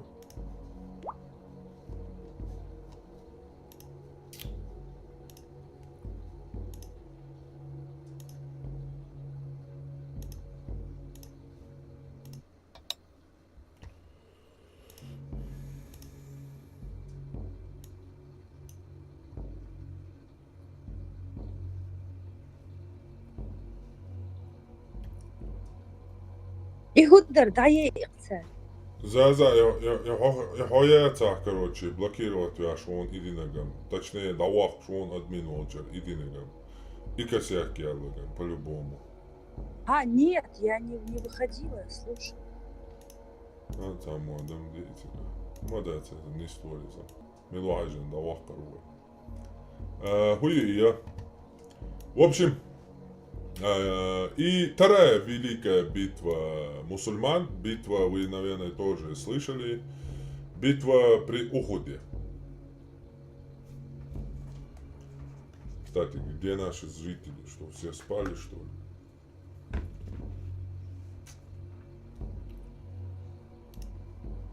Подождем, пока перезайдут. Заходят.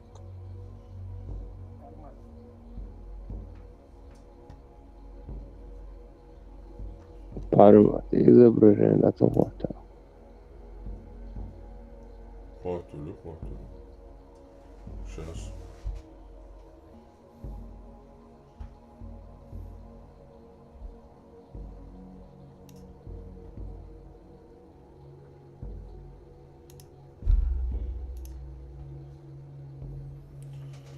Короче, битва при Ухуде, она настолько великая битва в исламе, что даже отразилась в Коране. Чтобы вы понимали, Аллах еще послал на помощь 3000 ангелов Мухаммеду. И не поверите, Мухаммеда и его 3000 ангелов разбивают арабские язычники. Так разбивают, что Мухаммад с позором бежит оттуда, побоявшись даже ответить, что он жив Абу Суфьяну, своему врагу. То есть ему там 2 зуба передних резца ломают, и он там полностью проигрывает с унижением. И там ему дальше читает эту главу Сахих Бухари, книга военных походов, и там же в хадисе Абу Суфьян поднимается на гору Ухуд и спрашивает у оставшихся мусульман там, есть среди вас Мухаммад? Мухаммад говорит своим сподвижникам не отвечать. Если среди вас Умар, Мухаммад говорит не отвечать. Если среди вас Мухаммад говорит не отвечать. И тогда Абу Суфьян, курайшит, говорит, эти люди мертвы. Если бы они жили бы, они ответили бы.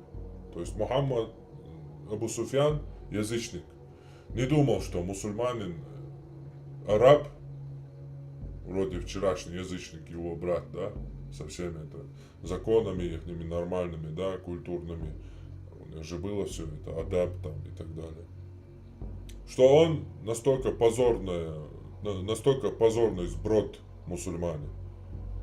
Вот, представьте, мы следуем за человеком, который говорит, что нам Аллах помогает, и еще 3000 ангелов с нами, и что мы победим. Нас разбивают, остается несколько человек, лежит рядом Мухаммад, и наш враг, который разбил нас, мы шли за Мухаммадом, да, идя. И наш враг говорит, Мухаммад, ваш предводитель, остался жив, есть он среди вас, пусть отзовется. Мы смотрим на того нашего вождя, Альфу, за которым мы следовали. И говорим ему, что нам надо, что мы сделаем. И Мухаммад нам говорит, не отвечайте. То есть не говорите ему, что я жив.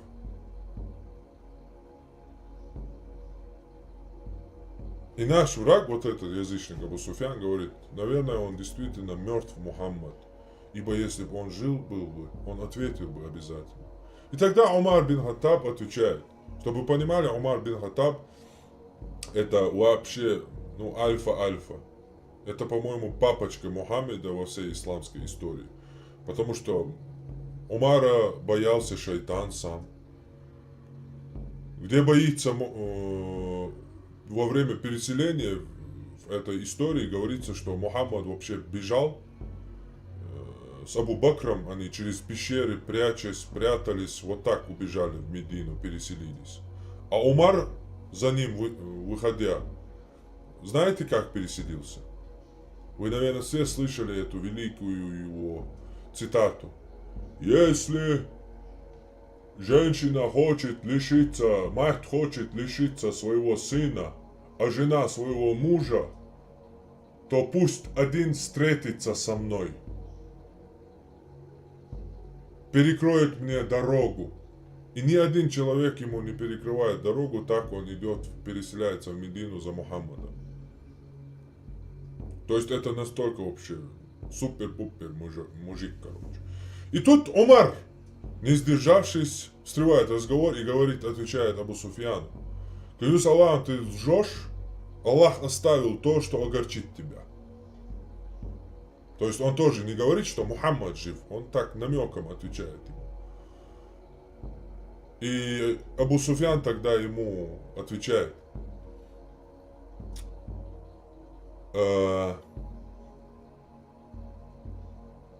ваши люди разбиты, и некоторые трупы из них обезображены.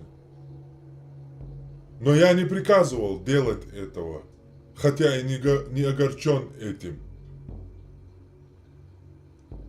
Война переменчива, а этот день за день Бадра, и уходит. После этого Мухаммад, оставшись живых, продолжает нападать ночью на мелкие племена арабские, живущие вокруг Мекки, убивать их мужчин и захватывать в сексуальное рабство их женщин и детей в рабство. Потом курайшиты, естественно, на это глаза не закрывают, они выступают против него уже в саму Медину.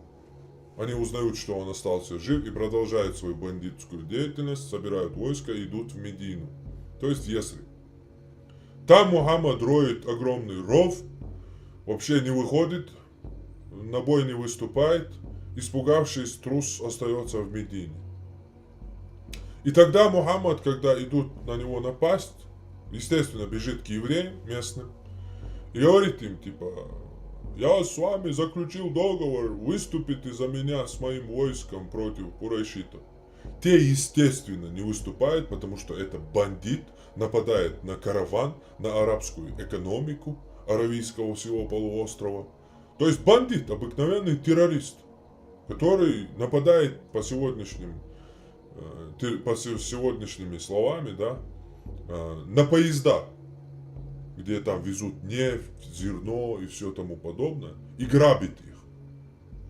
И идет потом к евреям и иудеям и говорит, типа: идите со мной, возьмите оружие, выступите на джихад. Те, естественно, ему отвечают отказом.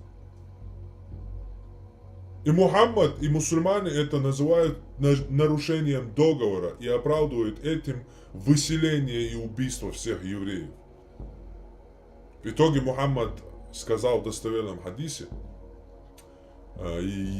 я не успокоюсь, пока не очищу Аравийский полуостров от иудеев и христиан и от всех, кроме мусульман, и не сделаю его полностью исламским. Потом он также нападает на Хайбар, где уже евреи переселились, да, и жили там. Полностью убивает там всех, кого можно, чуть-чуть остаются там. он оставляет их, чтобы землю пахали и ему пищу доставляли. А всех женщин забирает себе. Ему, кстати, досталась София, самая красивая. Кстати, досталась она ему как? К нему приходит, Мухаммаду после битвы, приходит Дихья ибн Каляби и просит у него, чтобы он дал ему наложницу. Мухаммад ему говорит, выбери любую. Этот выбирает Софию и уходит с ней. Ну, естественно, для ночлега. И в этот же момент, после этого, Мухаммаду прибегает какой-то подлиза в этом хадисе. Дальше читайте, просто книга Сахих Бухари, глава военных походов. 64-я книга, по-моему, глава. И Мухаммаду приходит подлиза и говорит, Мухаммад, ты отдал Софию Дихья бин Каляби, но она вот дочка вот такого-то знатного и самая красивая, я думаю, ты более достоин. И Мухаммад, естественно, вызывает Дихью и говорит ему, оставь Софию и выбери себе любую другую. Так эта София достается Мухаммеду, потом он, будучи, она оставаясь иудейкой, правда, в более поздних писаниях, уже после смерти Мухаммада, после Бухари, после Муслима, уже там, после нескольких, уже десятки поколений пришедшие ученые пишут, что она приняла ислам, но в самом Бухари первые 4-5 веков нет упоминания о том, что она была мусульманкой, приняла ислам. Будучи иудейкой, он делает ее своей женой. То есть, вот это является нарушением договора для Мухаммеда. Для мусульман, в том числе для остальных халифов, следующих его сунни. Халиф значит наместник, халиф считается как наместник Мухаммеда. Продолжение традиции Мухаммеда, как бы. Династия Мухаммеда. Халиф. И халифы продолжают в том же ключе. Так вот. Вот тут они пишут.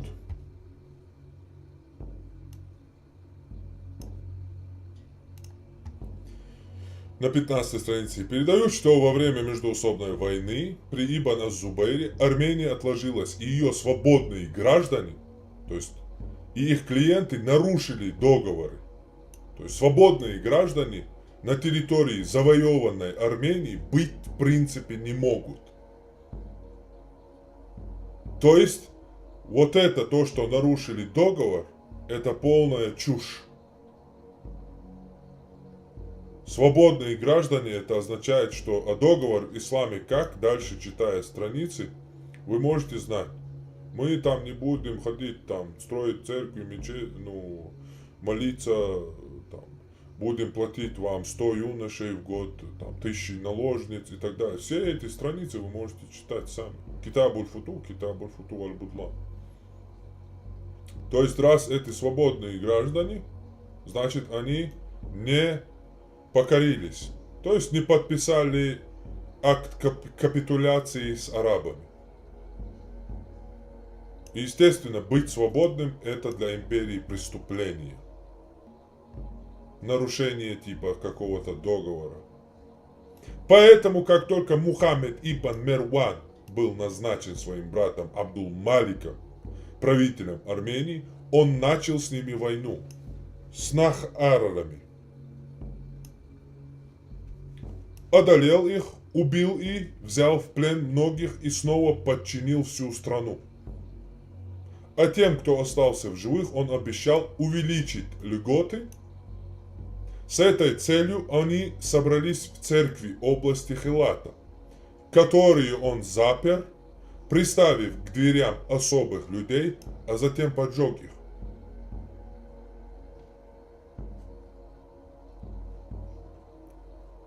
То есть это, чтобы вы понимали, Советский Союз, депортация, выселение, 44 год, село Хайбар. Собрали в конюшне и сожгли чеченцев. То же самое. Кто-нибудь видит здесь разницу? Не видит, конечно.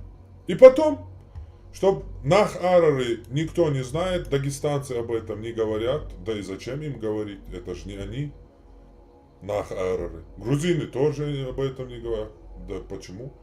Они не нах-арары, они полностью приняли арабов, договорились, там договор сделали и тому подобное.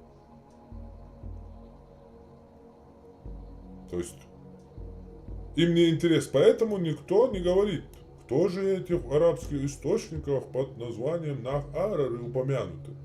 Хотя про Дагестан идут лекции, идут там размышления, историческое развитие, там, историческая наука. А у нас что?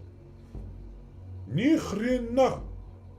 Изучение истории и языка людей, которые изнасиловали наших прапрабабушек. Ну что куколство, если не это? Но это, я считаю, мое полноправное открытие. Установление упоминания нах-араров в арабском источнике, что это именно нахи.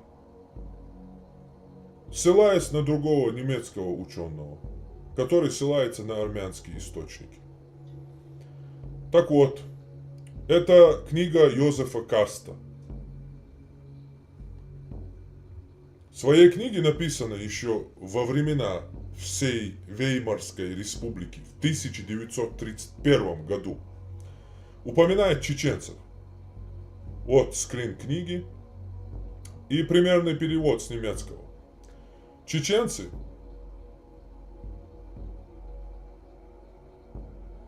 не собственно кавказцы, но этнически и лингвистически резко отделяются от прочих горских народов Кавказа. Но он тут чуть-чуть ошибается из-за неимения, скажем так, языковой базы картвельской, дагестанской, нахской, будучи незнакомым близко к этому. Но все-таки свое какое-то тоже есть в чеченском. Но он как бы на этом, я думаю, чуть-чуть ошибается. Они, говорит он, перемещенный на Кавказ отпрыск великого гиперборейского полиазиатского племени, которое простиралось от Турана через северную Месопотамию и в Ханаан. Он тогда не имел данных генетических исследований. Вот это хуритское наследие. Хуритское наследие, оно простерлось действительно от Шумерии через Кавказ. И, естественно, они принимали участие в этногенезе нахов и других дагестанских и вот этих народов. В втором тысячелетии до нашей эры. Именно поэтому сегодня больше данных и установлено вот это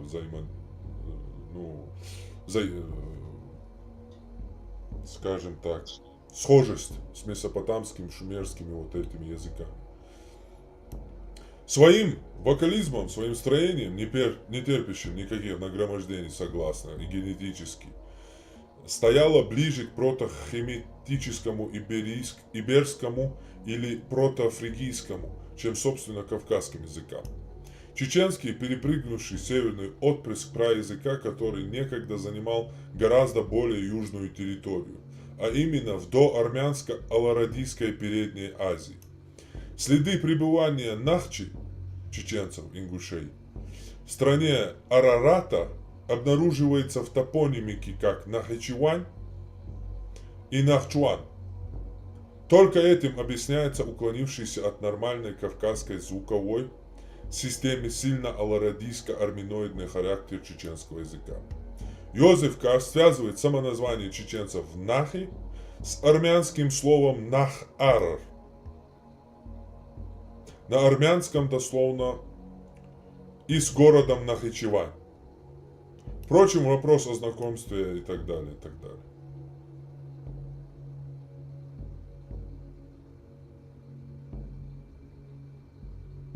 Вот они воевали, и твои мусульмане, арабы не покорялись нахи, и их сжег Марван, убивал, сжигал, а женщин забирал в рабство сексуально.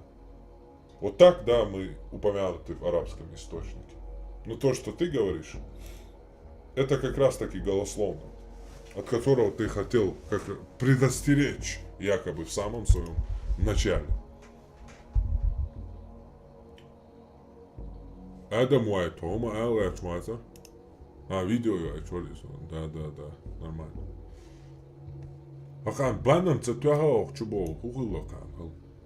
Что там, нельзя в чат зайти или что? Или уже время, да? Ой, да, мы задержали свои бездельники, тунеядцы, алкоголики. نابقتر شو تبينك؟ YouTube чат 270 пока держаться, да, что как изначально. Ну, субботний, как бы, вариант.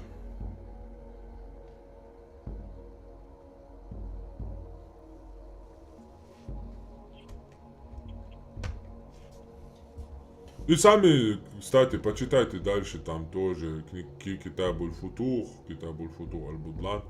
Очень интересно вам будет, как распространился ислам. Это, к счастью, написал мусульманский, приближенный к халифам, целой династии почти что халифов аббасидских.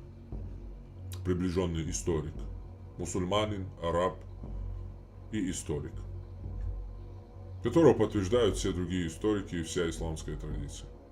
Где откровенно, черным по белому, гордясь этим, рассказывают, как они изнасиловали наших прабабушек, а нас сделали куколдами мусульманами. Очень интересно и поучительно будет, почитайте.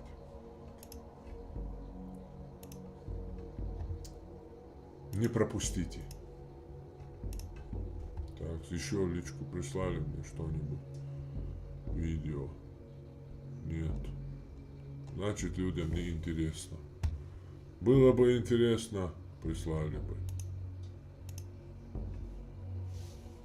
Еще в этногенез, насколько я вот осведомлен, как мне рассказывал один чеченский любительский историк, входит такое племя, как белые гунны, тоже в древности на территории Азии, но нельзя как бы считать их азиатами однозначно. То, что было 10 тысяч лет назад, было совсем по-другому расположение племен. Вот. Вот, например, такие есть у вас акки, какая-то тейп, акинцы, еще как-то на букву А. То есть ты первый... Да, может такое что-то. Вот. Это одни из этих белых гуннов, как я знаю. Можно почитать это в интернете, найти информацию про белых гуннов. Ну, я не видел, я не знаю, честно говоря. Я знаю про изначальный нахов вообще, а самих чеченцев как бы именно нохчи, пока туда я не приблизился. Я в общем нохчи, Алгай, Бацбич, Грузия, Болцац был, тейп наш в купе как бы, их предка как бы, к ним, как они появились, смотрел я более глубокой истории. А ближней истории пока что не силен. Да, но вот в любом случае, любой этнос — это как союз племен. Племена договорились, давайте жить в мире, в дружбе, давайте туда-сюда, вот так вот. Да, ну кто по одним законам соглашался жить и языком, ну и понимал друг друга как бы. Компромиссы, да, находили. А Джованни боится Бонетти Милу. Итальянец.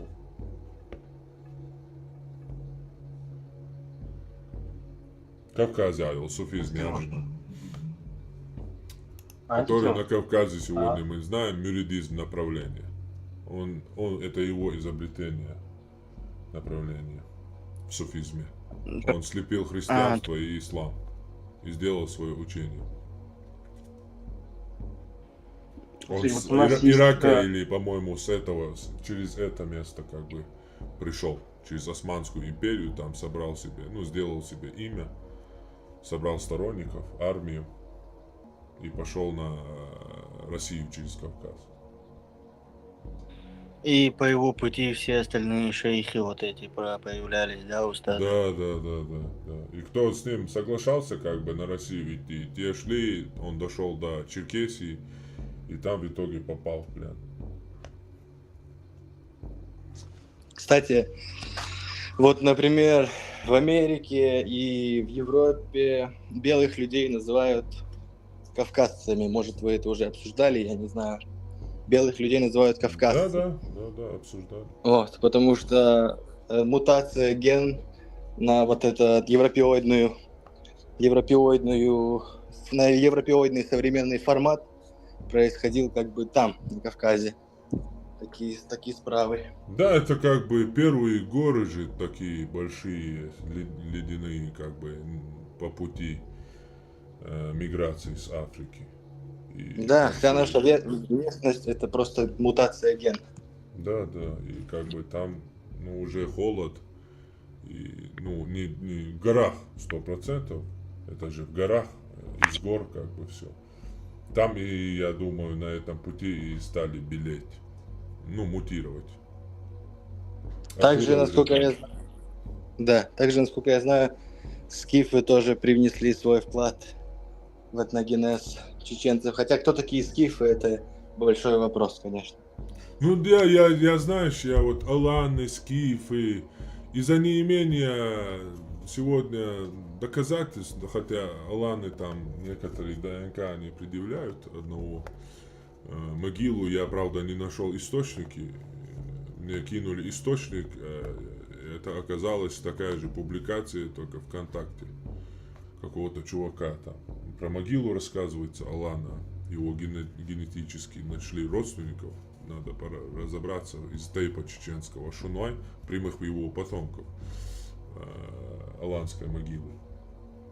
И поэтому как бы там скифы, я столько там насмотрелся. Я же вообще ушел в своем исследовании к первому языку.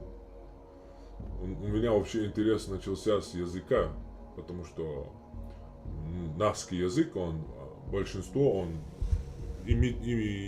скажем так, звукоимитирующий язык. То есть как природа звучит, так она и обозначается. Разве не все языки такие? Нет, конечно.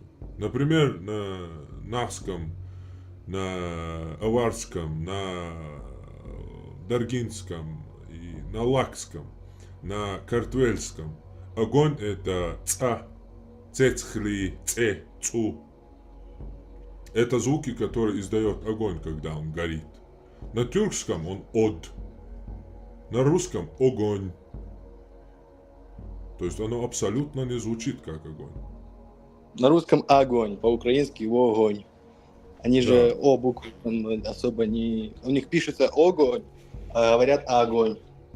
Вот. Да, и как бы эту теорию его выдвигали, но она как бы не получила такую широкую поддержку. Почему? Потому что эта наука вся она на английском языке, а английский язык это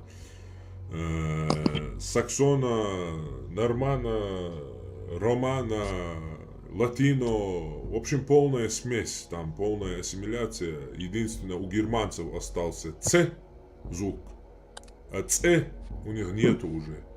Первозданный звук огня. Ты там микрофон, да, я, молодец. И как бы у них ц единственное остался, а ц уже как бы на Кавказ надо идти. А у остальных, у англичан, у всех это, у них уже даже ц буквы нету. Я же с огня и солнца как бы язычество начал свой путь, да, исследования. И как бы мне было интересно именно вот эта теория звукоимитирующая, по-моему, называется. И как бы там я понял, почему как бы они это не приняли. Потому что они были, кельты, населявшие Европу, кельты и германцы были ассимилированы частично Некоторые полностью, а некоторые германская ветка, она только частично. Они были романизированы Римом, у которых не было буквы «Ц». У них вместо «Ц» это «К». То есть они тоже изначально, потеряв его, заставили потерять этот звук и других. И поэтому как бы... А это самая основа, когда ты начинаешь свое исследование, языческие корни и так далее.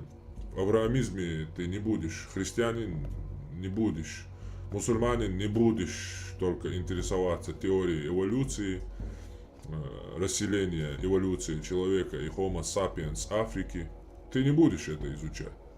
К этому приходит и возвращается человек, который возвращается к своим корням и изучает свои корни научно, доподлинно. И в этом плане тебе приходится прийти к эволюции, теории эволюции.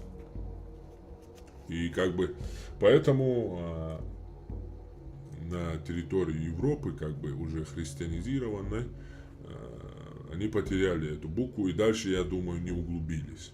Но зная они чеченский язык и некоторые другие дагестанские автохтонные, хорошо, да, доподлинно, в своем архаичном виде, это, не знаю, к сожалению или к счастью, это самый, скажем так, архаичный, сохранившийся в силу своей консервативности, отрешенности от остального мира в горах, сохранил первозданные архаические звуки праязыка человечества. Потому что у всего человечества был один язык, если его можно назвать языком. То есть не было языка, просто имитировали звуки. Что-то хотел объяснить своему сотоварищу. Ты повторял ему звуки. Там, огонь хотел сказать, говорил ему «ц», «ц», «ц». Звук, который издает огонь. И тот понимал, о чем речь. Так и развился первый язык.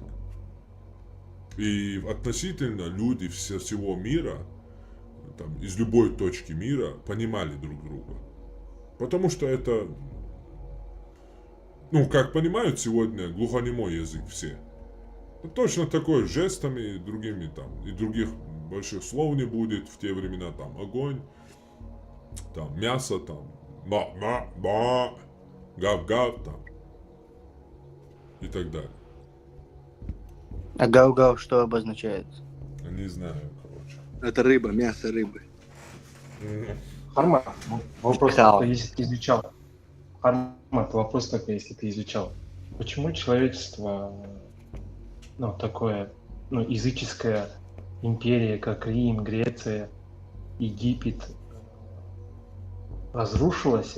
С чем ты это связываешь и такой темный века? Потому что, смотри, ну смотри, потому что я считаю, что взять, допустим, Древнюю Грецию, Древний Рим с такими, ну, проектами, зданиями, да, то же самое Египет, Шумеры, и такая полностью потом пропасть несколько веков подряд просто человечеству. Ну, пропасть, и я не согласен с тем, что там язычество там проиграло, ушло. Язычество это просто как бы лейбл. Христианство это язычество, просто оно развилось. Иисус это тот же самый непорочный сын Марии, без отца, как Осирис, сын Исиды в Египте. Они просто все это собрали через тысячи лет, когда уже чуть-чуть развились. И сделали, как бы, назвали это христианством. И то же самое, как бы, это вера. Просто развитая и укомплектованная. И у Рима была сила. Христианство, оно же с императора. Там они говорят, да, преследовали христиан и так далее. Но факт то, что император принял христианство. Потом распространил его по всем завоеванным территориям. Человечество пало, потому что Рим погряз вот этой властолюбии, в общем, ну он пал духовно, ментально, они полностью пали, они потеряли себя благодаря этому авраамизму, полностью превратились в каких-то, не знаю, ради власти потеряли всю честь, все достоинства, там, лгали, обманывали, убивали, там, насаждали. Вот человечество они угнетали своим христианством, но сам Рим, сам Константинополь, он, ничего с ним не случилось, он был очень богат, потому что все богатство с вот этих местностей, которых церковь все богатство приносит, да? Вся, где бы ты церковь не строил, викинги почему нападали на церкви и только? Ну, вначале они... Потому что туда люди тащили все. Да, все золото любой британского королевства, там, будь то Нортрумбрия или Уэссекс или другой какой-нибудь, там из всего вот этого королевства золото, серебро приносили в церковь.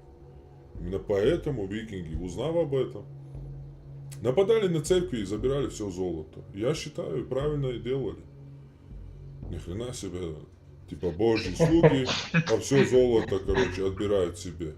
Они полностью по-честному. Я считаю, что викинги были в этом плане справедливой, карающей дланью Господней. И так вот, поэтому как бы Константинополь, там были императоры, были также и вот эти епископы.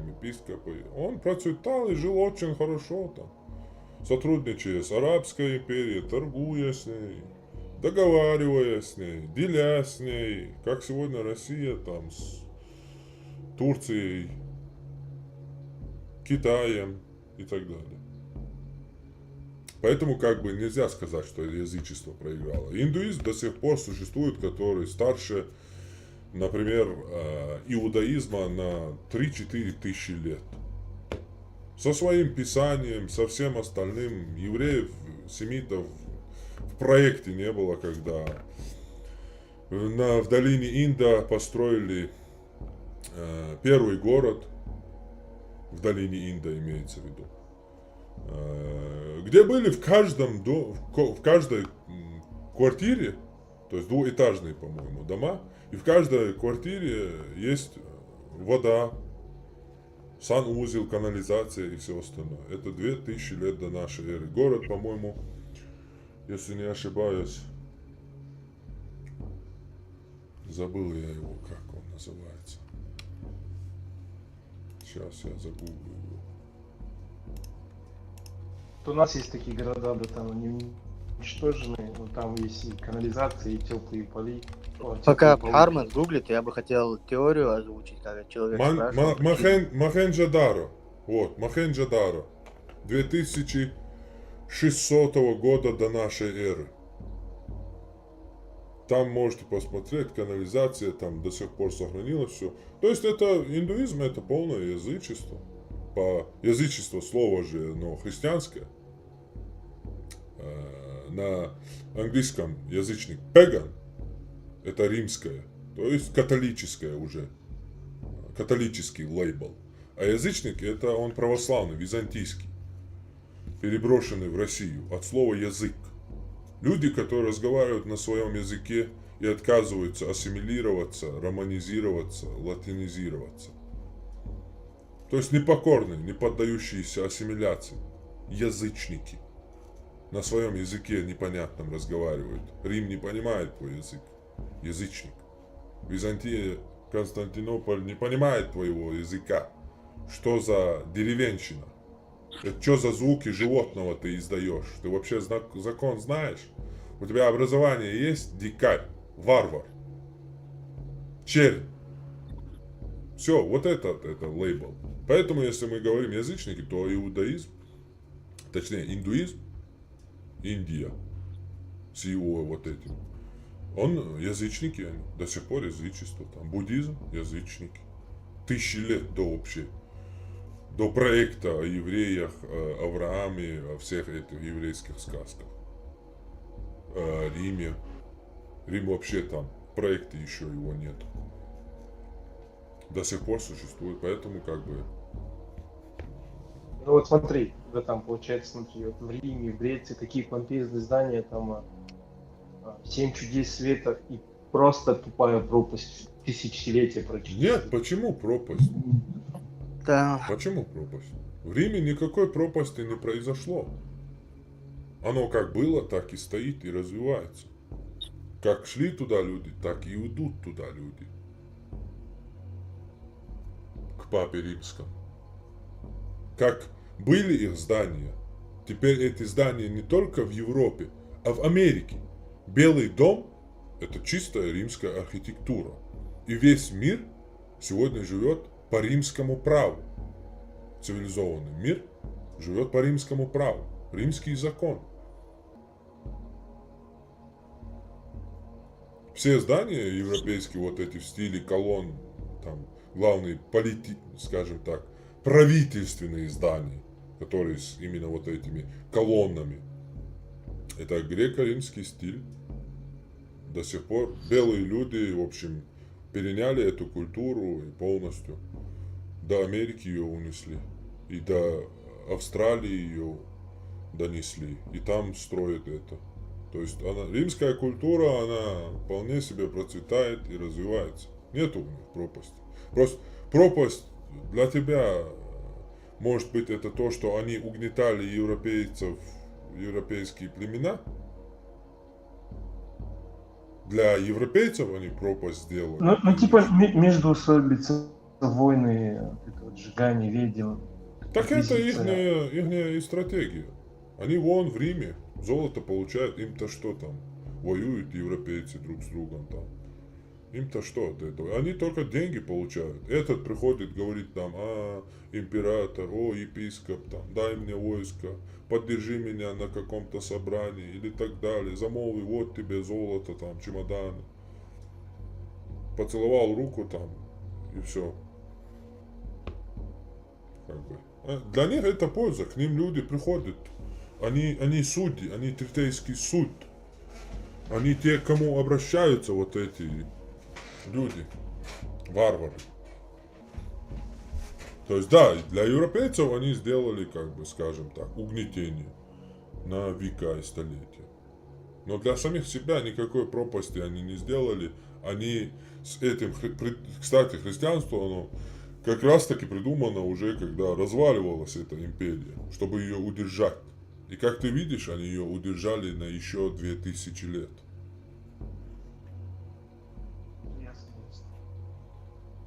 Понимаешь, да? Слом произошел, да, в ценностях, да. Тут еще варвары, война постоянно. Да. Вот про общее наследие европейское тоже можно сказать, что те же есть шотландцы, галлы, да, можно сказать, да, перевести как просто граждане типа галлы. Они просто живут в одном городе, галлы, в одном селении, как по-чеченски галлы. Или, например, и это в основном горы, сдерживающие фактор ассимиляции.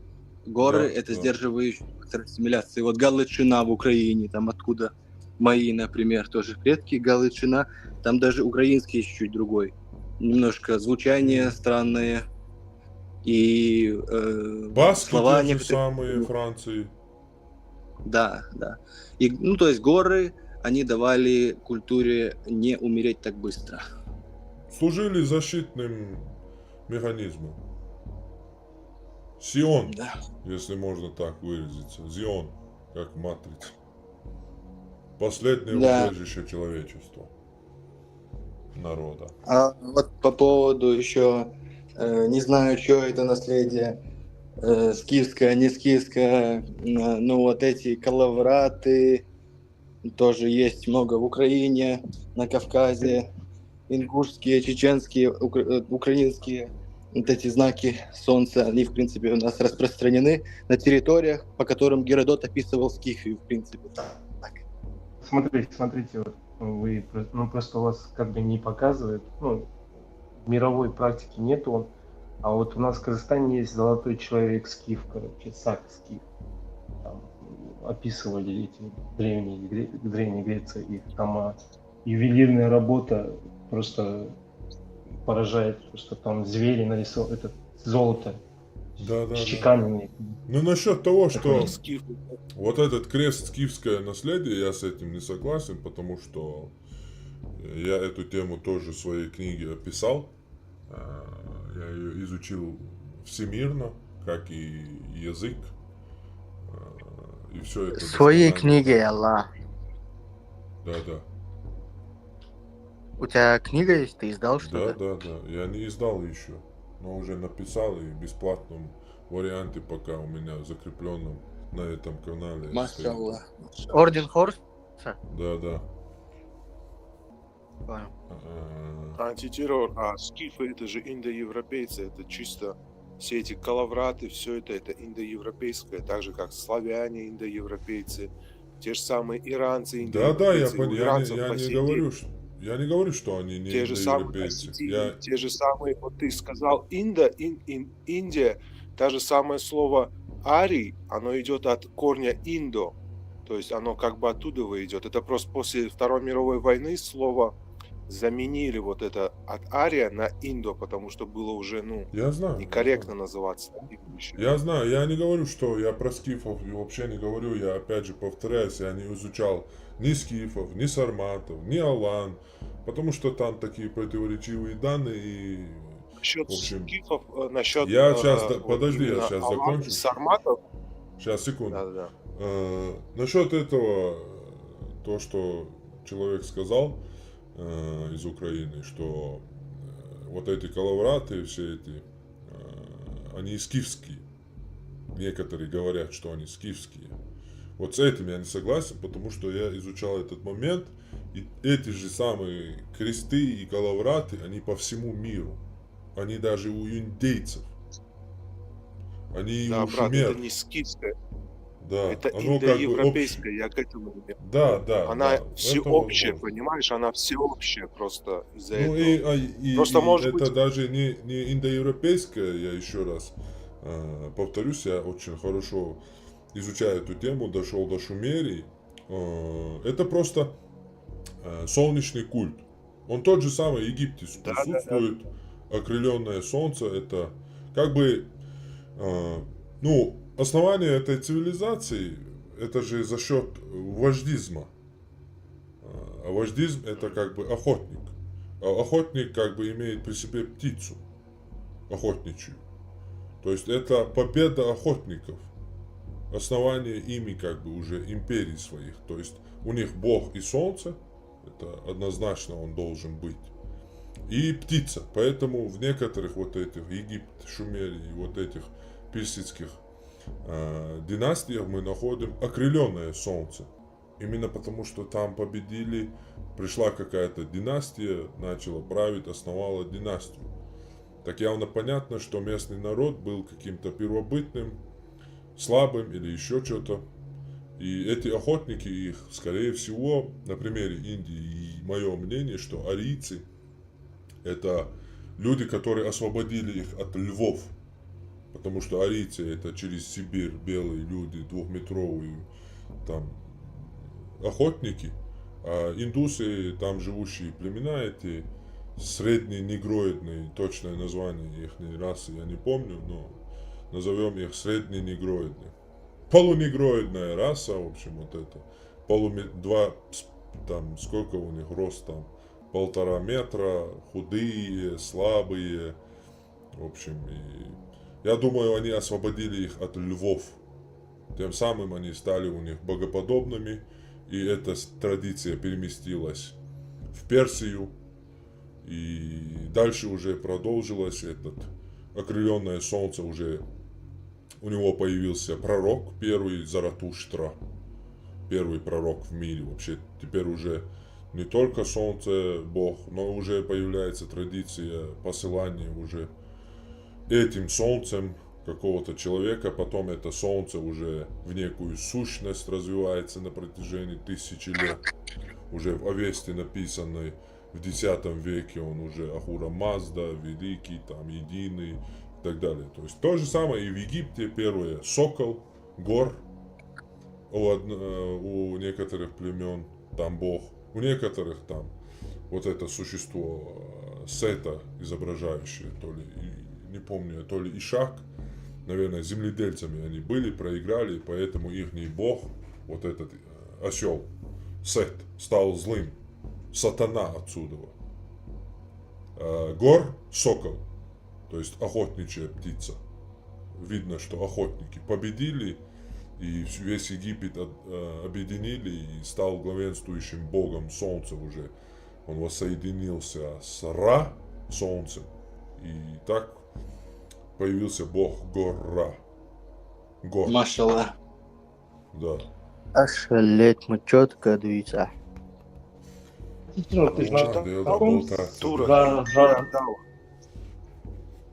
Хиардала читал по поводу как раз вот, я некоторые выдержки. Аланов, касаемо пантеона богов как раз. Ты же вот нардский эпос изучал, ты по-любому должен был уткнуться тогда вот к этому. Да, я Тур Хердала некоторые выдержки читал, но полностью как бы тоже не углублялся в эту тему. Интересно он рассказывает. Да, я некоторые выдержки, в общем, про отряды викингов, которые у нас там пропали где-то.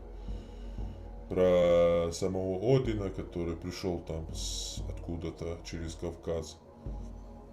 Да, там именно вот описывается пантеон богов. И вот по нардскому эпосу, поскольку он у нас общий на Кавказе, у нас очень сильно сходится все то, что он говорит, грубо говоря. Да, у нас и именно праздники вот викингов. скандинавская мифология получается, и вот наша кавказская. Вот в данный момент очень сильно встречается у Астин, получается, потому что очень много мусульман вокруг. А так, если копнуть, то, по сути, у всех нардский эпос, он был общий, и пантеон богов, он тоже был одинаковый практически. Просто названия были другие. Да, он, знаешь, также он у всех индоевропейцев почти что. У арабов то же самое, просто люди как-то, вот Геродот, они когда сравнивают, они же говорят там, они там, арабы, скрепляют клятву там Аллах и называют свою богиню там Афина.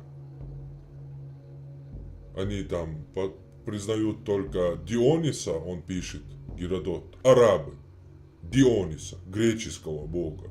То есть тут понятно, что у них там свой верховный бог, а эти говорят, там, например, греки, да, Дионис.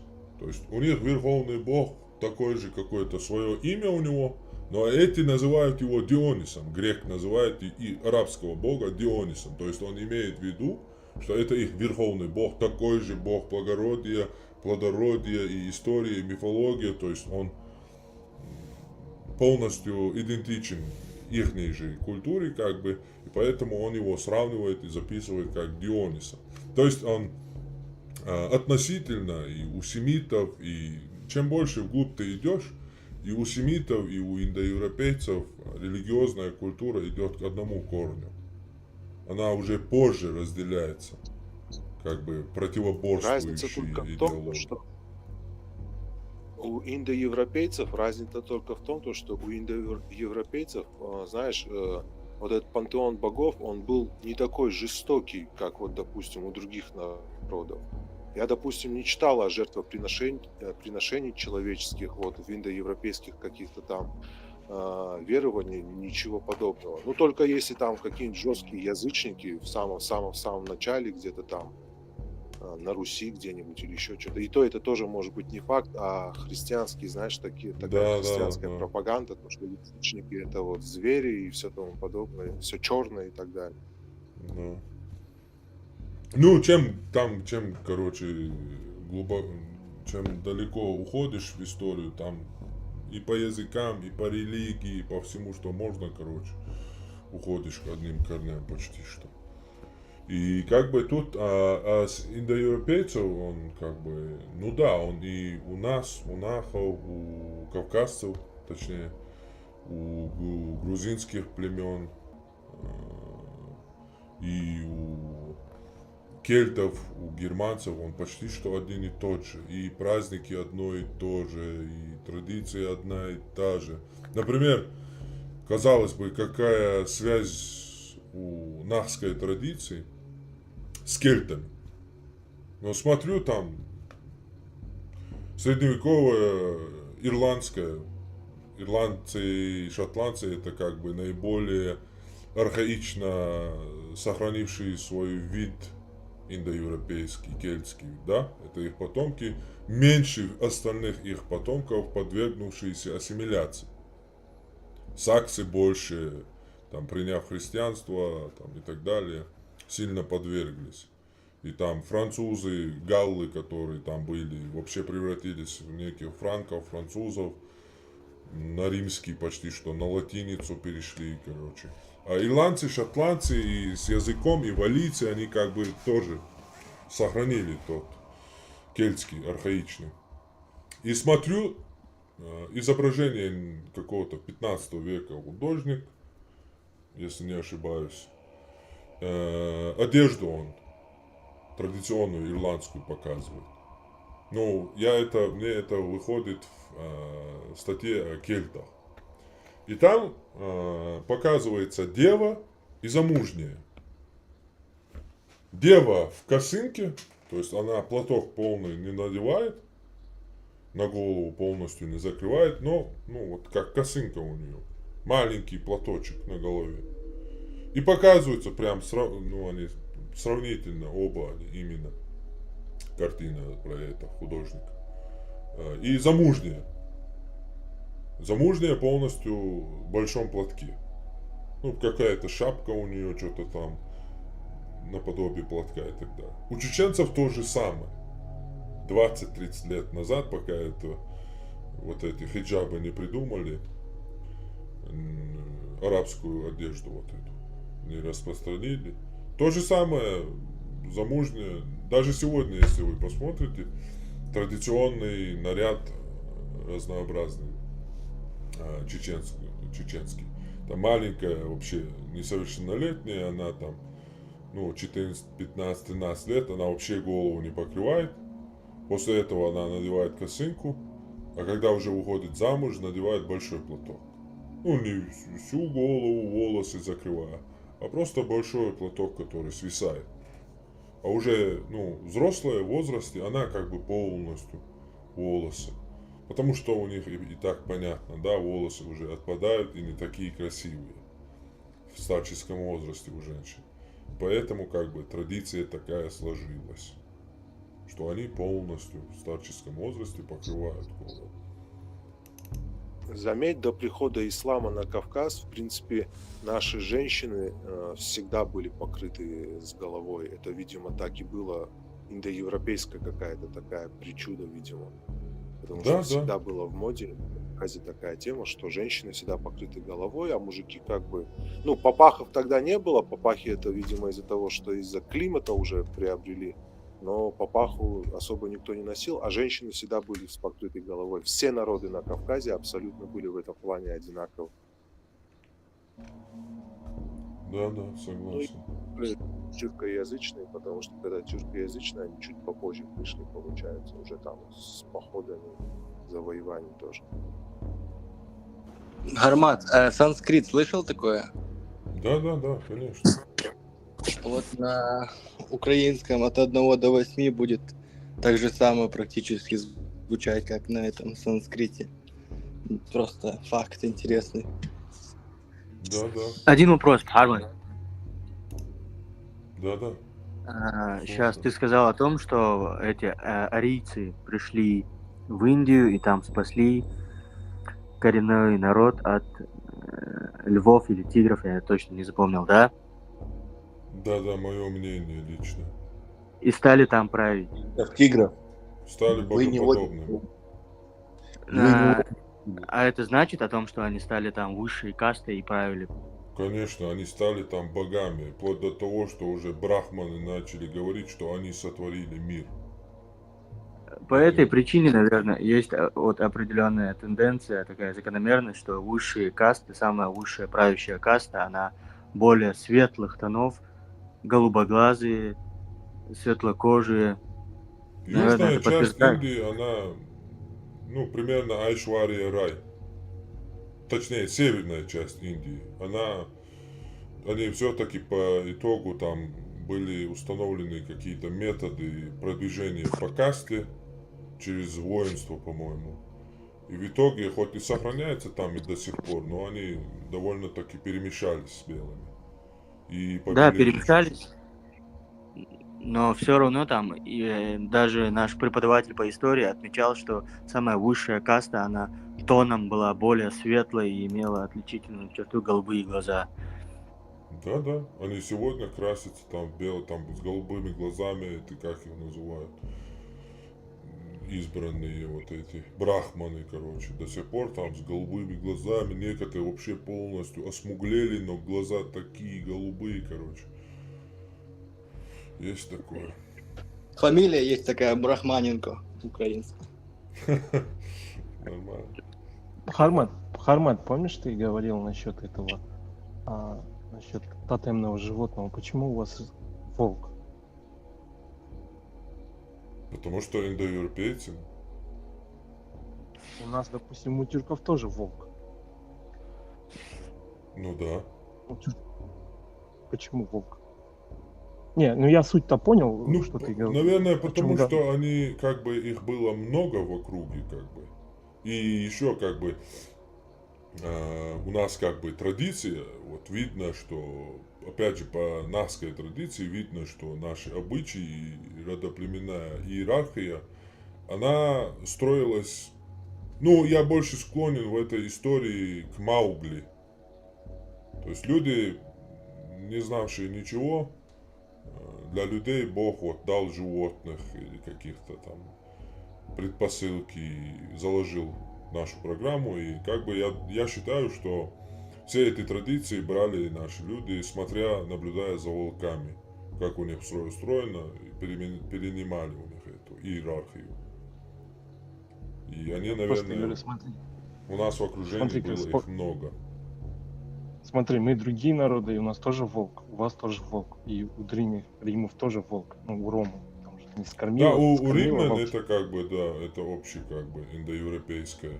А у тюрков то же самое, может, в степи, где тюрки были, там, возможно, в округе, я просто не изучал эту тему, возможно, в округе были многие волки, а львов не было.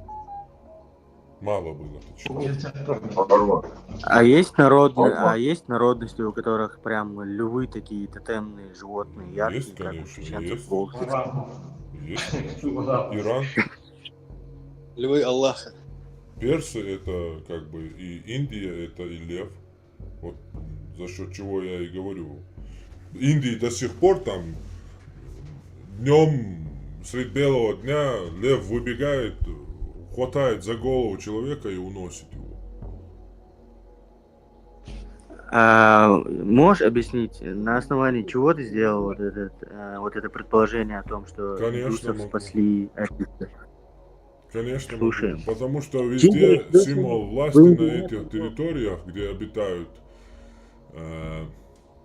вот эти люди, там везде символ власти это лев. И на всех самых древних исторических вот этих находках изображается постоянно чувак, который побеждает льва. За счет чего я и делаю предположение. Ну, меч из слоновой кости, на которой изображен Шумер, найден в Египте датировкой в саркофаге 3500 лет до нашей эры. Прямо в момент, когда начинается отчитывание основания египетской цивилизации. Там находится Шумер. Нож найденный. Я могу его показать, я его приложил к своей книге также. Там изображен Шумер, побеждающий 2 львов. В шапке еще. Какого черта вообще Шумер и львы? Там везде, если ты посмотришь, богини сидят на львах. Эрешкигаль, Аллат, арабская богиня. Ее символ, ее трон сидит, это лев, ее трон из льва. Она сидит на льве. Стоит на льве. Эрешкигаль шумерская тоже стоит на львах. Все эти древние богини, они боги и богини стоят на львах, ногой вот так, наступившись на льва. Или в цепи держат льва. То есть вся эта самая древняя цивилизация, которую мы знаем, да, Египет, Шумерия, долина Инда, вот этот Пакистан и Индия сегодняшняя долина, граница, середина их. Вот основавшиеся там первые цивилизации на земле, там везде мы находим львов и богов, побеждающих этих львов. За счет чего я сделал такой вывод, что эти люди обожествились ими, потому что освободили местные племена, которые после этого, после победы над львами, могли спокойно днем выходить на улицу, а ночью не прятаться в пещерах. Благодаря чему? То есть им подарили жизнь, им дали жизнь. Не страшное какое-то там в паранойное вот это бегание на деревьях, а полноценную человеческую жизнь на своих ногах, смотря на мир вокруг и так далее. За счет чего они обожествились, и о них начали слагать целые священные писания в виде Ригвед, Вед, Авест и так далее, с упоминанием их. И что индусы, что персы до сих пор состязаются, приписывая себя потомкам ариев. Все почти что. Многие народы И это ты до не сих пор делают. И ты не считаешь, что вот эти победители, изображенные на в этих скалах, рисунках, это люди не из числа этого народа, да?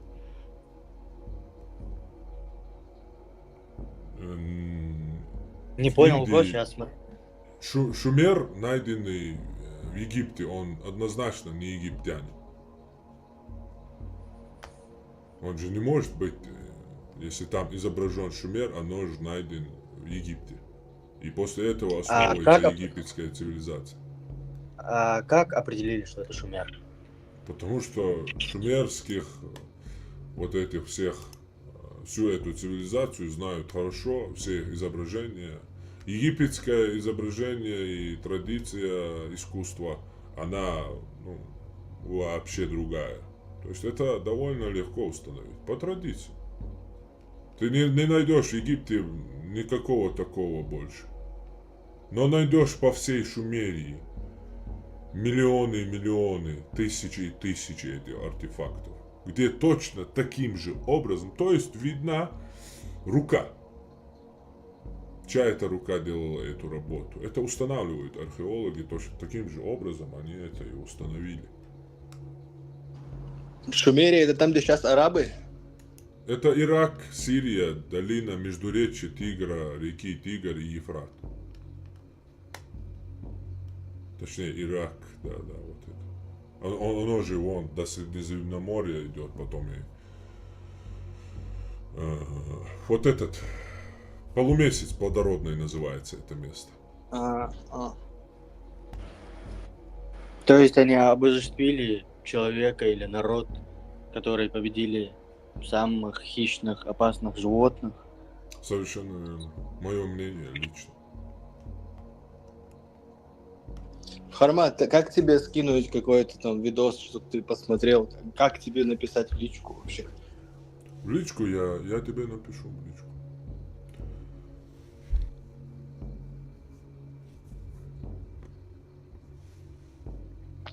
Хармат, а что ты думаешь, как оцениваешь вот эту теорию, которая основана на рисунках, на скалистых этих, где там какая-то сцена изображена, что есть вот такие низшие люди, есть такие люди огромные, высокие, божественные, и из этого создали теорию, что сознание, человек, вот этот современный, сильный, он типа из космоса пришел, какое-то сознание, более высокая цивилизация к нам пришла и дала силу. Ну, я отношусь как, скажем так, не нахожу словарный запас, план Б. Оставляю возможность для этого, как бы, правдивости этой истории. Но ты видел Потому что не Ты видел эти рисунки и их интерпретацию? Видел? Да, видел, конечно. Много там фейков, конечно же. во всем этом. Ну, я лично отношусь к этому как к тому, что не подтверждается. Вообще Да, все да, может как быть бы. в теории. Это нельзя исключать, но это просто не возможно, да, подтверждается. там. Может, когда-то еще база данных у нас накопится, чтобы это как-то утверждать и аргументировать. А пока что как бы, ну, если было, то было как бы. Но я на этом акцент не делаю, я больше отдаю предпочтение человеческому достоинству. 5-6 тысячелетнему пути наших общих людских предков, которые, придумав колесо, развили его вплоть до квантовых вот этих всех компьютеров и так далее, всего, что мы сегодня имеем. Это И в книге своей, достоинство. и в книге своей ты эту теорию никак не разбираешь, и эти рисунки не упоминаешь. Не-не-не. Просто меня очень заинтересовали эти рисунки, да. Поэтому. Вот так вот традиционный чеченская одежда. Вот младшая, на ней ничего нету. Вот уже более взрослые, вот замужняя, и вот уже, скажем так, бабушка. Это традиционная чеченская женская одежда. С какого хрена они эти хиджабы надевают сегодня, показывая традиционную одежду чеченцев, и я не знаю. Там везде показывается, типа, в традиционной одежде, в чеченку, в ансамбле и так далее, форму с этим хиджабом. И некоторые соседние блогеры, блогерши показывают там традиционные наряды разных кавказских народов, точно так же эту тенденцию продолжают. Я вообще не в курсе, что это вообще. А нет, ты в курсе, это часть пропаганды. Да, совершенно верно. Кстати, вот газыри или пуговки, которые есть на национальной одежде, что вот у мужчин, что у женщин, это либо скифская тематика, либо шумерская. Потому что если посмотреть на ихние вот эти картинки, статуэтки, у них примерно такая же одежда. Она, скорее всего, оттуда пришла. А сейчас давайте я вам чеченскую покажу. Это моя книга, кстати, кому интересно. Пока бесплатно можете читать. Это 2 месяца труд и сбор информации без сна и отдыха. Целыми сутками перед компьютером. Которую вы можете базу знаний пополнить ровно за 1 день. Или за 2 дня. Так, сейчас. Кельты. Вот. Их расселение. Женщине отношения. То же самое, как у чеченцев. И дальше.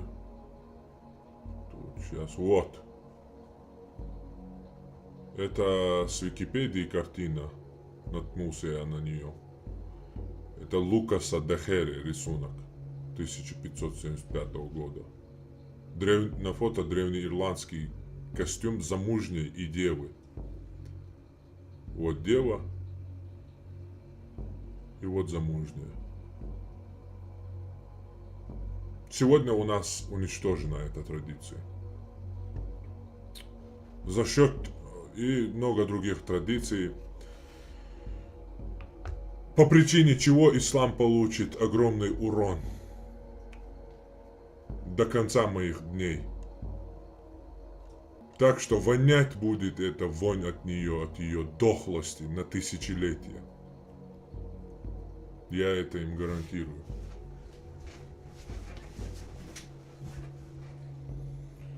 Мне показалось, или у тебя за 2 дня 10 тысяч подписчиков взялось? Это у меня в Телеграме вот эти бандиты, короче, типа заблокировать меня, там скриншоты скидывать мне с 2 подписчиками, какой-то блогер сел там, сейчас первая партия пошла, мы тебя там, враг Аллаха, заблокируем, дебил какой-то там.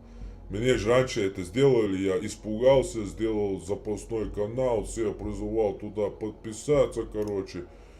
Потом подождал, ничего не случилось. А, думаю, я прикалываюсь, болван такой. Сейчас подписал один раз, потом потихоньку отписались эти боты, ничего не случилось, и сейчас еще раз, второй раз делает. Или я не знаю, может и реальные люди, но я не думаю, что там за такое время. Я тоже смотрю, у тебя вроде просмотров не добавилось, а подписчиков добавилось, понял?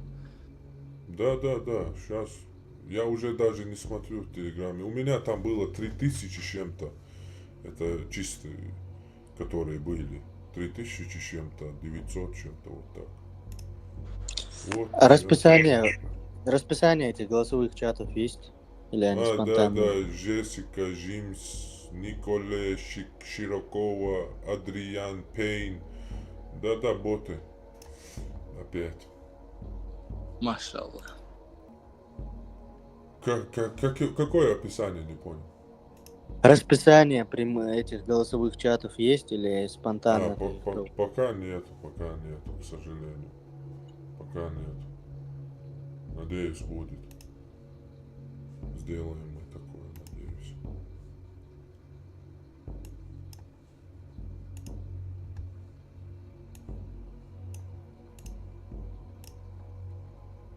Ну, думаю, на сегодня достаточно, уважаемые друзья.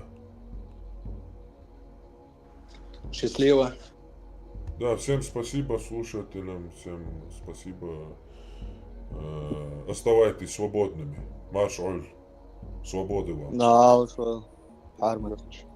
Напиши, Пархман. Да, сейчас, так, точка, да? Да.